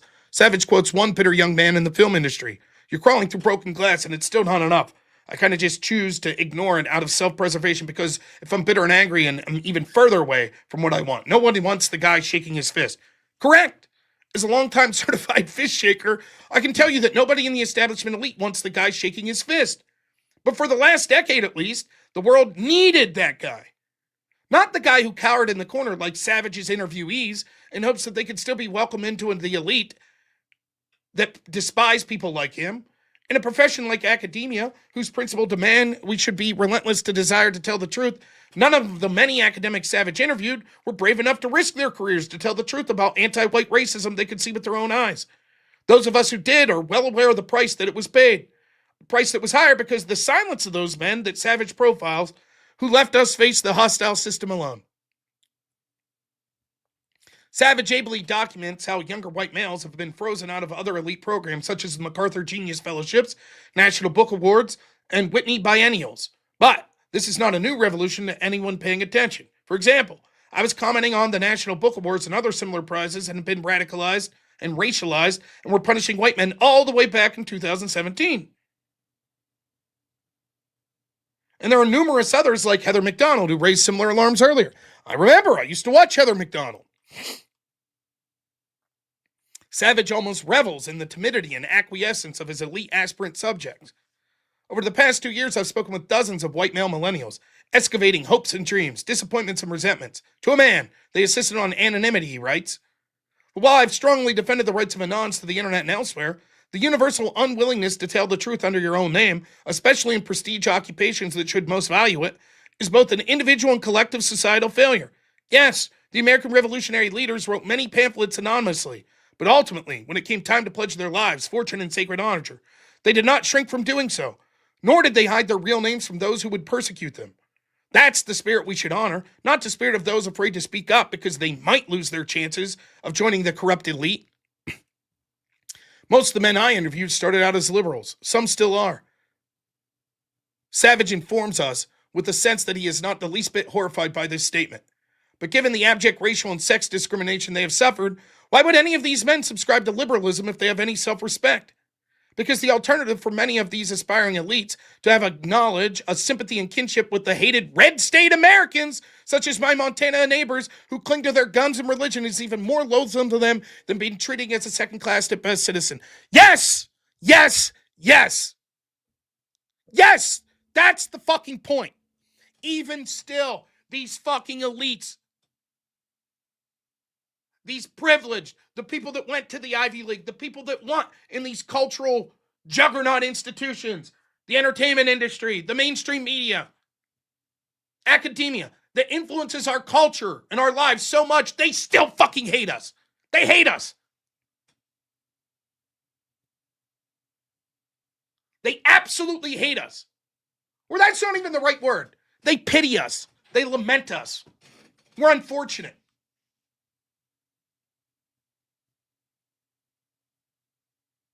We're stupid. We're irrelevant. We're bigots. Not them, though. That's the point. To this day, they'd rather hobnob with the very people that shut them out and ruin their chances at a career than admit that us blue-collar flyover street people were right. They'll never admit it, the vast majority of them.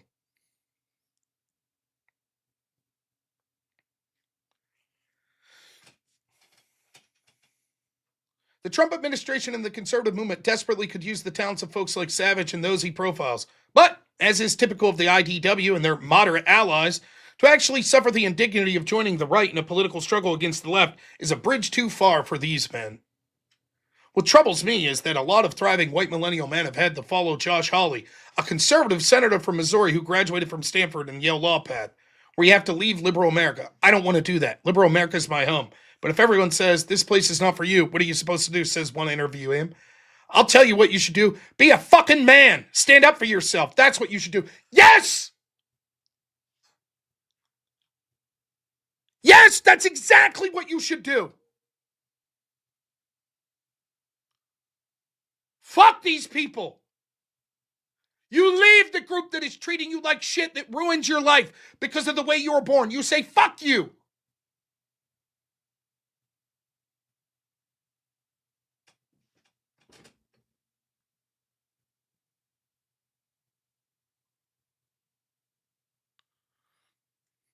He should tell people who discriminated against him for his skin color and sex in no uncertain terms that they are not his people, and that what they are doing is deeply immoral and wrong.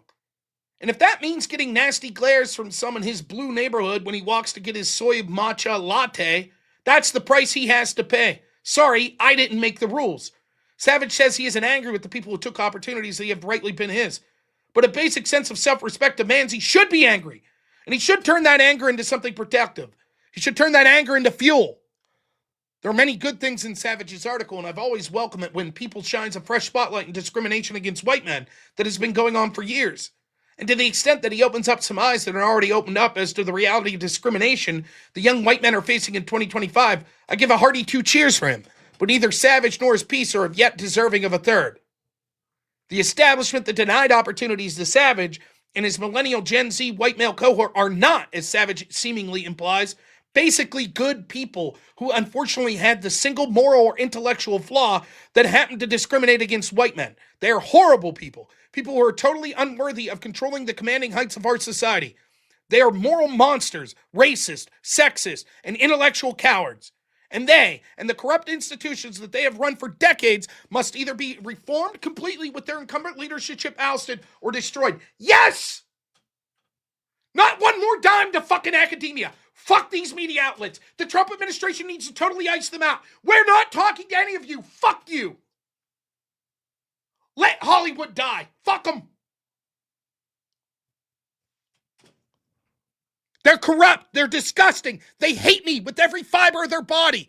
They'll fucking discriminate against me. They'll discriminate against my child. Fuck them.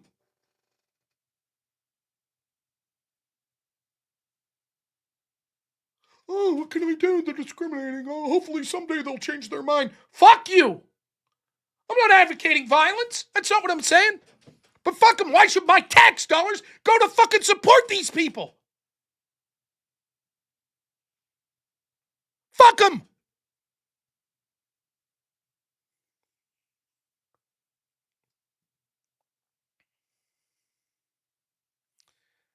Savage has done a real service by thoroughly documenting with the latest data just how detestably hostile to young white men our so-called elite institutions have become.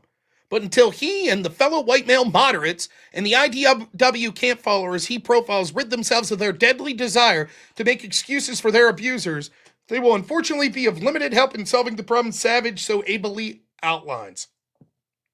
Facts and data are wonderful things, but courage and conviction are more important. And even his article's final sentences are timid questions rather than confident declarations.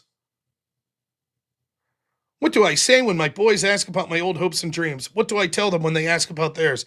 If the trumpet gives an uncertain sound, who shall prepare himself to the battle?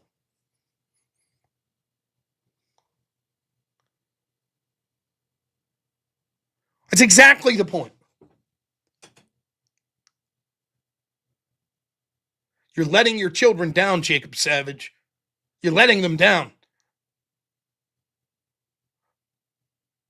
You're letting them down by not being forceful against the very people that ruined your chances of a career and took away your hopes and dreams because of your race and because of your biological sex.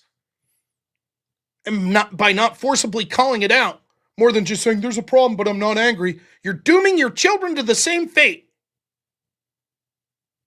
Or rather, hoping that other people that are willing to take the slings and arrows more than you hopefully do something to give them a chance. And that's not a good place for a father to be.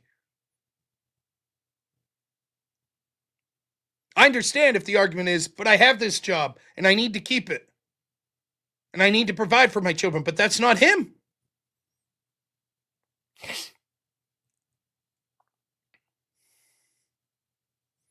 Truly infuriating to witness so many people see the problem, but still fall into the exact same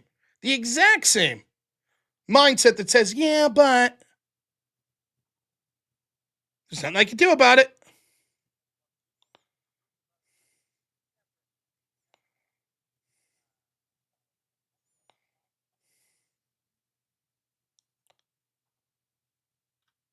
No call-ins tonight. Nope.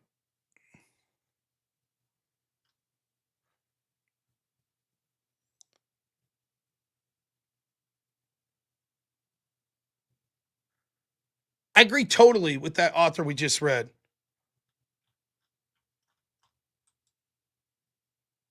Jeremy Carl. Here's the link to that. The Savage article's great. Sometimes you need lefties to put this message out there because They won't listen to right-wingers. Fair enough, great. The data is good. The showing the problem is good. But make no mistake about it. These people would happily go into the fold and pull that ladder up right behind them if these elites would give them the opportunity to do so. They'd go right back into the writing room. They'd go right back into academia to those tenure-track positions. They'd go right back into the media. Right back. And they'd still look at us as icky and bigots and racist. Whew, finally, we're accepted in the in club. Now we could go back to hating those people over there.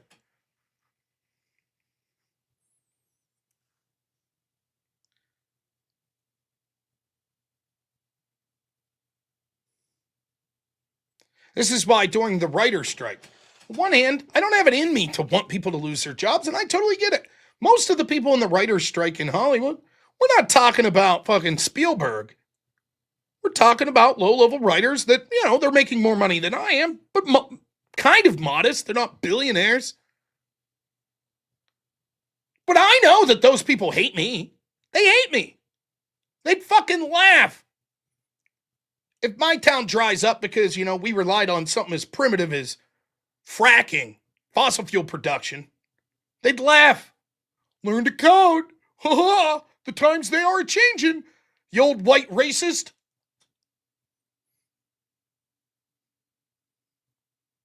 Then it turns out the very systems that people like them have set up and cheered, when it fucks them over, they're like, now it's a problem. Now we see the problem. Why don't you cling to your guns and Bibles? Like Obama mocked us for, right? Why don't you do that?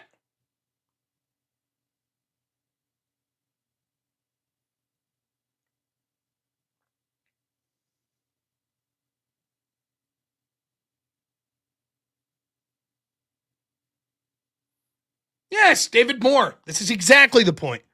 A mild epiphany. This guy's not at all trying to end this policy. He's trying to amend it to restore the liberal white guy as an acceptable hire. This is his job application. That's basically it.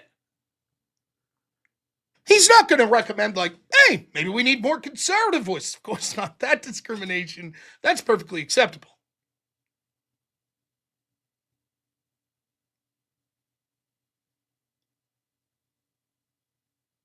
Hey guys, can I be left back in? Me and people like me be left back into the in group?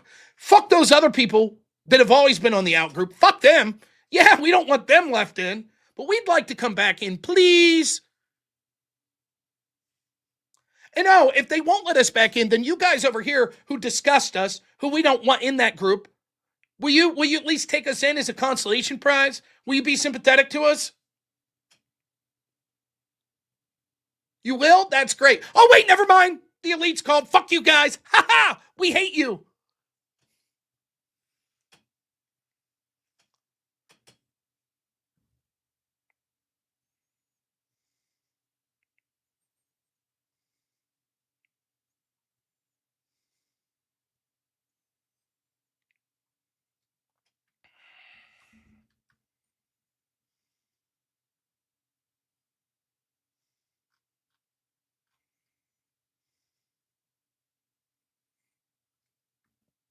Excuse me.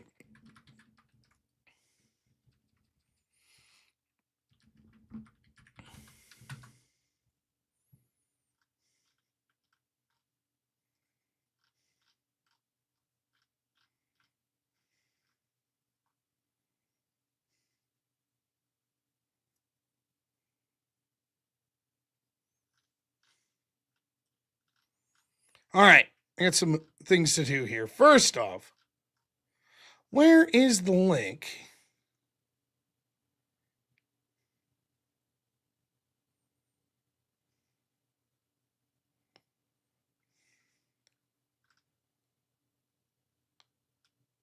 I've been nominated for a major award.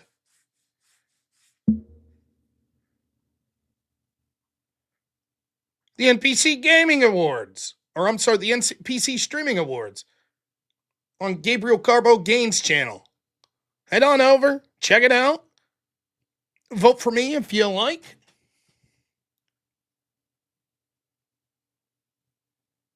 Here's what that looks like. I'm currently winning. 67% of the vote. Nice. 376 votes. Nice. Yes, a nice leg lamp I've won. That's actually the prize, too. They're giving out leg lamps. So, head on over there. I'll put that link one more time if you like. I don't know when voting ends, but check it out and be sure to check out more as they go on.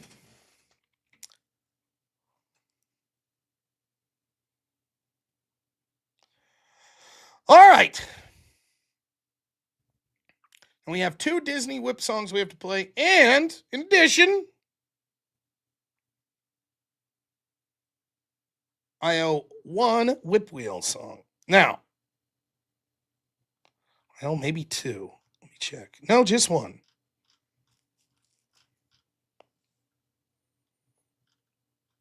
No, 2. All right.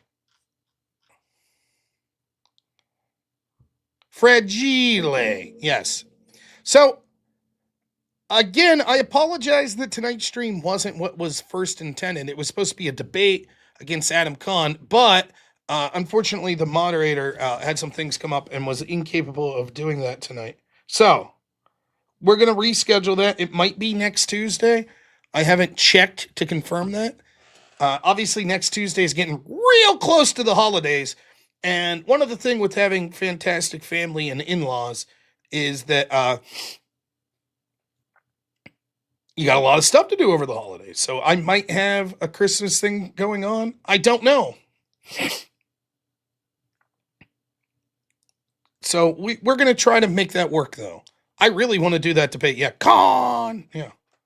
So apologies that fell through. Now, I hate to do it at the time of the night. So if people want to leave, totally get it.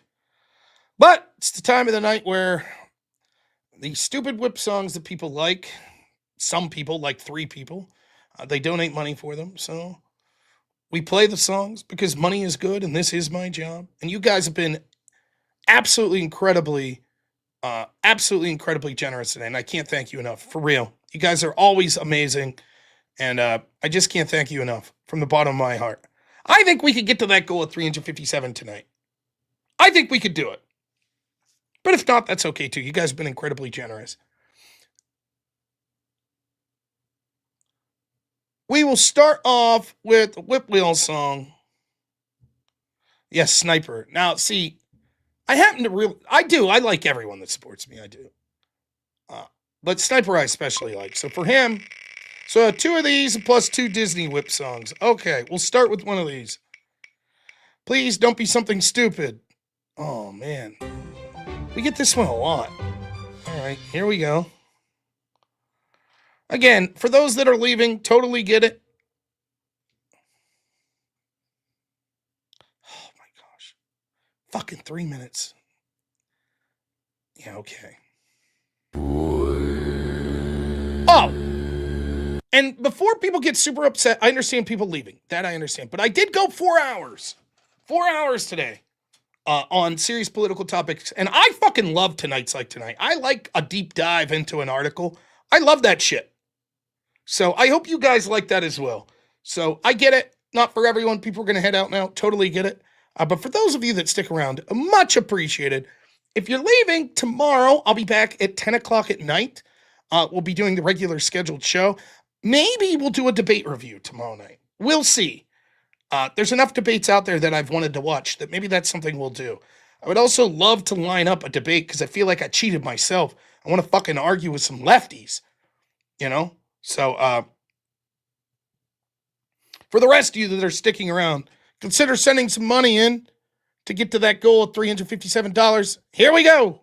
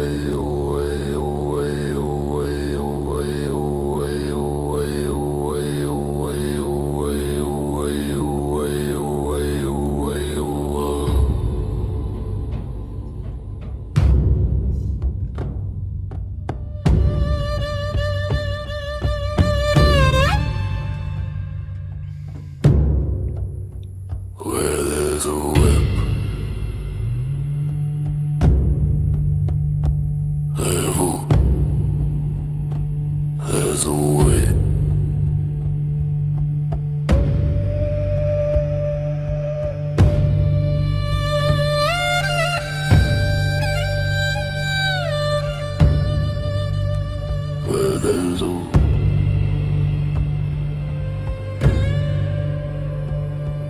a way.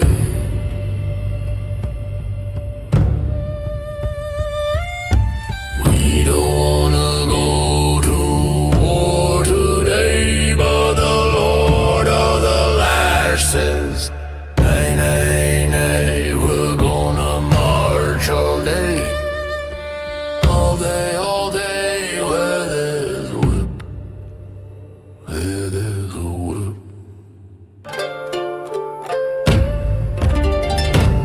There's a way.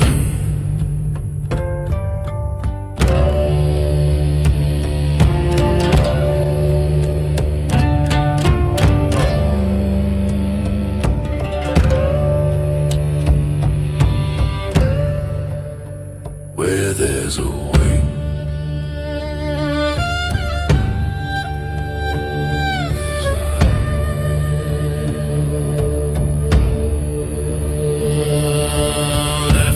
Left, right, left. Where there's a whip, there's a way.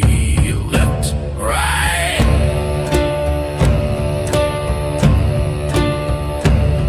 Hey.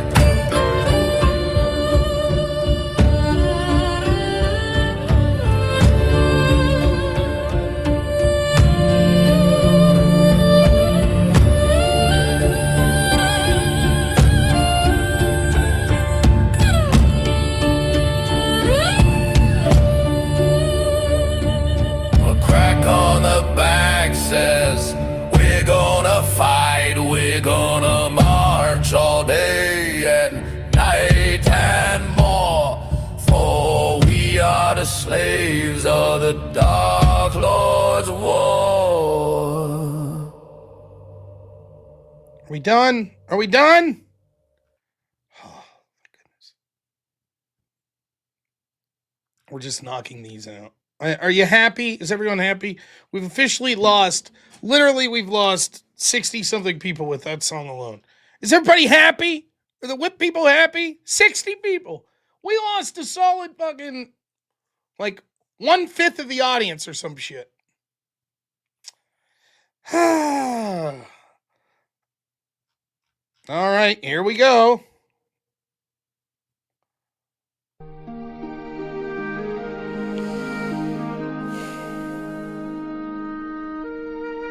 Where there's a whip, there's a way. Where there's a whip, there's a way. We don't wanna go to war today, but the Lord of the Lash says, nay, nay, nay. We're gonna march all day, all day, all day. Where there's a whip, there's a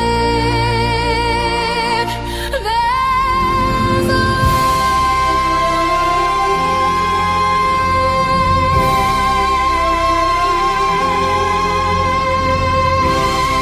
Where there's a whip, there's a way.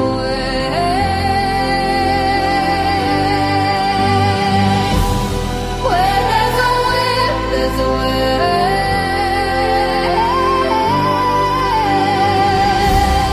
Where there's a whip, left, right, left, right, left. Where there's a whip, left, right. A crack on the back says we're gonna fight. We're gonna march all day and night and more, for we are the slaves of the Dark Lord's war.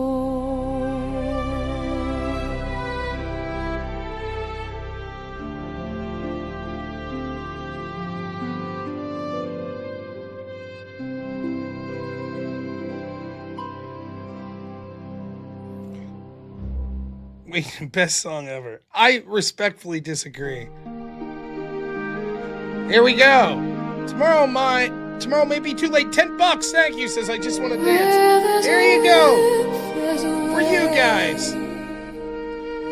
Where there's a whip, there's a way. We don't wanna go to war today, but the Lord of the Lash says, nay, nay, nay. We're gonna march all day, all day, all day. Where there's a whip, there's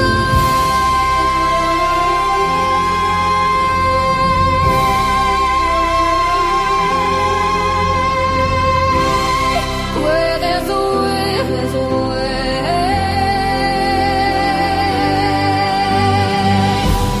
Where there's a whip, there's a way.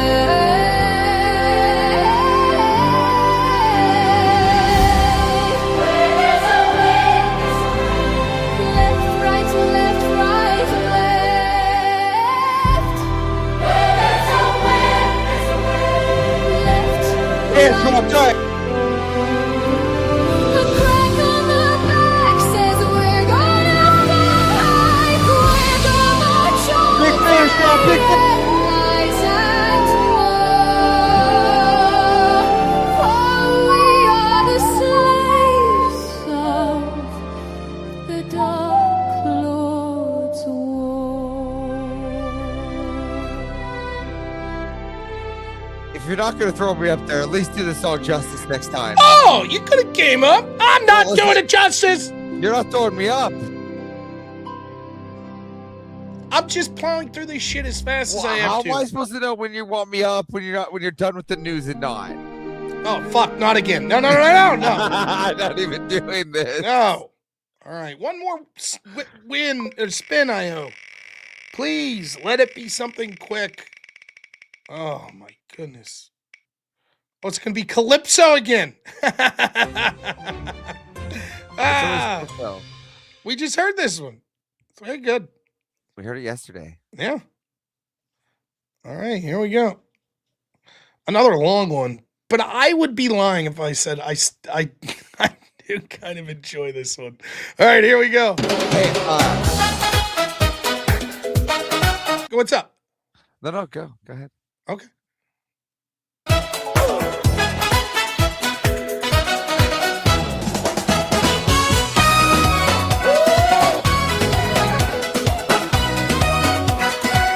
Where there's a whip, there's a way. Where there's a whip, there's a way.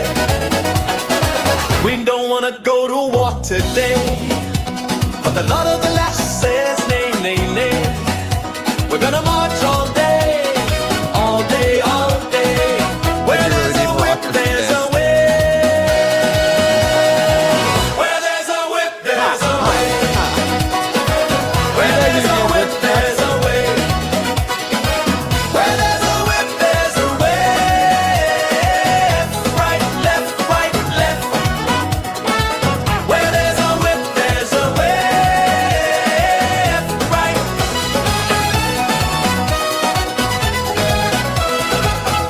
A crack on the back says we're gonna fight. We're gonna march all day and night and more. For we are the slaves of the Dark Lord's war.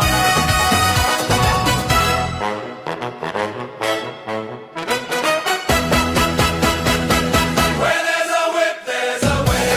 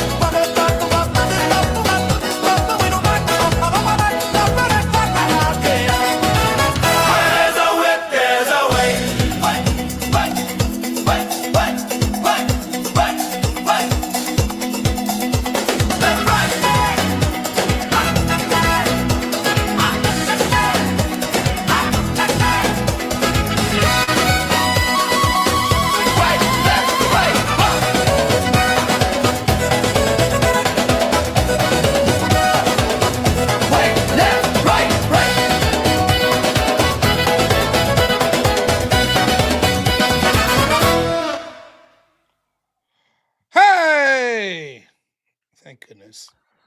So we got no more donos. Nice.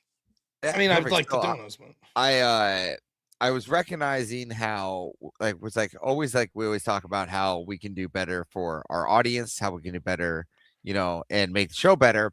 And we always realize that most of our audience is like, you know, people at work and doing things. And one thing they don't enjoy is the songs. And unfortunately, whip songs are not things that we can actually put out. So we've been working hard at work, making our own little selection of Rob Noerr songs, as we can agree, correct? And so far, most of them have been turned out pretty well. And I tried to get this one done before the 5,000, but I really wanted to hit one for the 5,000 for you. And no, it's not the average one. Remember, you guys got to pay for that shit. I did want to bring you the next and newest installment to the continuation of our movement here. Before we get on to the next dono. So I brought one for you for the 5. 4 minutes. Oh my goodness! This is the $5,000 prize. This was what I had already planned. Okay.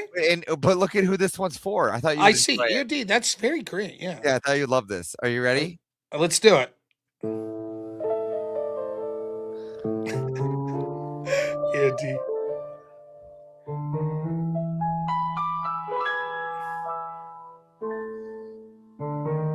Oh, normal America, when the lights go bright,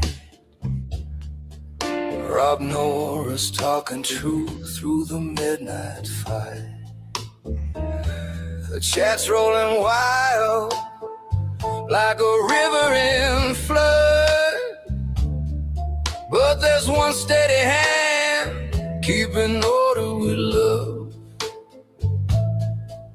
He's quick with a timeout or super chat call out. Our favorite moderator, I'm pretty sure he's not a bitch. E-O, E-O, E-O, E-O, the finest mod we know. With a smile in your soul and a heart pure gold, you make every stream a joy to behold. The favorite, the hero, the king of the miles. EOD, darling, EOD, you're our blaming machine. They talk of the back room, that legendary place. This is my favorite part. Where the wild ones are sent with a wink on your face. Rubber tits and mischief, the tales that we spin, all part of the laughter you let us live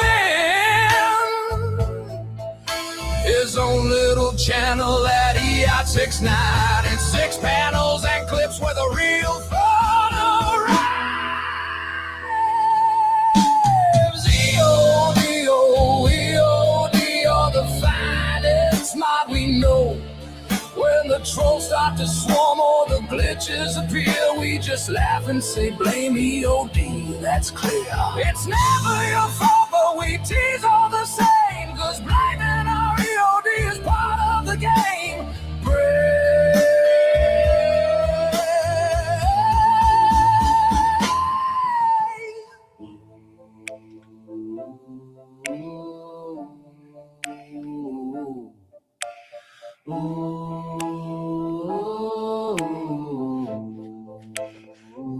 No matter the chaos, the lag or the spam, the super chat vanish or the accidental ban, we point to our EOD with affectionate grin. He takes it in stride, lets the good times roll in.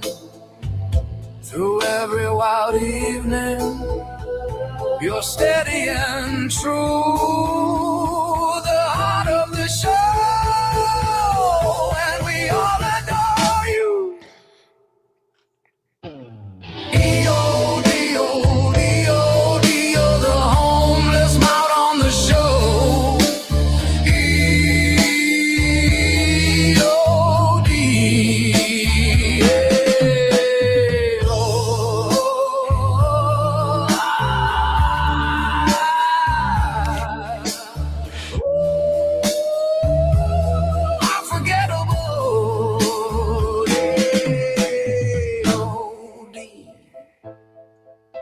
unforgettable.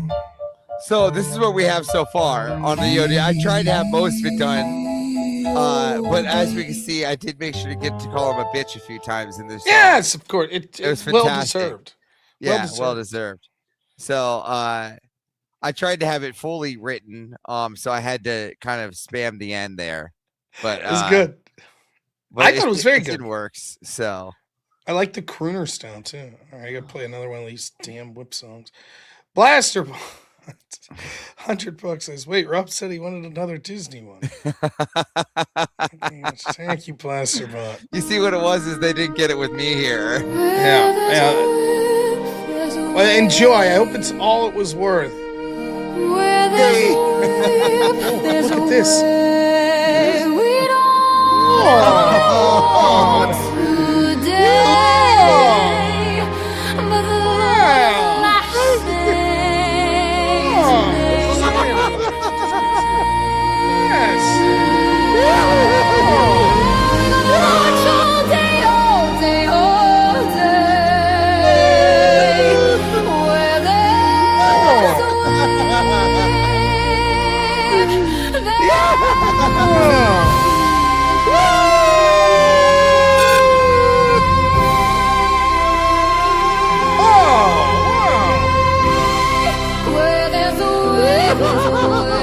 Happy holiday in that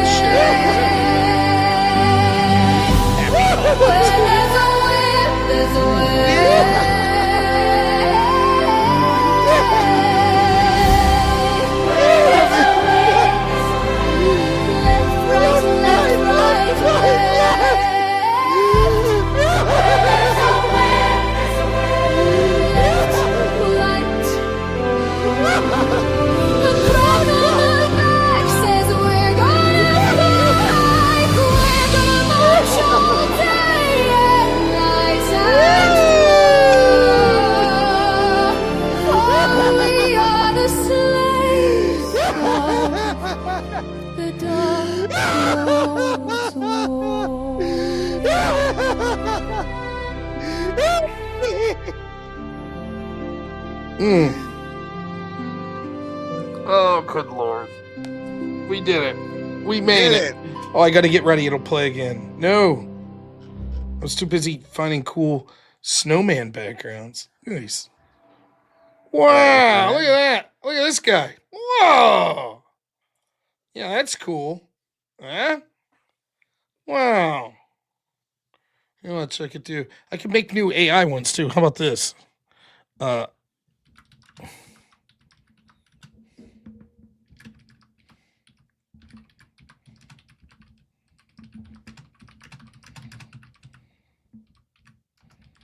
Let's see if this works.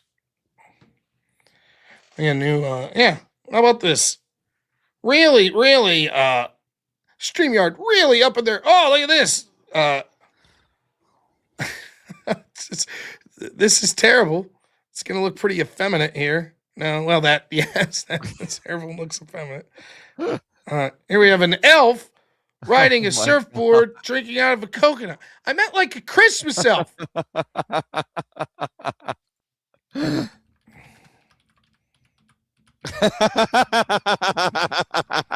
terrible. Well, that's good. Yeah, now we're good. Let's try a different one. Wow. This is Joe Boober on a surfboard. Yeah, Joe Boober is surfing, drinking out of a coconut. There we go. This is better. We don't like this guy. This guy's out. Delete. Right, here we go. Ah, look at that. We did it. Oh, wow. Rudolph, quite the beard there. Dressed up like Santa, playing poker. Says North Pole Poker Club. No coal. Wow. How about that? What are they eating? Who knows? Anyways. Let's get rid of that. Oh, wait. We got to go to that. Yeah. Yeah. Or did we have that? We had that.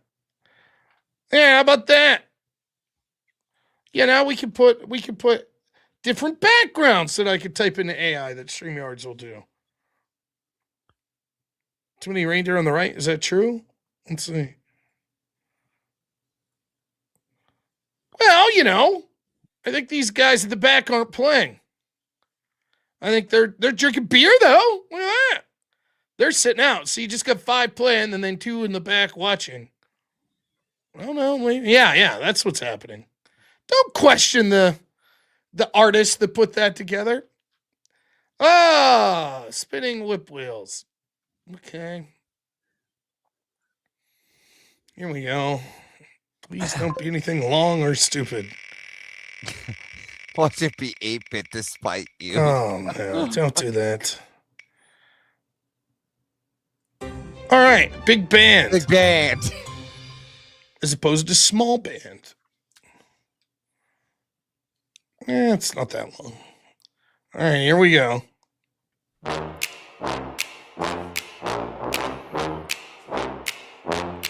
Where there's a whip, there's a way. You guys Where remember there's this a whip, more than me. there's a I'm always way. like, I don't remember this. Where there's a whip, there's a way. Where's a whip, there's a way. Where's a whip, there's a way.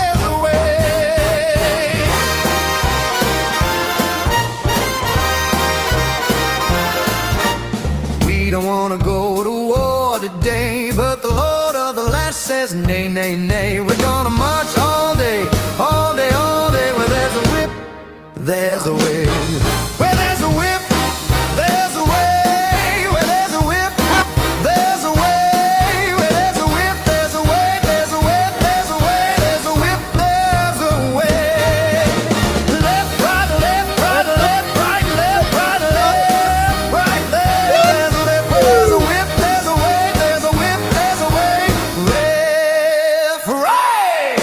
A crack on the back says we're gonna fight. We're gonna march all day and night and more. For we are the slaves of the Dark Lord's war. Cha. We did it. Where there's a whip, Oh, there's it's a not way. over. Shit, I thought we got out. There's Fuck. a way. Where there's a whip, I was like, there's all a right, whip, good. There's a whip, there's a whip, there's a whip, there's a way.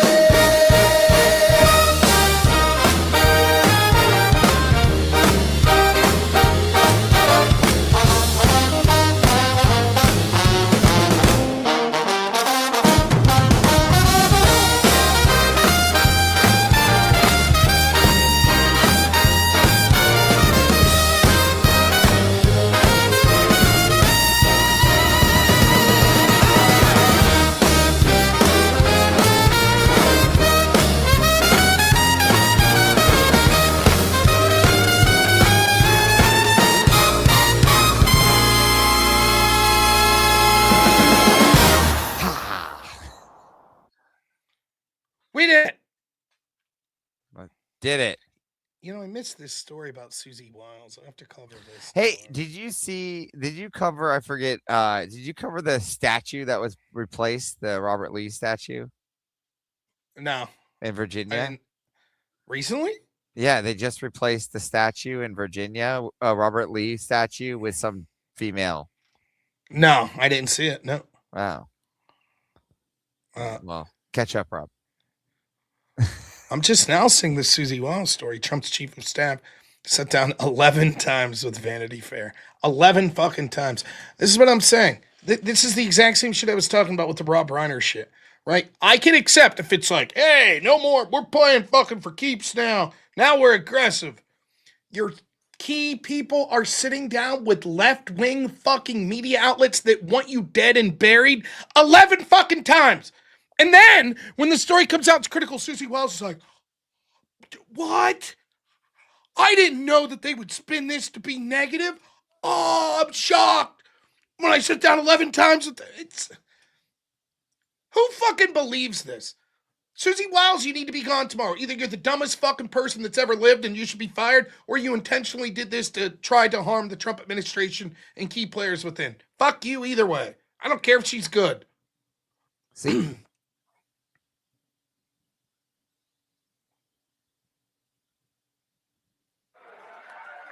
Oh, well. Bar for the course, I guess. Oh. Good shit. Is that the between? Yeah. Ah, that's Susie Wiles. What the fuck? I don't like when they take down like old like sites and things like that, like heritage. Yeah, me neither. It's bullshit.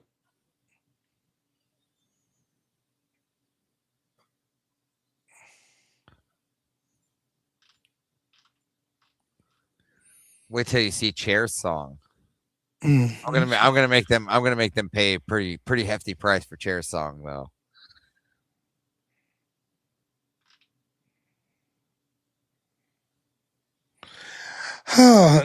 I guess I don't know. It's weird that I missed that Susie Wiles story. Now I'm fucking. No, man, I'm fucking. I'm so over. I no longer accept any. Trust me, this thing that looks like an incredible unforced ear is 4D chess being played by Trump and his. That shit sailed for me in fucking 2018. I'm over it. I'm so fucking over the like, here's a clearly stupid fucking thing that happened. 4D chess. No, she didn't do this. I'll get to the post here. She didn't do it to harm them. She's trying to rally the base by being attacked. Get the fuck out of here. I mean, come on. No. She didn't. It's a power play within.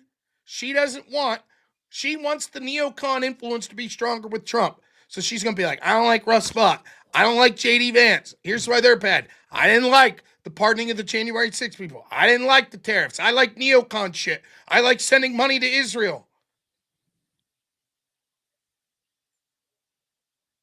That's what's going on.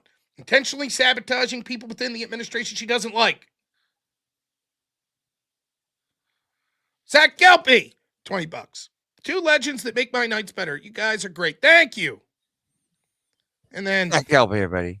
Mark Zach Mitsu, Gelpy. $50 says it's whipping time. Yeah. The old Jared Taylor, white people. Come on. All right, here we go. Disney whip. Disney whip. Disney whip. Disney whip. Oh my shit. God, it's right there. It's right there. It's right there. Yeah. No, what? That was so close. Right that was so close. It was almost a disaster. Right it was almost a disaster. That would have been the worst thing. Oh, it was so close. I was like holding my breath. I'm like, please, no, please. Oh, and this is Spoiled by the wheel. Everything about this one's good. Here we go.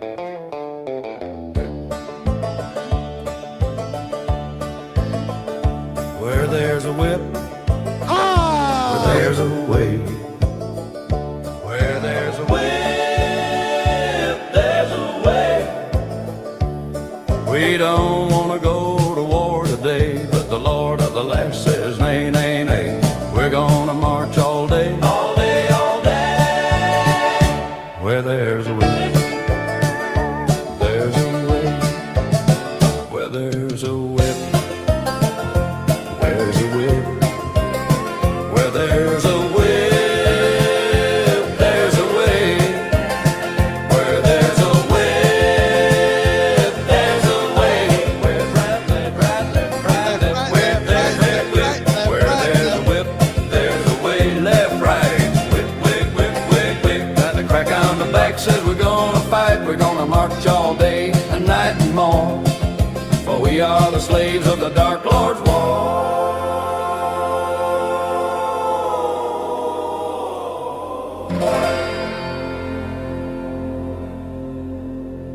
Yes, we did it. Here we go.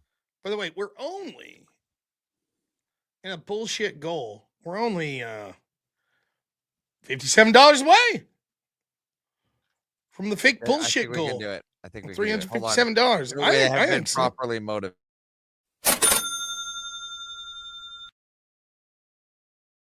This is the Rob Noerr Show. Oh, all right. It's not the Noerr Rob Show. This is my favorite show Yes, agreed. because it is my show. If this was your show, you'd probably like it more. But maybe that's just because it was your show. But it's not your show. It's the Rob Noerr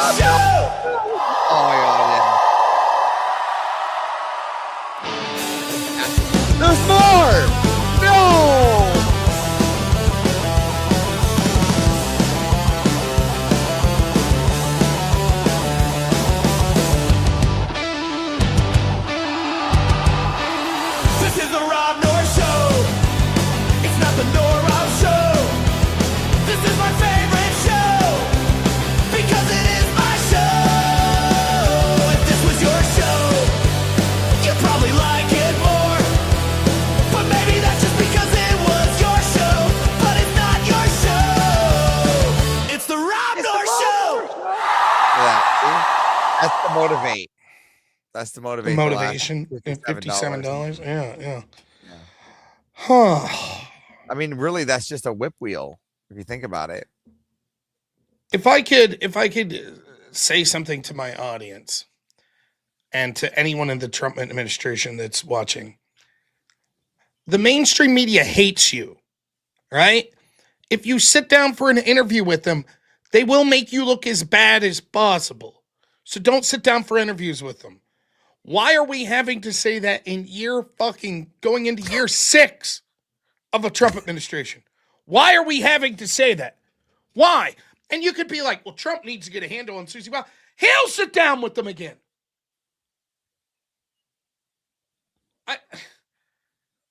I don't understand it. I just don't get it.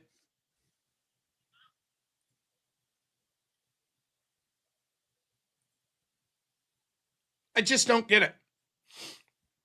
The only Susie Wiles is not a dumb chick. She had to know. She had to know what was going to happen. She had to.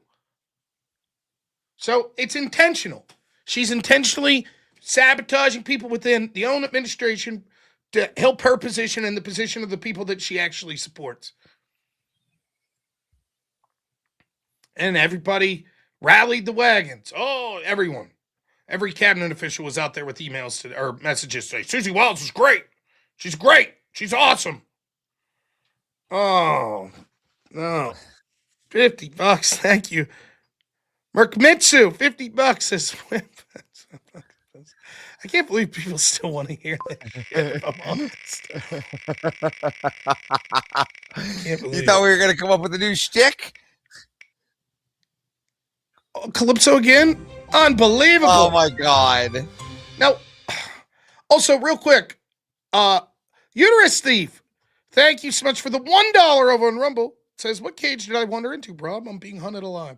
Well, what can I say? Calypso. You know, I exited out of this. Now I got to bring it back up. I regret saying I kind of enjoyed this. Here we go.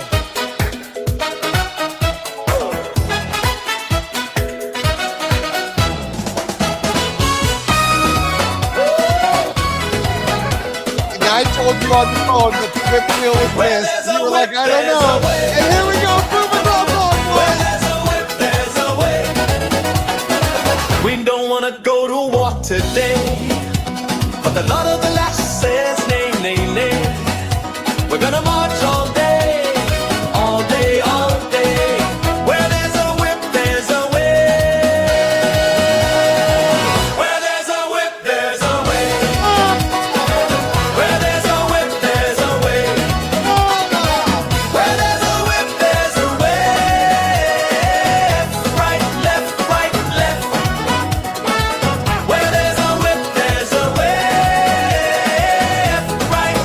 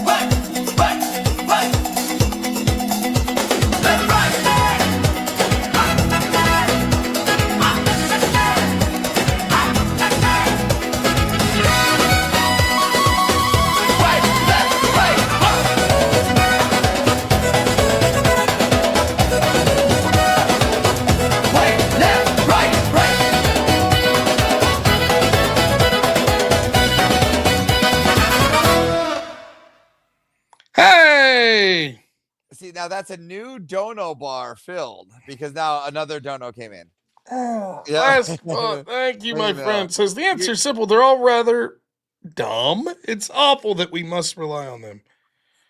The people that like the whip song or the people in the Trump administration? I know what you mean, though. It is infuriating. Oh, Susie, what the? I don't know what I'm more mad about. All right, here we go. Come on. Not something we've already heard. No, it's one of the. Not. Oh no. Oh no. What is Oh this? no. It's a fan favorite. All right. This one. Somehow Peruvian Space Lobster is not the weirdest one. Thank you, Blasterbot.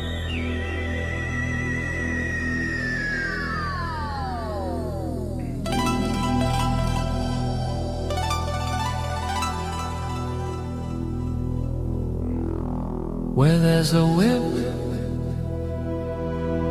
there's a way. Where there's a way, there's a way. We don't wanna go to war today, but the Lord of the Lash says nay, nay, nay. We're gonna march all day, all day, all day.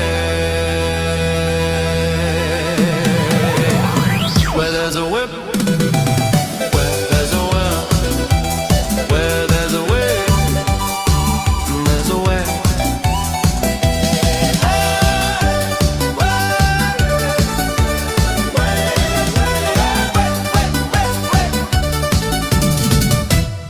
Where there's a whip, there's a will, where there's a way, there's a way. Where there's a whip, there's a whip. Left, right, left. Where there's a whip, there's a whip. Left, right, left, right,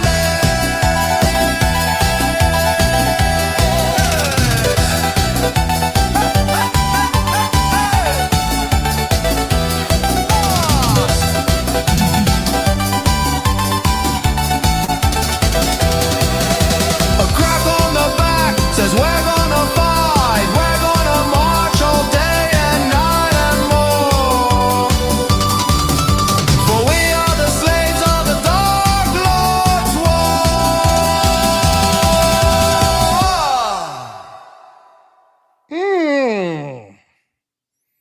Amazing. That was another dono bar filled. Yeah, it's catchy. Oh, I got to do the go.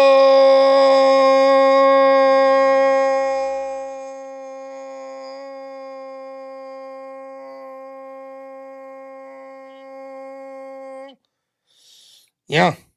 Here's another possibility. Susie Wiles was ordered to do this by Trump because he doesn't like his own deportation policies or J.D. Vance or Russ Vought. Possibly. Probably not. Possibly. This is Either gonna way. go through your head all night, isn't it? I fucking hate this. It infuriates me. And absolutely, this is the type of shit that infuriates me more than anything. I fucking hate it. I don't understand it. I mean, again, I will never understand of it. Night level 4 launcher. I'll never understand it. Like, and especially in light of like the Rob Reiner thing, where it's like, you know, the only consideration I have to people that disagree with me is like, Trump's got big balls. Fuck everyone. He's running a tight whip. He understands the stakes. They're out to kill him.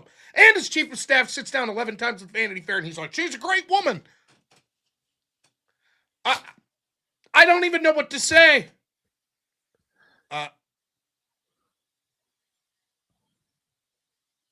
It's just, it's very infuriating. Yeah, Lobster's out. These songs, by the way, created with AI at Buc-ee's in Texas. Just for you, level 4 Lobster. All right.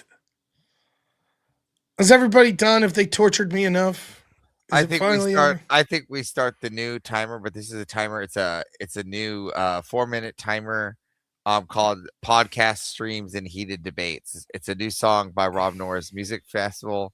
We've already played it, but I think it's a good closeout song in case worse comes to worse.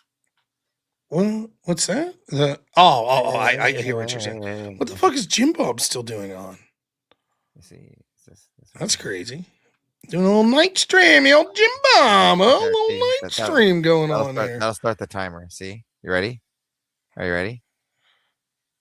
Ready for a timer? All right, sure. All right. Get a dono in before this ends. On toll streams and heated rants. No, David Moore. Pieces If and- they ran it by Trump, it wasn't. It was because Trump's pissed at J.D. Vance and Rob company, Noerr. and this is a way for him to attack him. That's what it would be. Sorry. I just got a wait. Hold on. We just got a message. If it's was, I don't know. Oh, never mind. Okay, ready to continue. Okay, timer started. Go. Or did you want to continue with this guy? Mm-hmm. Did you want to respond to this guy still?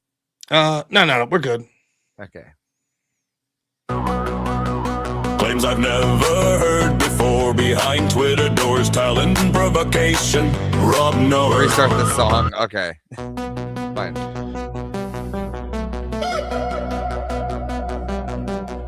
On toll streams and heated rants, bits and pieces and facts from the hand we're debating.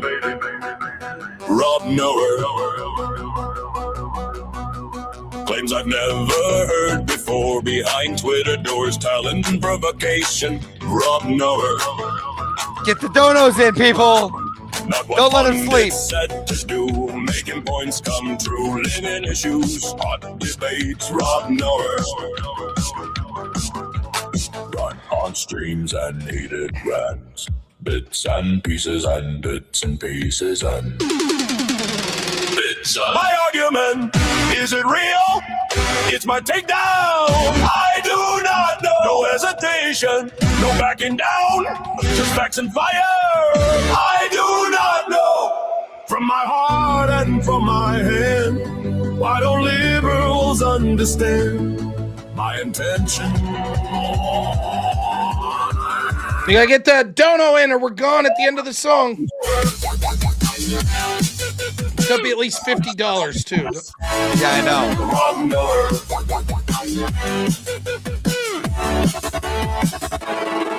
Rob Noerr.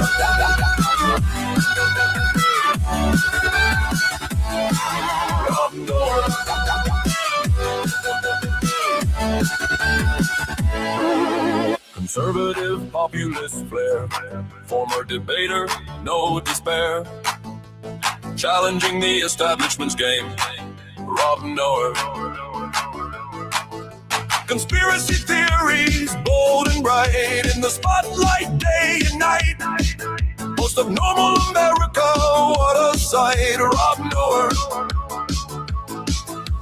Running for Congress, PA's call, anti-establishment standing tall, debating destiny, having a ball. Rob Noerr. Bits of My platform, is it real? It's my vision for the nation. No compromise on corruption, just truth and fight for the station. From my mind and from my soul, why don't people see the goal?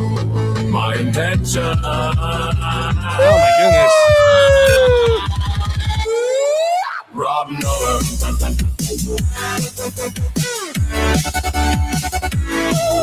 Rob Noerr.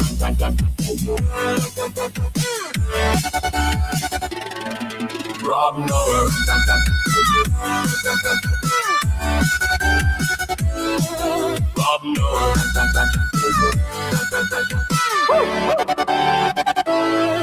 Rob Noerr.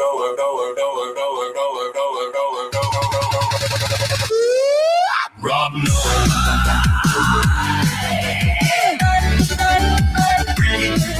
Rob Noerr.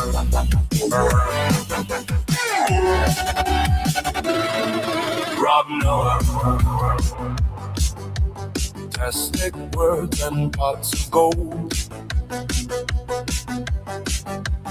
bits and pieces, stories told. We're making Rob Noerr.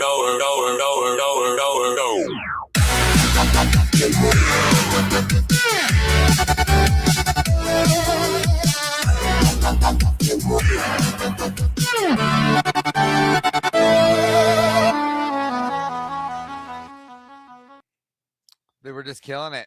Yes, here. Thank you, Merc Mitsu. $50 says bad, you rotten bastard. But thank you. All right. I thought I was going to get to bed. No, Here we you're not. go.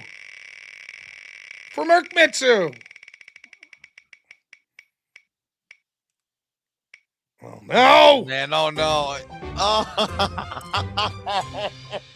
It's like 10 minutes long. I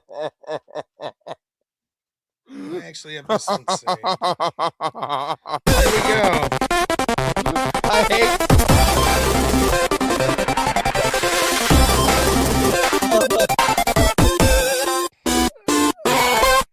Oh my god.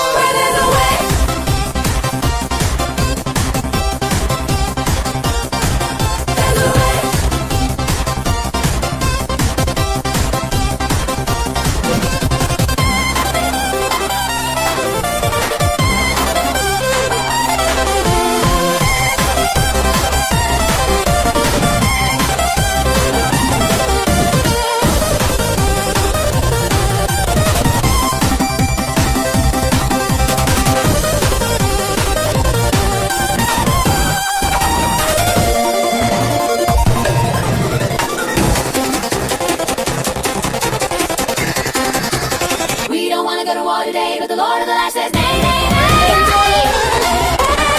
Where's a way? Where's a way? Where's a way? Where's a way? Where's a way? Where's a way? Where there's a way? There's a way. Where there's a way? There's a way. Where there's a way? There's a way. Left, right.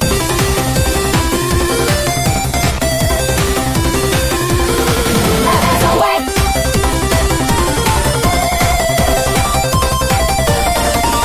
And crack on the backs as they win the fight. We're gonna march all day and night and more. Oh, we are the slaves of the Dark Lord's war. Oh, we are the slaves of the Dark Lord's war. Oh, we are the slaves of the Dark Lord's war.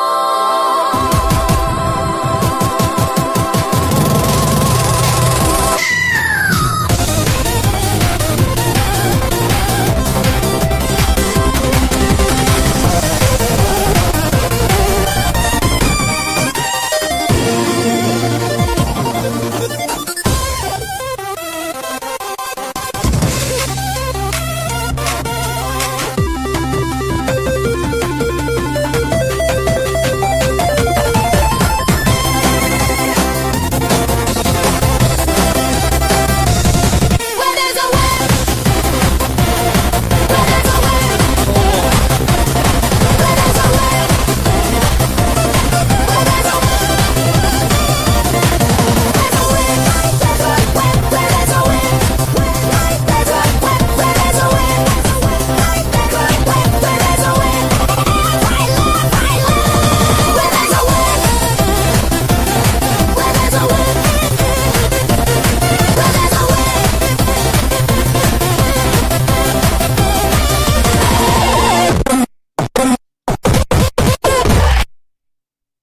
A crack on the back says we're not gonna fight. We're gonna march all day and night and more.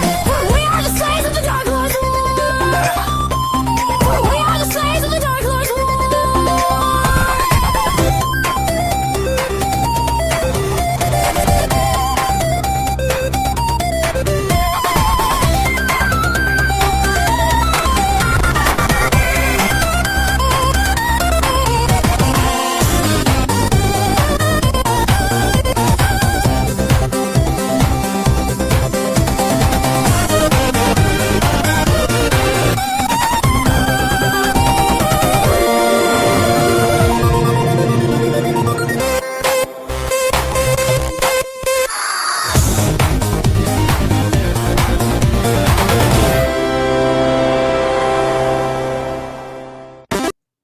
All right. We did it. You think? All right. All right. Now, no timer. No. You have to start Not timer. playing You another have to 4 minutes. start No, timer. not playing a No, timer. you have to start timer. No, people got Yeah, like yeah, a it's minute. timer. People got like a Uh, minute, you and got I'm ending the 2 show. If minutes someone to wants to 3 donate in the next minute while I end the show, that's fine. I'm not setting the timer up. No, no, no, because we've had it. not doing it. It's 2 a.m. I've been streaming for 5 hours, in addition to the 3-hour stream this morning.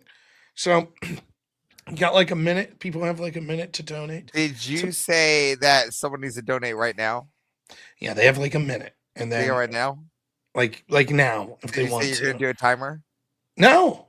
So, all right. Tomorrow's show will be at 10 p.m. Eastern time. 10 p.m. Eastern. Yes. I think. If you haven't already, go check out Word War. Their lineup's coming out. I think that I think I'm aware of who the other debates are, but they haven't announced them yet. So go over and check it out. The Israel debate that'll come on is going to be a good one. Look at Merk Mitsu, the cheeky bastard. Becomes a member with the smiley face. Funny. You cheeky bastard. There it is.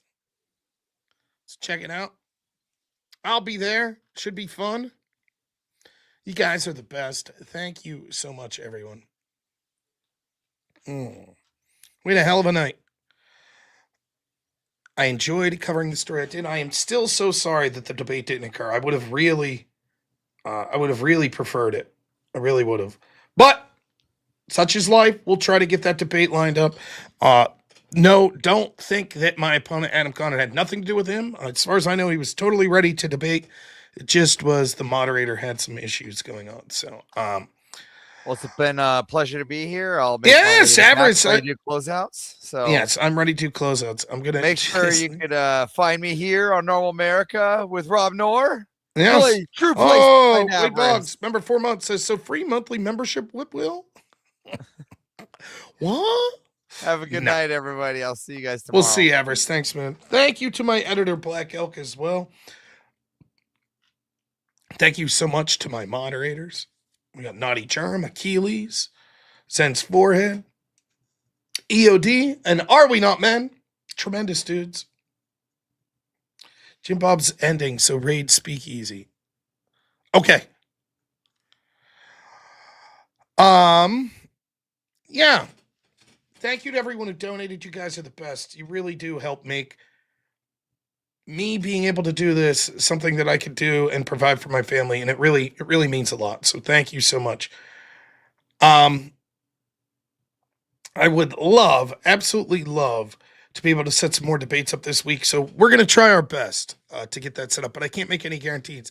I also know I'm going to have quite a bit of work coming up here for the Crucible because we're going to help set up just behind the scenes shit for AmericaFest, which Andrew's going to. I think he's going to be debating with Myron Gaines against Adam Mockler and Destiny.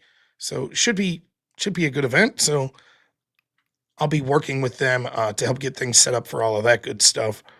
So should be fun. Everyone who donated, everyone who liked the stream, everyone who commented, you guys are the best. We're going to raid Speakeasy. Last chance, yeah. $50, get a whip in. Am I going where? No, I'm not going to AmericaFest. I am going to Word War, but I will not be going to AmericaFest. Instead, I'll be right here. I don't know. I haven't decided on what's going on with the holiday. Obviously, I'm taking Christmas Day off, but I got to see what's going on with the holiday schedule, talking to my wife and good stuff like that. I'll still be streaming. It's just a matter of when and how much and all of that stuff. So, all right, guys, as we raid over to Speakeasy, thank you so much to everyone. And please, we've talked about the Candace Owens stuff somewhat, but take a moment out and realize that real people were affected. It's not just what Charlie Kirk meant politically to this country, but what he meant as a father and a husband. And how poor Erica has gone through so many attacks, so many conspiracies. So please say a prayer for her, and her children, and everyone in Charlie Kirk's wonderful family. Thank you so much, everyone. I will see you all tomorrow at 10 p.m. Eastern. As always, have a good one. Only in America is it possible to say, you know what, I don't like the way the country is going, and to do something about it. Take that risk. Take that leap of faith. Stay involved. Trust God and act obediently. Romans 12:2 verse. That God will use all things for good for those who love him. It's bigger than you. I want you to remember that. It is bigger than you. It's bigger than me. You are here to make somebody else's life better, the pursuit of liberty and freedom. You know what gives me strength? The hundreds of thousands of you that say, Charlie, keep going. 1 Corinthians 5 and 15. So that's all pretty amazing evidence, not just intra-biblical evidence, but extra-biblical evidence that Jesus Christ was a real person. He lived a perfect life. He was crucified, died, and rose on the third day, and he is Lord and God of all.